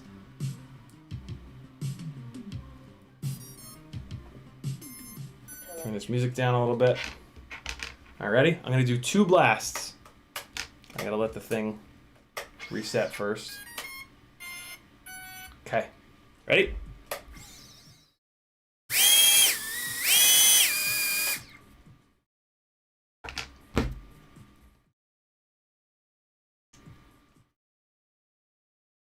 And the other one.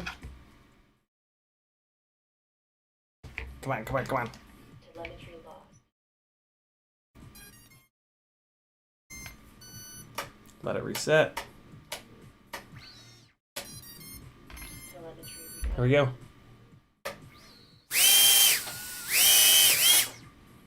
That's about the same.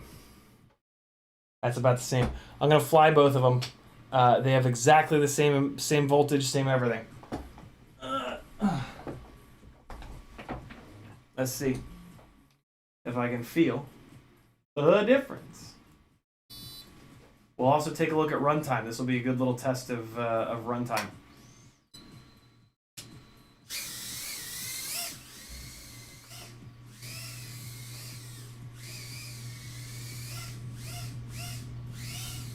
So these are the Tiny Whoop Danger onesies.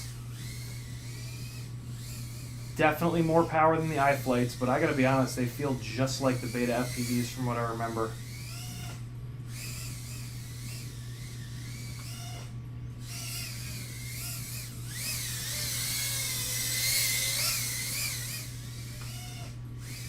And they feel nothing like the Happy models.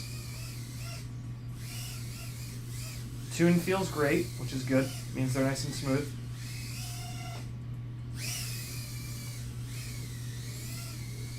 So I just got my first low battery warning. It was on a big punch, 50 seconds in. So let me just keep pushing.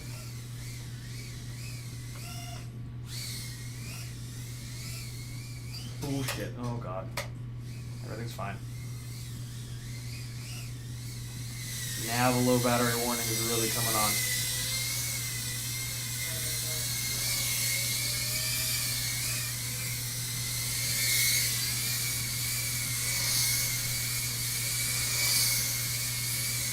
Constant low battery warning now.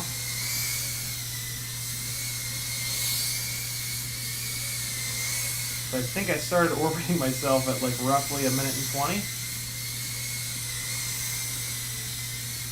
Battery's down to 3.2. I'm actually gonna land it here.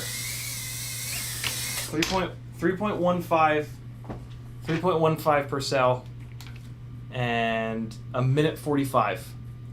Somebody type that in the chat, please. Next up, beta FPV. Telemetry recovered. I'm gonna arm it, it's gonna die, it's gonna reset. Here we go.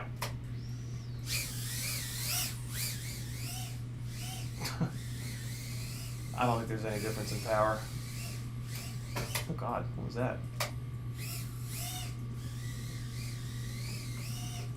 Yeah, I feel no difference in power. And this is a bearing motor. The Tiny Whoop motors are bushings, metal bushings.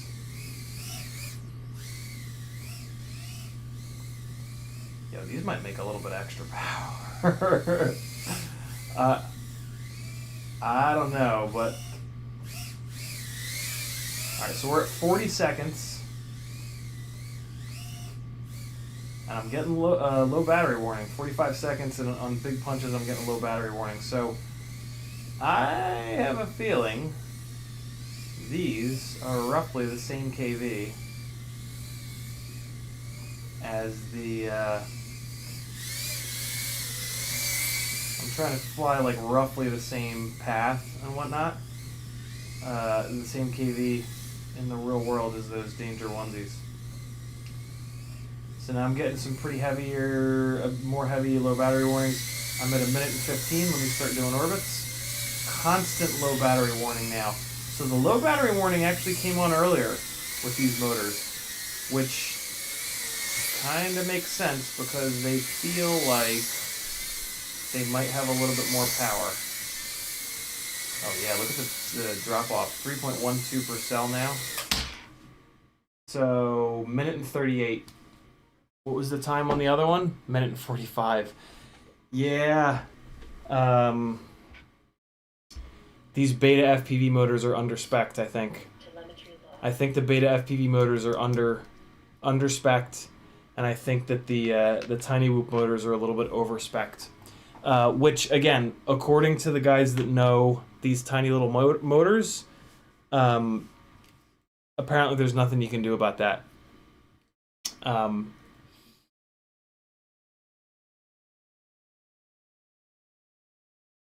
What's interesting is I had the digital idle, and the digital idle had nothing to do with anything. That's fine. Very interesting. So, I can pretty confidently say that the beta FPV 22,000 kV 0802's are more than 22,000 kV, which is good. Now, for the last part of this test, I'm going to put the Happy Model 25,000 kV motors on here, and we're going to test them against the Tiny Whoop 27,000s, right? And that will show us if the Tiny Whoop 27,000s are, what I suspect is that they're over-spec'd. They're spec'd at 27,000 kV, but I feel like they're only 23 or 24,000 kV. So now we can test that. What a stream. All right. Coming up on 3.5 hours. Let's see how quick I can get this done. And then this is it. This is all the 0802 testing. There are other 0802 motors, but they're all lower kV. They're all 18,000 and 20,000 kV, and that's just not enough. Family Guyver says, what's a good recommendation on a mini whoop AIO? If you're looking for Family Guyver, what do you mean by mini whoop? Is mini whoop different than tiny whoop? Tag me again and let me know. Tell me what you're looking to build, basically. Dauntless says, do your HD3s beep at you when the battery gets to like 40%? Yeah, they do, and then they stop. It beeps like 2 or 3 times, and then it stops beeping for like another hour. And then it'll actually beep again when the battery comes the rest of the way down. Okay, so beta FPV motors, very impressive. They might not be for me because I'm just looking for... Well, no, you know what I'm going to do with these motors? I'm going to put them on a non-Insta360 Go. Like I'm going to build a DVR-only freestyle Tiny Whoop. And I think these are going to be the motors that go on it. Because they're kind of rocking.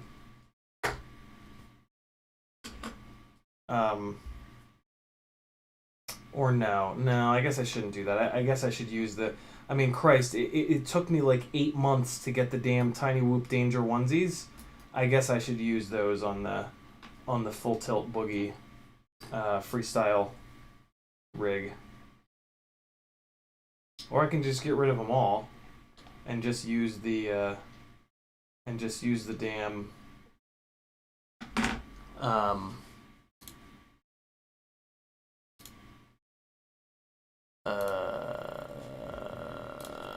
second set of Happy Model 25,000s. Yeah, that's what I'm gonna do because those make the most power, which we're about to find out for sure. Yeah, these motors are all gonna be giveaways. I'm gonna there's just no reason to run.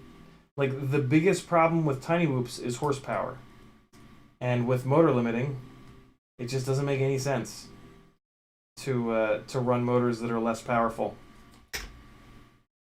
as long as they're still smooth. Although, you know what, these are bearing motors though, which is interesting. These beta FPV motors are on bearings. Maybe I'll do a little. Maybe I'll do. I don't know.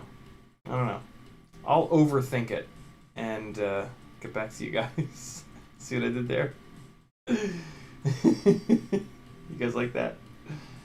You better. Because it was clever, damn it. Okay, so I'm actually going to leave... no, I'm going to pull these motors off of here because this frame is broken and I don't want to forget that this frame is broken. So I'm going to pull these off super quick, like. Just because I don't want them on a broken frame. Zip, zap, zippity zab. Did any of you guys watch Brockmire on Hulu, as per my recommendation? I'm now in the 2nd season, and it's just as good. How about The League? I know a couple of you guys said that you checked out The League from my recommendation, and you absolutely loved it. Has anybody not? Have any of you guys dove deeper into this? One person said that they binged the shit out of it and loved it. Dauntless says my G3s beep forever and it's so annoying. Yeah, it is really annoying. Family Guyver says 65mm type frame like the Beta 65. Family Guyver, there are none. There are no good AIOs in my opinion at the moment. Just these V1 newbie drones, but these are not manufactured anymore. I guess the Happy model is the best option, but the problem is the fucking plug header hits the board, so it's actually not that great of an option. I don't really have one. I really prefer these AIOs that here's a little trick for you guys. Let me finish that thought though. I really prefer these AIOs that have the VTX on board, but then the receiver external. And the Happy model doesn't do that. The Happy model has both of them on board, but if you're just going to be flying it into the house, it's fine. With these GemFan 1220 propellers, or just any tiny whoop propellers, take like a really thin-tipped implement of destruction and jam it in the little tiny hole in the top of the propeller, and open the little hole up in the top of the propeller a little bit. And then you can jam the propeller farther down on the motor, and it will give you a little bit lower of a prop line.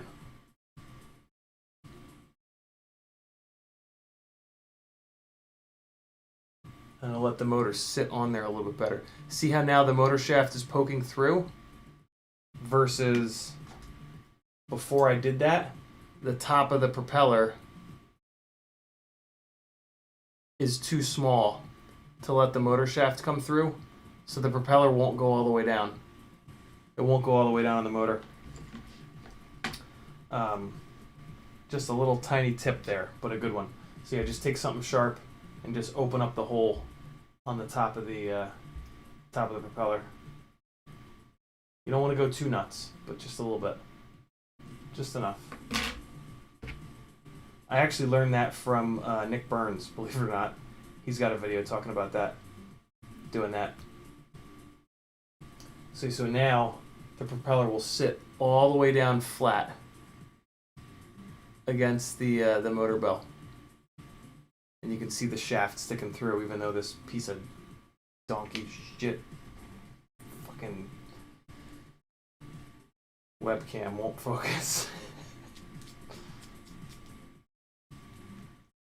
Dude, this was all kinds of good tech in this Whoop Wednesday, man. This is a Whoop Wednesday for the ages.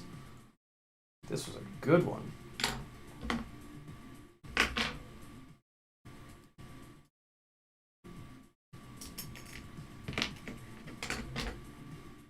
Fix each one of these propellers real quick. Anybody on Brockmeyer duty? Nope. All right. Yeah, Finn. Goddamn right. If you're gonna be an FPV, if you're gonna be a live streamer, you got to be able to put the hours in, man. Here's the other thing too, right? Like, and I actually like really struggle with this. I have a hard time doing anything other than flying, FPV related, when I'm not streaming.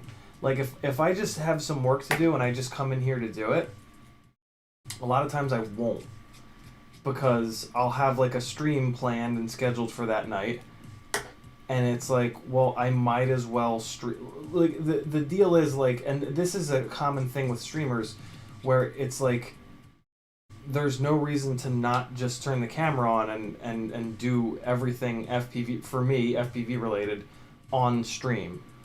You know what I'm saying? And I have a lot, so I guess that's not true. All the admin stuff, I do all of the admin stuff behind the scenes, but like anything building, that's what it is. Anything building related, and there's just this like in my head, it's just kind of like, well, no, wait and do it on a stream. Shaft bells deep.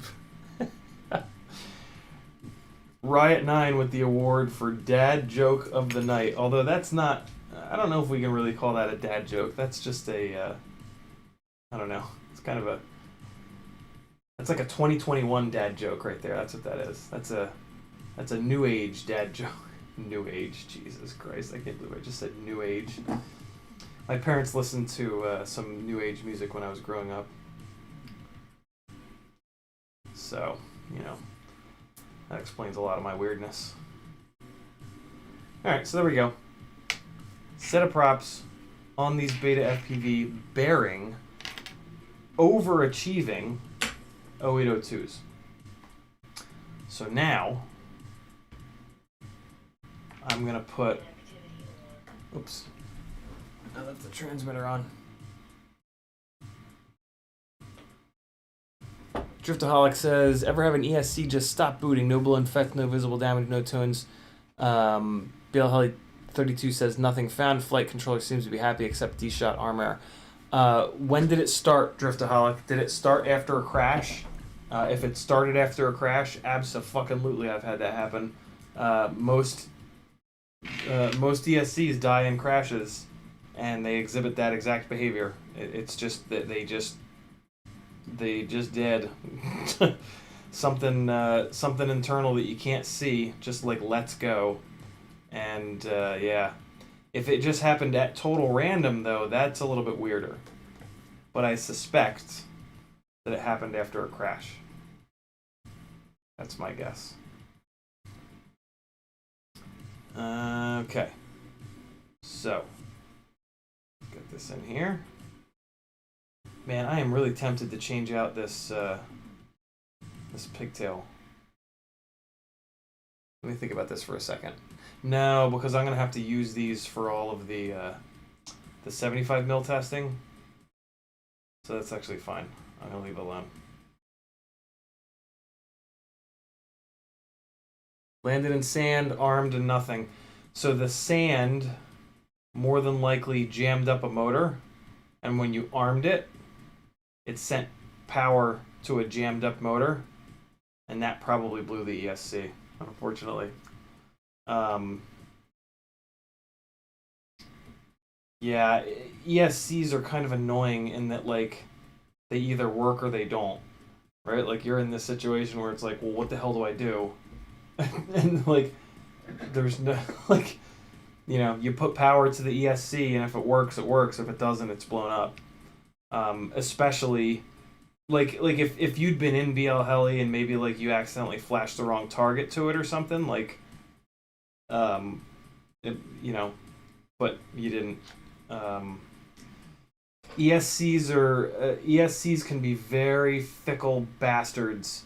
One of the big reasons that I run religiously with Acon ESCs is that they're the only ESC that hasn't done that bullshit to me ever.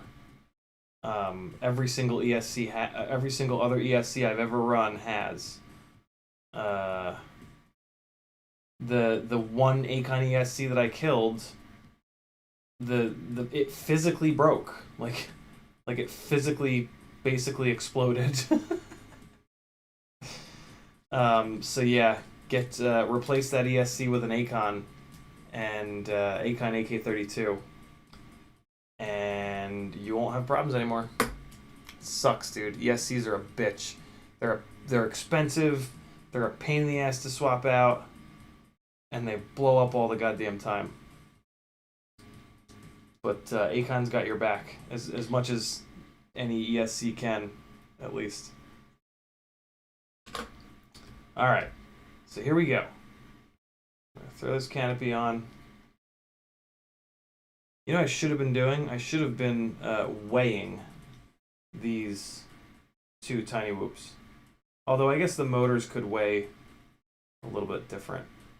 But there's no reason to weigh these. Never mind. That's me being completely off the reservation crazy.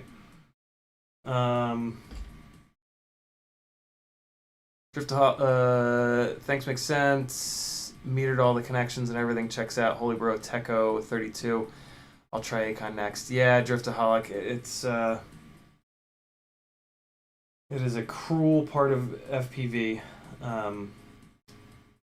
It's why I mention Acons on every fucking stream, because like switching over to their ESCs has taken 5-inch rigs from like way better than micros and like way more reliable than micros, but still kind of a pain in the ass, to like I don't even think about my 5-inch rigs in terms of reliability anymore.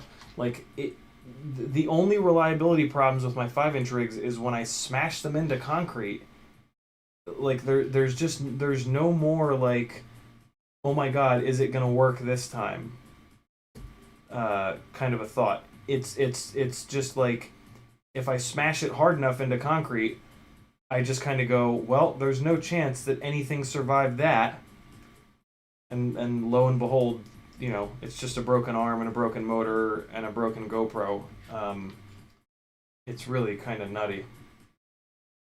It's like night and day. That's the thing too. Like every single ESC, including 5 blown up hobby wings, every single other ESC, like after every single crash, it was like, oh my god, I hope it arms. Oh, please arm. Please just arm. Please, all 4 motors spin. Please, please, please, please, please, please, please, please, please. Yes! Whereas now, it's just expected, which is a good thing. It's expected in a good way. You know what I mean? Bushy the Bird says, I'm sure you've answered this question 11 million times, but best whoop frame, looking to replace my Meteor 75. If you're staying 75, Bushy the Bird, Cockroach 75 from Newbie Drone, hands down. It's got a carbon fiber support X brace, and it's incredible. Here's what it looks like.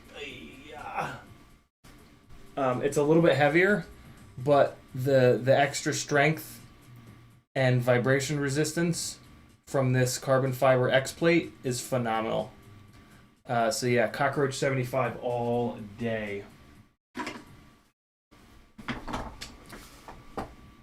All right, I think I'm caught up on chat. If I missed anybody's chat, just do me a favor and re-poop it.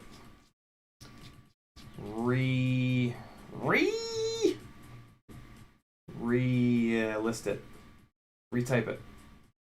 Everything it. Alright, last test is going to be Tiny Whoop Danger Onesie, 27,000 kVs. versus Happy Model 25,000 kV. And I have a feeling the Happy Models are gonna stomp. Because that's what SR13 told me. Maybe the Happy Models are underspec'd. Maybe the Happy Models being rated at 25,000, maybe they're actually like 26 or 27,000.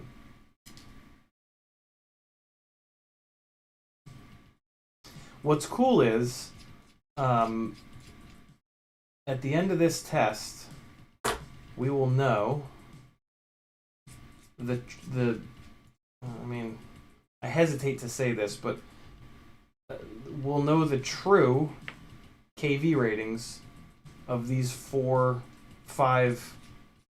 Oh wait, no, I guess it is just 4. Of these 4 different, of the 4 most powerful 0802's. That's what I'm trying to say.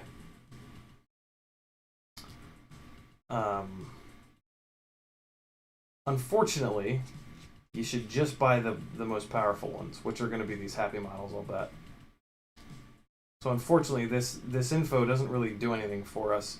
Although that's not true, because the Happy Models are like, man, they're a lot, and they, my God, do they beat the shit out of the batteries. So if you really absolutely don't need chaos power in your 65mm whoop, this is very valid testing. But we've got motor limiting in Betaflight, so I still don't think there's any reason to buy anything other than the 25,000 kV Happy Models. And if you don't want all that extra power, just motor limit it out. Alright, Beta 65 frame has been removed. I'm going to remove these silly HQ propellers. And we're going to see who the king of the 0802's truly is.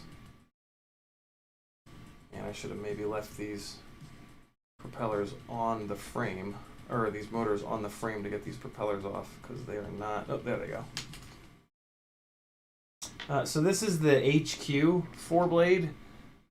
It's interesting because it's lighter than the Gem fan, but it makes significantly less power. And yeah, so I don't really like them. They're also kind of fragile.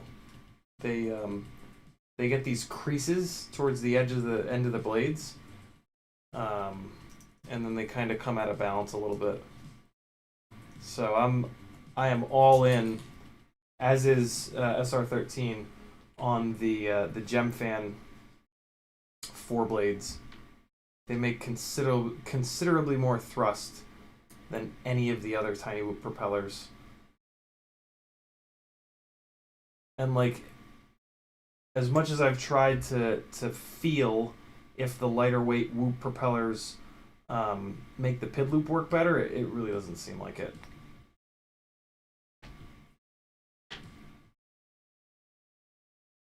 Come on off of there. There we go. But you could definitely argue that I don't fly Tiny Whoop enough to really accurately make that judgment. For the record. But SR13 does fly Tiny Whoop enough. And he says the same thing. So yeah. So suck it. If you were doubting me.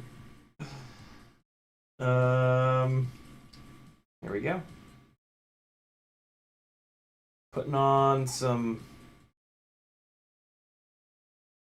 old faithful Happy Model 25,000s here for our last little round of testing. I'm actually really interested to see. Ooh, you know what else we can do? We can see the difference between solid pin pH 2.0 with direct soldered Happy Model 25,000s versus rolled pin pH 2.0 with double connectored motors. Right? Right? Man. What the fuck did I eat this morning that made my brain come alive with all these beautiful mind sort of thoughts?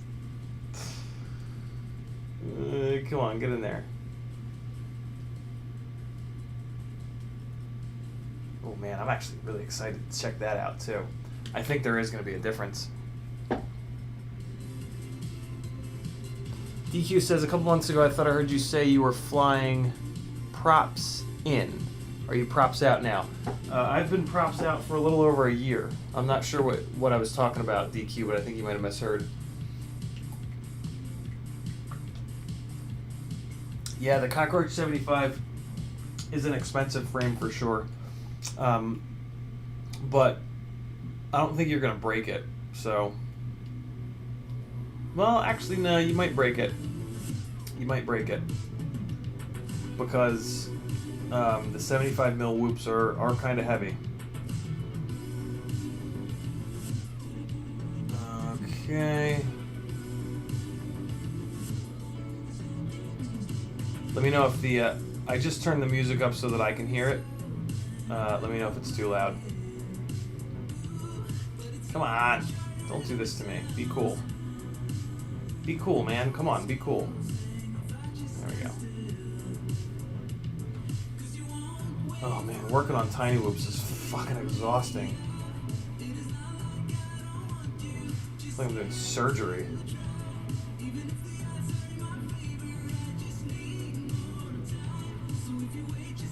Here's some music in the background. Yeah, I'm doing that on purpose, Ben. Let me know if it's a little too much. I just turned it up a good amount.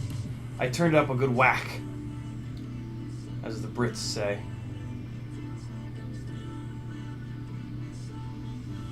Appreciate it, Finn.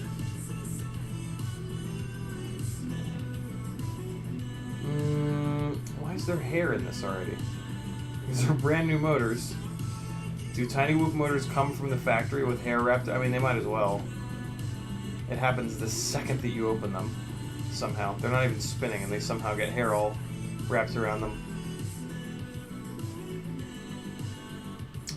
Alright.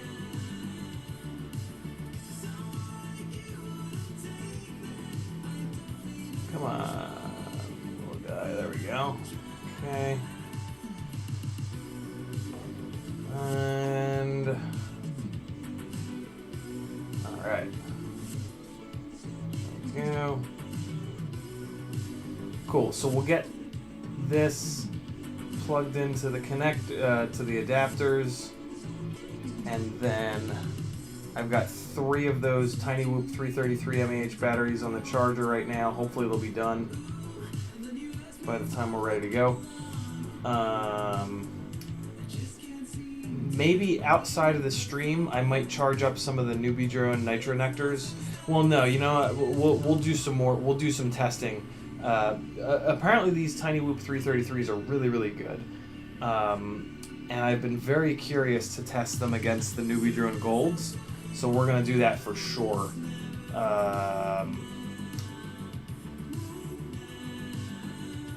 When are we gonna do that? We're gonna do that at the beginning of Whoop Wednesday next week. So Whoop Wednesday next week is going to be more motor testing, but it's going to be motor testing on the 75mm motor-to-motor frames with the 1.6-inch propellers. So at the beginning of the stream, we'll do that. I'm going to leave these 65mm rigs together, and we're going to do that battery test, and then I'm going to tear these 65mm rigs apart to put these AIOs into the 75mm frames that I've got. That'll be perfect because there's only 2 sets of motors for the 75s. That's not true. There's 3 sets. There's a set of 0802's and there's 2 sets of 1102's. But tonight we tested 4 sets of motors. So yeah, we'll take up that extra time with the hippy hoppy with the battery testing. I'm really interested to see how that battery testing turns out. Almost more so than the 75mm motor testing. Although I'm actually really interested in the 75mm motor testing because I'm hoping that the beta FPV motors are better balanced than the happy model motors, because I would love for the happy model motors to be the reason that I was getting the jello in the Insta360 Go footage. If it's not, I don't really know what to do. Here we go. Happy model, 0802 25,000s. Tiny Whoop, Danger Onesie, 0802 27,000s. Both of these motors are on bushings. Both of them are absolutely brand new.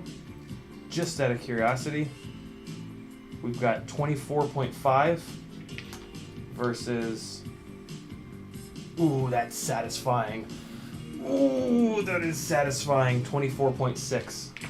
Beautiful. I expected that to be like a gram off, and I was going to have to sit here and go, fuck, what did I forget?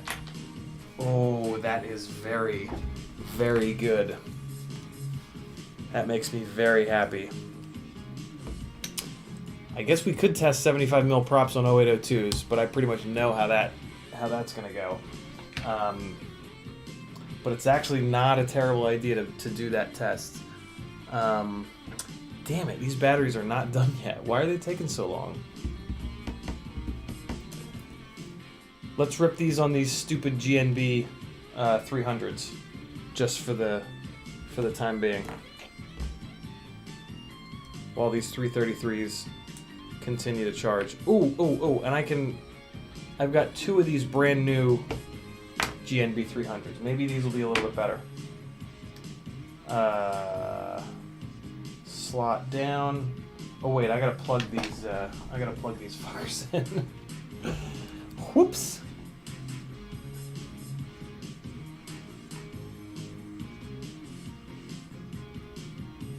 All right. We got one. Wow, I can't believe these are so close in weight. I feel like the motor wires are different lengths, but I guess not. I mean, they kind of can't be. Interestingly enough, one of the ways that you can typically very easily tell the difference between motors is the bell design. And these Happy Model motors have the exact same bell design as these Tiny Whoop, as all of the Tiny Whoop motors. So chances are they're all coming out of the same plant, off the same line, off the same machinery, kind of thing. For some reason, this now refuses to plug in. So, what the fuck? Come on. Come on, plug in, yo. What are you fighting for? Are you too good for your home? Answer me. Dude, what? I think maybe one of these pins got bent a little bit. Oh yeah, it sure did. Well, this just became infinitely more annoying.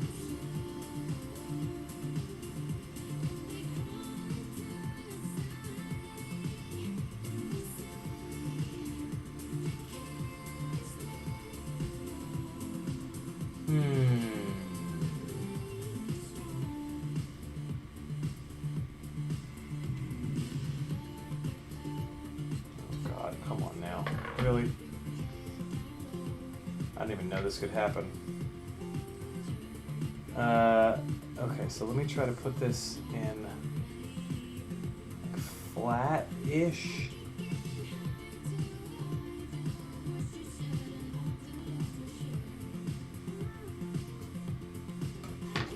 God damn it. Come on, man. I know what I'm gonna do. I'm gonna put a little skinny flathead in there, and then I can hopefully bend all three back at the same time. Nope, they're too close to the plastic. Oh boy, this ain't good. This is not good.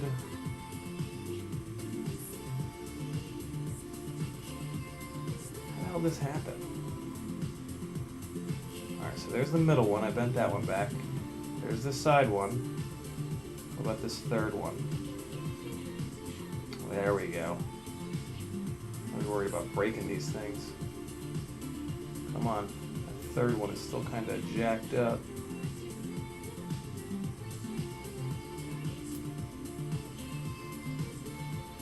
Come on, little guys. Just bend back, please.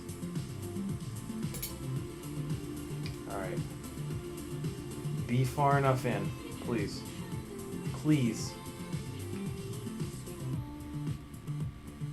Yes, I think that's it. Alright, so that was a little lesson in never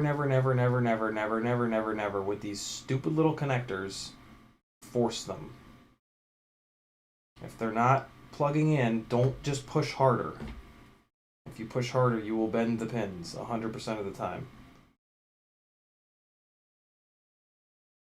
And then bending the pins back straight is the worst. Alright. We got this guy. And then yeah, the problem is you do have to put a little bit of force on them to get them to plug in. But it's like, how much is too much? Come on, come on. There we go. Oh, nope. That didn't go all the way in.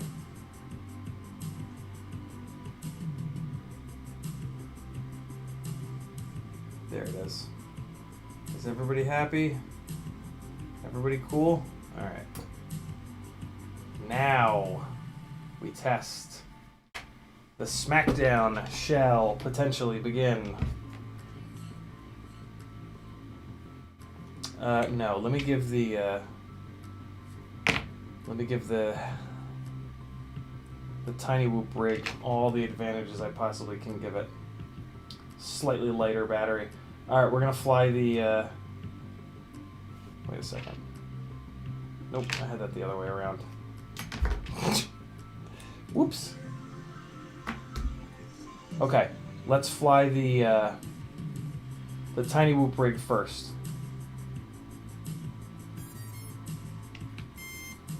I'm not even gonna bother to do the sound until we have the matching batteries. Once I got the nectars, I look at my GNBs like a shitty ex-girlfriend. Yeah. So true. One of these Tiny Whoop 333s is done.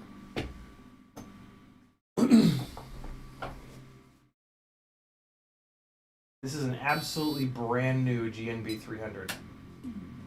Let's see how useless it is.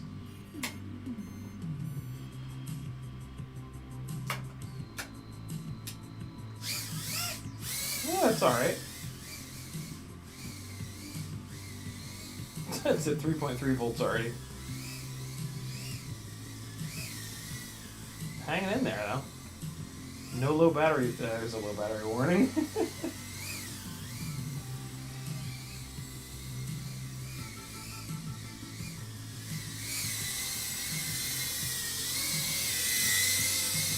I gotta be honest, this flies pretty good.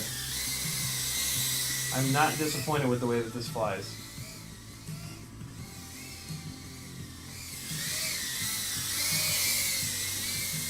Practice some right-handed orbits.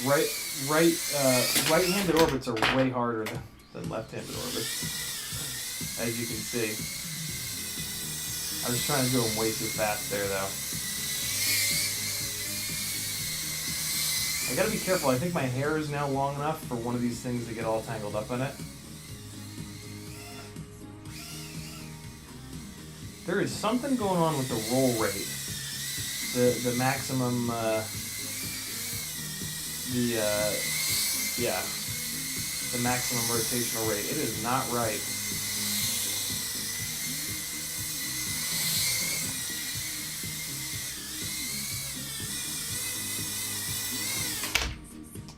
Alright, and so that was the Danger onesies.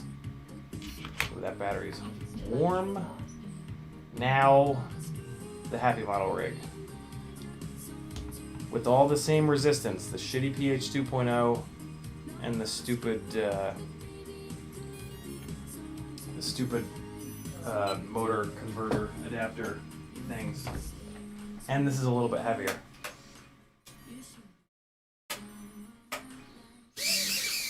Oh my god, the fucking motors aren't spinning in the right direction.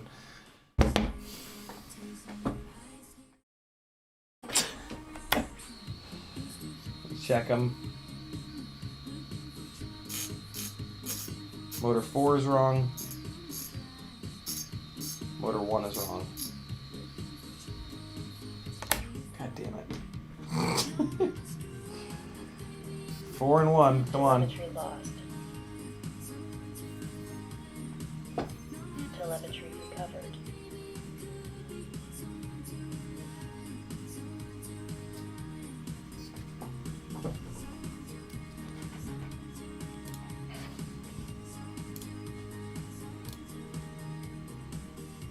Come on, come on, come on, come on.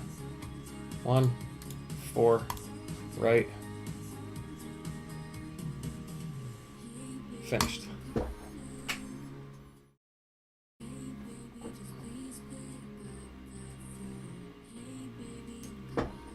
Okay.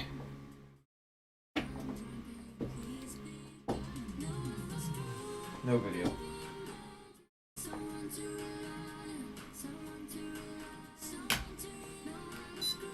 It had video a second ago. That's very strange. The video's back now.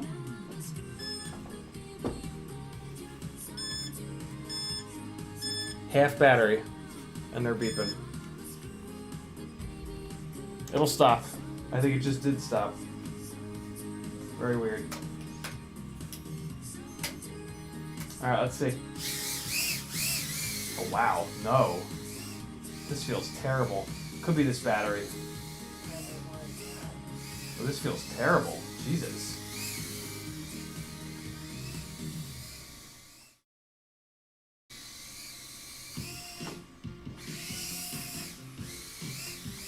Jesus, this feels awful. What the hell? Nah, it's the battery. Yeah, I'm getting all kinds of low battery warnings. Okay. Yeah. I thought this was a brand new battery. Apparently not. Oh, you know what? This battery's been charged. This battery was left charged. That's what it is.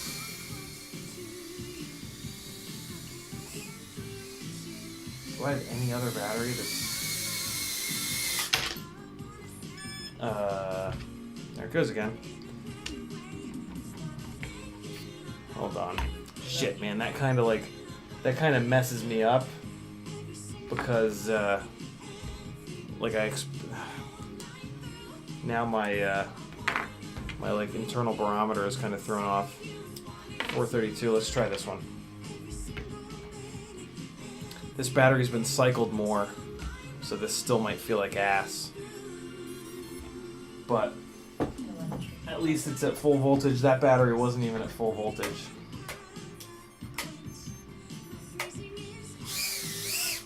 Much better. Still not as good though. We gotta test it with those tiny whoop batteries. This battery's been sitting charged for a while too. My God, you know these tiny whoops on these high kV 0802's with a cranked up tune like this are very fun to fly.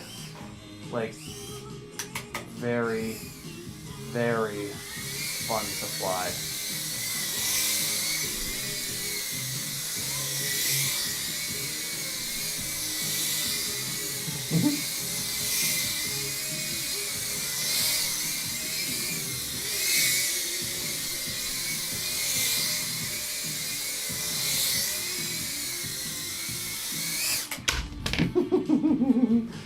Okay, now we got to do a real test.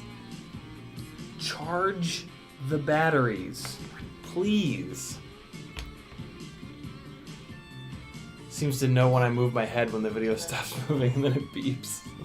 That's weird. Okay, this is also good because I'm getting a bunch of these batteries discharged down.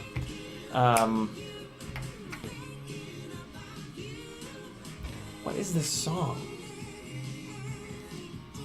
Ooh. Talon FAF battery. Little tiny 250. It's probably just going to sag down to nothing and explode. But let's see.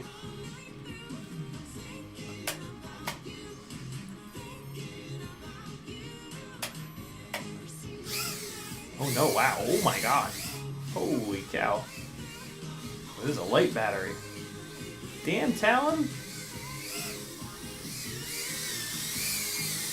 Ooh, shit sticks. I don't even know where that went. There it is.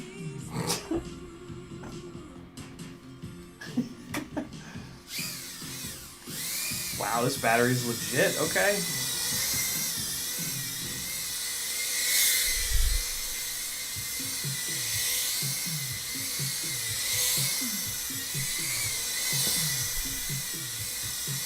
Yeah, this battery's got it going on. Are you kidding me? The rig feels lighter with this battery.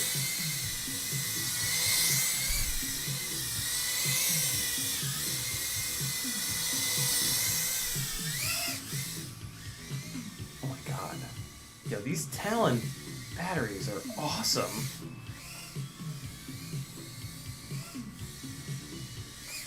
Ooh, that was a close one.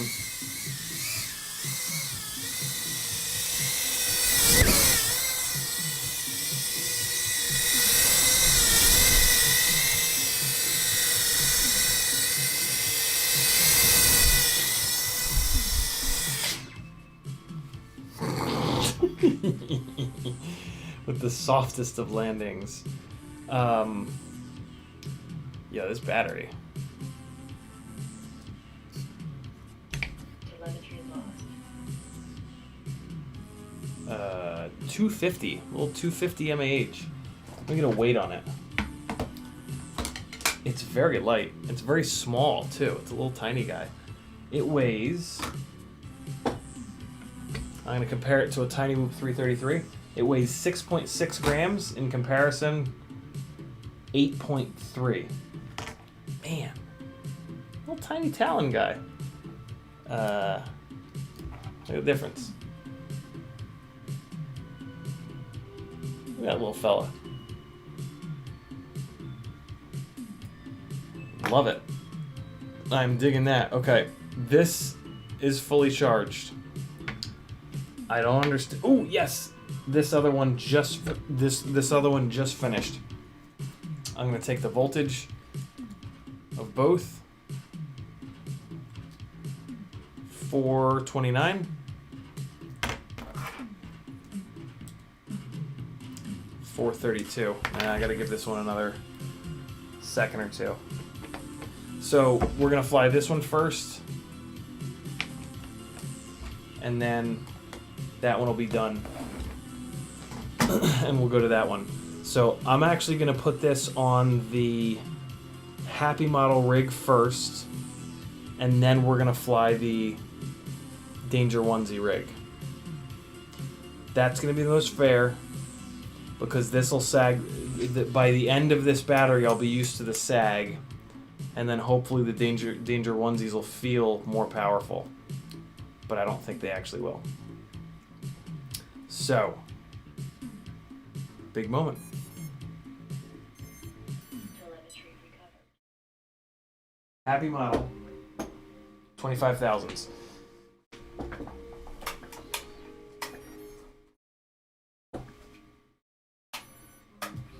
Here we go. It's go time. Donkey time.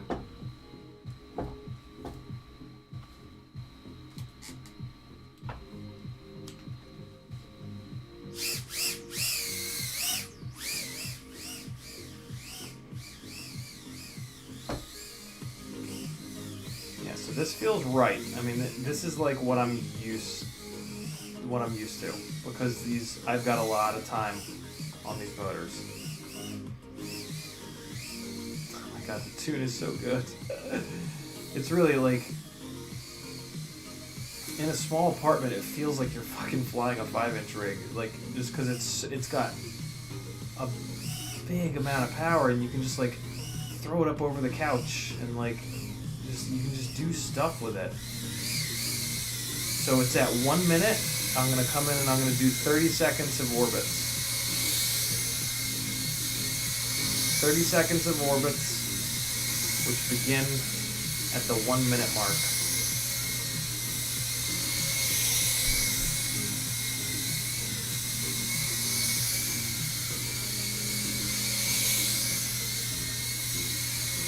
"22 seconds, 24, 28. All right, now I'm gonna go fly some more.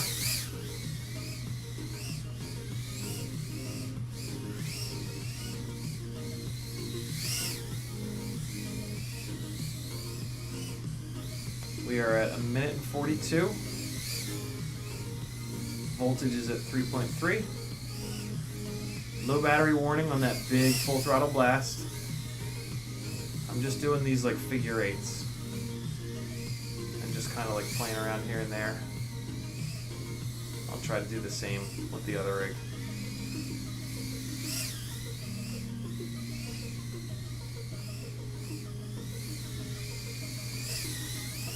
Oh, crashing. So we are at 2 minutes and 15 seconds. Yes, okay, good. Keep going. So that crash will give us a little bit of extra runtime out of this, I think, but that's okay. Maybe I'll crash on the other one. Low battery now coming on solid. Battery's at 3.2. On punches, it drops down to 3.0. Doing the figure eights some more. Low battery warning is constantly on now. Voltage is sitting at like 3.1, so I think I'm going to come back. We're at 2 minutes and 50 when I land. Alright, 2 minutes and 50. End battery was 318. And one of these batteries is now done. Awesome. Can somebody type that in the chat, please? Here we go. This is going on the Danger Onesies. The big question is it going to have more power in the beginning of this battery? It should.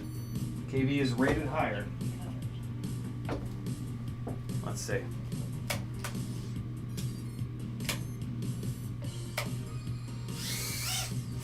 Now. No extra power. Doesn't feel like it has less, though, I don't think.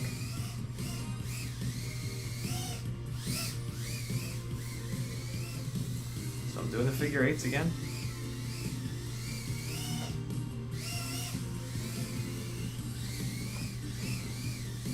Did like a big punch with a front flip.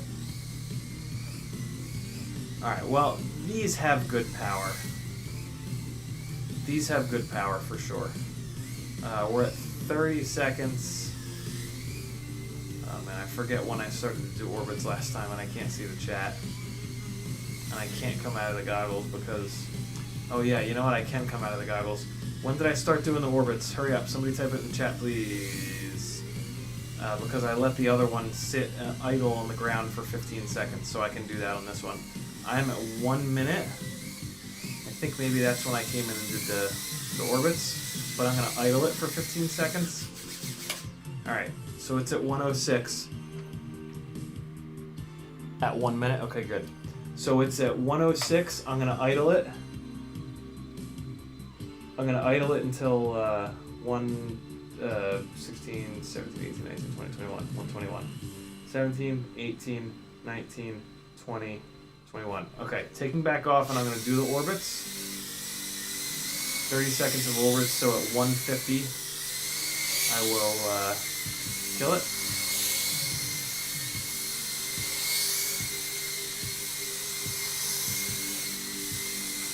I'm at 138. And slow these orbits down.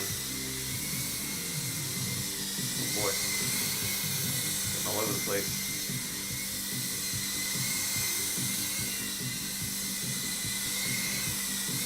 Oh boy. The ESC's heating up, which is interesting. 158. Weird. 160. I think maybe it doesn't like this tune. Maybe this tune is a little bit too much. But let me keep going. Very strange. This one AIO. It's getting a little warm. There's low battery. And there's a constant low battery, actually. Yeah, there's something going on. This tune might be a bit much. So end battery was 313, total time was 230, which is a little bit less, right? Yeah, I think this tune might be a bit much, which is interesting. Motors aren't hot, but these little motors, I don't really think they get hot. Okay. Ooh, this other battery is done. Let me go back to the Happy Model rig on a fresh battery. All right, this is gonna be it. This is gonna be the end of our testing here. No, I'm gonna test the other rig. Right.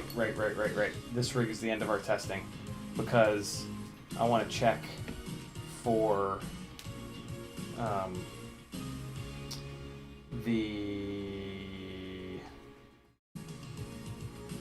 hippity hoppy. I want to check to see if there's a big, drastic difference in you guys know what I'm saying. In the thing in the place, you know what I'm saying? You know, the thing in the place. You guys know.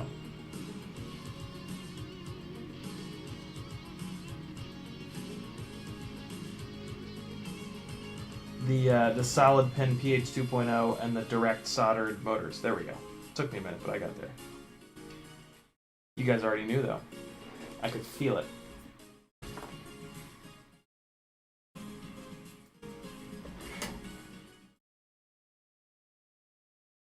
The handicap on this rig though is that it's got the TPU. It's like an extra gram heavier. And I just put a circular polarized antenna on it.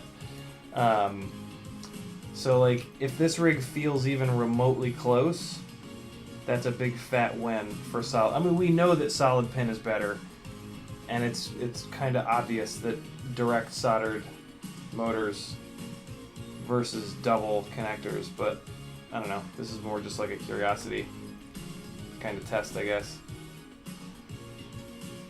Or I just really want to fly this other rig.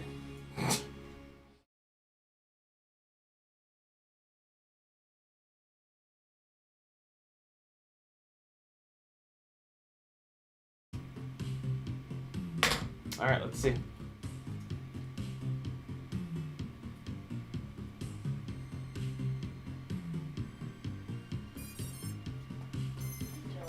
Aye. Alright. Oh my god. Oh my god. Oh my god. Oh god, it's hard to fly. It makes so much power, it's hard to fly. Ooh, ooh, ooh. Okay, okay, okay, okay, okay. Easy, easy. Wow. Okay. Wow. Wow. Oh boy. Hold on, do I not have like the throttle curve on this one? Did I forget to turn the throttle curve onto this? Jesus fucking Christ. I don't even know where that is. Oh no, the throttle expo is on. It's in there. Wow, what a what a difference. Oh my god. What a ridiculous difference.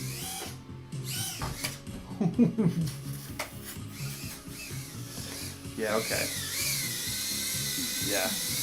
This is absolutely outrageous. Wow. Okay. Solid pin connectors, yo.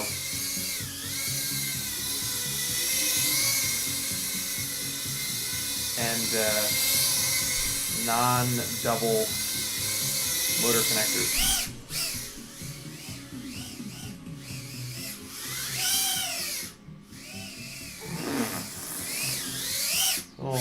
man. Wow. What a fucking thing, man. What a thing.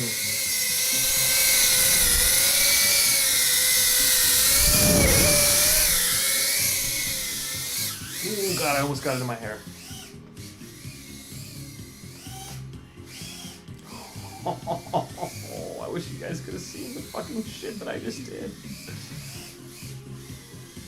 So I'm pushing this a lot harder, and we're already at 1:40, and I've not gotten a single low battery warning yet. The battery is still at 3.6%. Well, I mean, yeah, it's only one cell, but the battery is still at 3. Now it's at 3.5. Oh my god, this is outrageous. What a difference. Oh my god, dude, I just did like the biggest, like, just slow cartwheel across my fucking living room.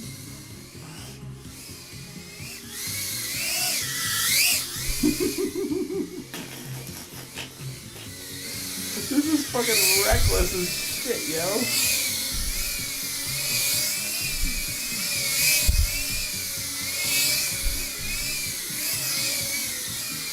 This is the most reckless shit ever, and I love it.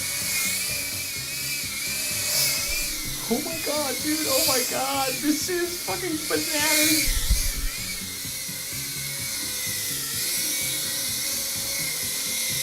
I'm looking at OBS now. Yo, this battery's never gonna die. What the hell? I haven't gotten a single low battery warning yet.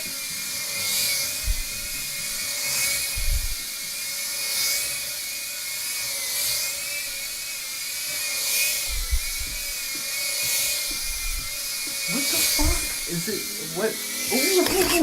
Ooh. I skimmed my hair pretty good on that one, I felt it. Oh my god. Yo. Holy shit.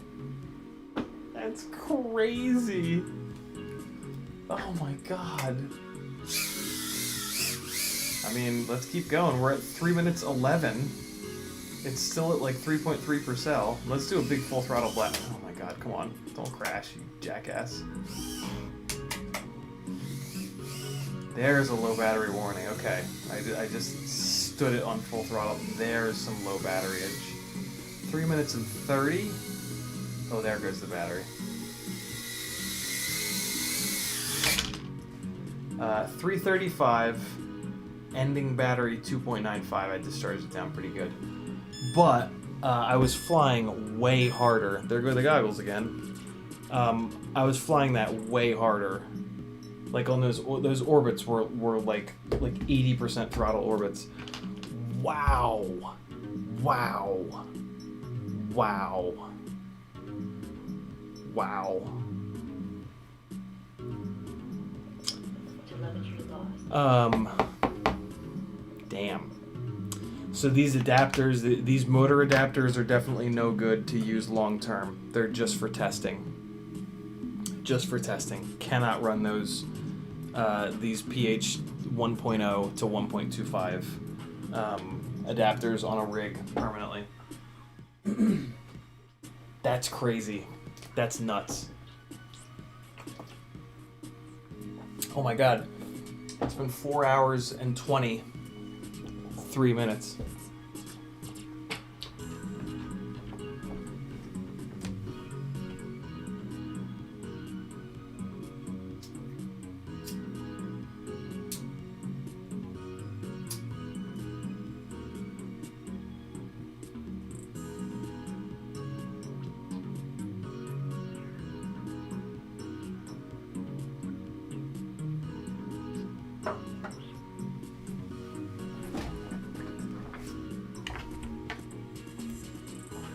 Good testing. Really good testing.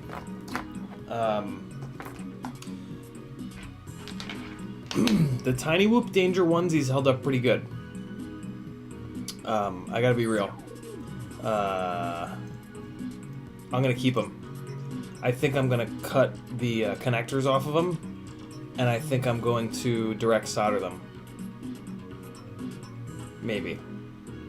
Maybe not. I don't really know if I need a second 65mm whoop. This thing, even with the bunny ears on it, it just fucking slays.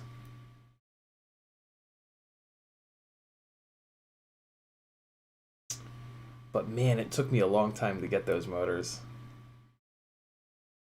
I'm not sure what I'm gonna do. The Zings are definitely gonna be for sale. Absolutely no question. So much so that I'm putting them in a for sale bag right now. What's up, Bob Noxious? How are you, man? Riot9, thanks for dropping all that into a post. Anything else you guys want to see? I'm about to wrap this up.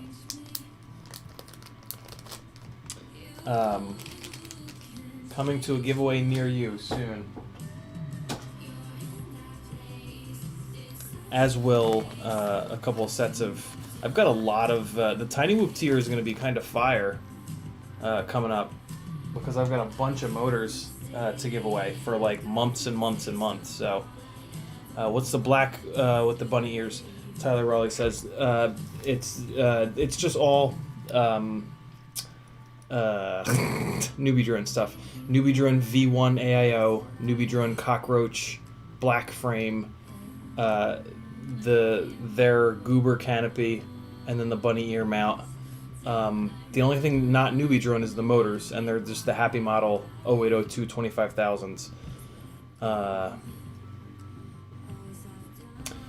You know what I actually think? I think that the Tiny Whoop Danger onesies, 0802's, which look identical to the Happy Model 0802 25,000s, I think they're the same thing. Here's the tune, Tyler. Oh wait, no, I have it in. I have it on desktop. Tune is pretty cranked.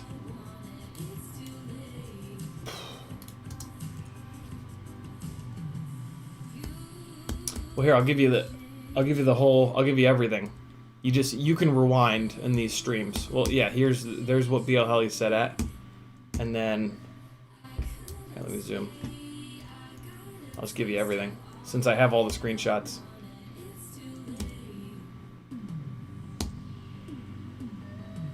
These don't really do any good. There you go, though. That's the tune. It's pretty cranked up. There's my rates. Wait, no, those aren't my rates. Oh, yeah, they are. Yeah, they are. Those are my Tiny Whoop rates. And there's the filtering.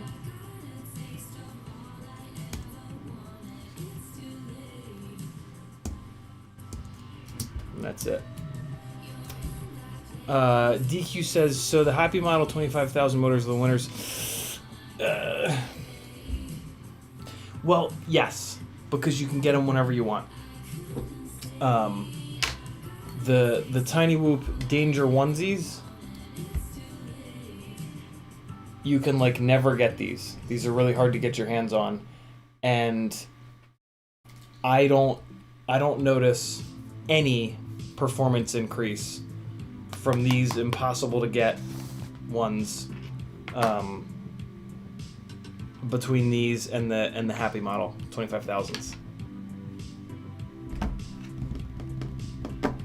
Which is a shame. No, it's not. No, it's not. Because these make all the power in the world. The reason that you buy the Tiny Whoop Danger onesies is to support Jesse. Straight up.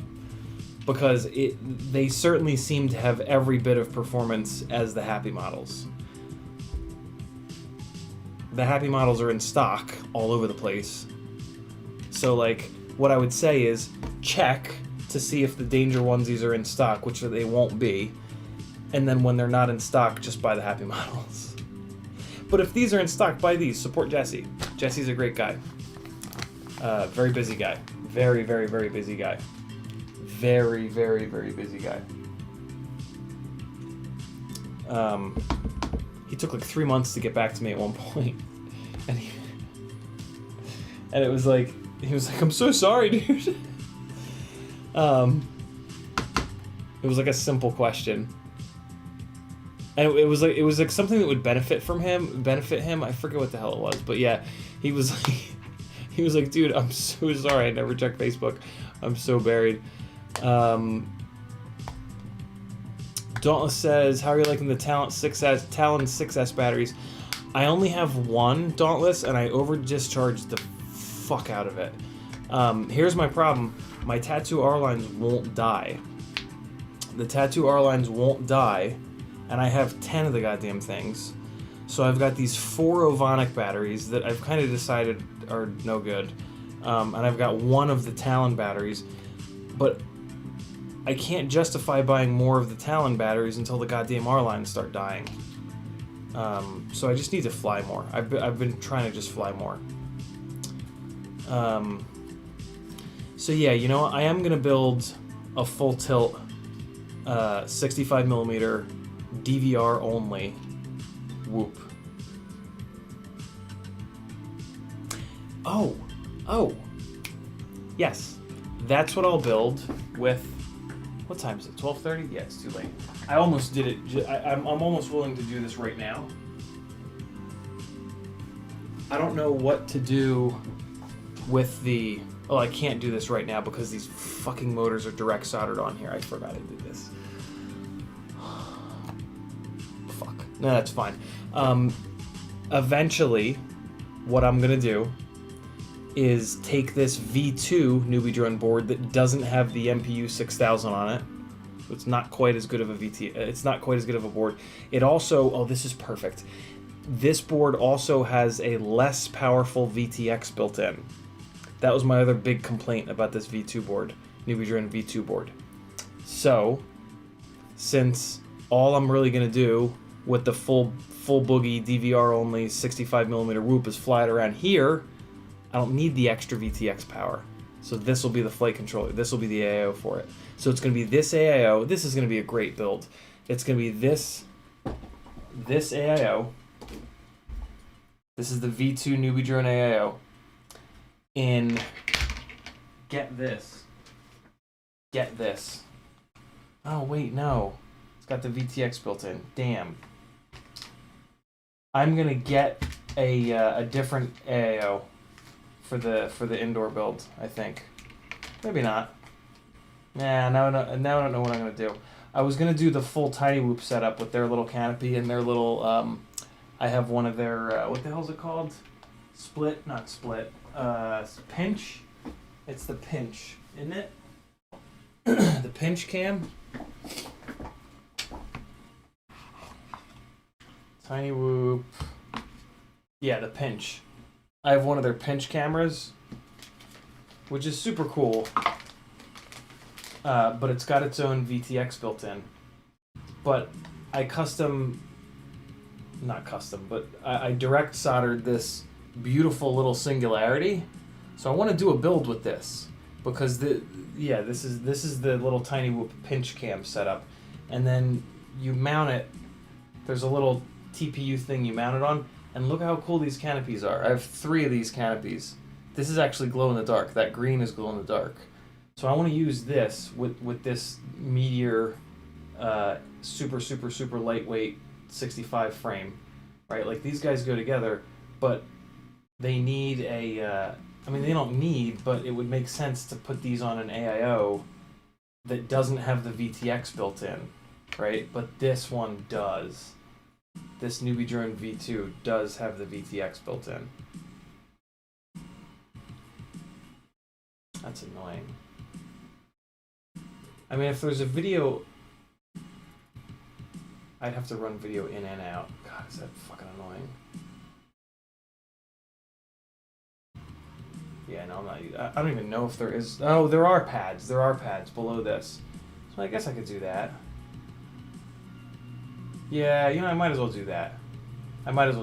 That's fine. Who gives a shit that there's a VTX on here, right? Yeah, I'll do that. So yeah, this board with that. All DVR. Cool.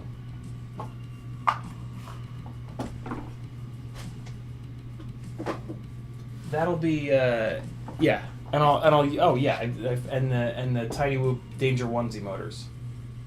Those gold bastards, you know, against that green, that'll even look cool. All right, now I'm just getting weird. I'm not gonna clean this up tonight. I'll clean this up tomorrow. Now I'm just getting obsessive.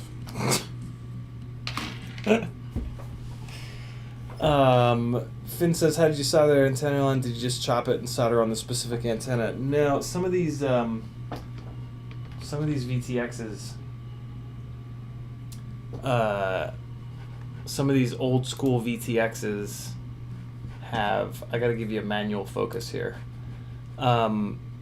They have an antenna direct soldered on, and so you can just replace it. You have to kind of strip the, you have to strip down, oh, this is gonna be a son of a bitch to show you, but oh, here it is. You can see it on the other side. So the top of the PCB, where's the focal point? There it is. So it's got the circle pad, that's for the inside of the shielded wire, and then the flat, like, rectangular pad on top, that's for the outer shielding, right? So, like, the PCB is designed to have an antenna direct soldered to it. So then what you do is you have to hand strip the antenna, the UFL, and the UFL has a center core, and that goes on the little circle part, and the UFL also has the outer shielding, and I guess that's the ground, and you have to solder the ground to that big flat rectangular bastard. This is like OG stuff here. This is how we used to on micros. We used to do this on all the micros. We didn't have UFLs, and I actually like this connection because it's really strong. It'll never break, and it's not that hard to do. Like, it's totally doable. It's a little fiddly, because, like, it's so the UFL is an outer silicone wrap, and then it's the ground. It's like silver braid, and then inside that is this, like, plasticky, thick bastard, and then the center core is just one single strand. I should have been doing this all that way so that you guys could see it, but I was doing it to myself like a jackass. So there you guys go. Ah, nice stillness. Awesome. What a stream. 4 hours and 37 minutes of 0802 and 65mm tiny whoop nerdiness. My name's Aaron Ciotti. Everybody calls me Ciotti. I am doing this full time now, and I do need your help. Head on over to CiottiFPV.com. A million ways you can help me out. Click some buttons down here, leave a comment, do all the things. Here's some not tiny whoop flying, but some 3-inch flying. Be good. Love you guys. See you tomorrow.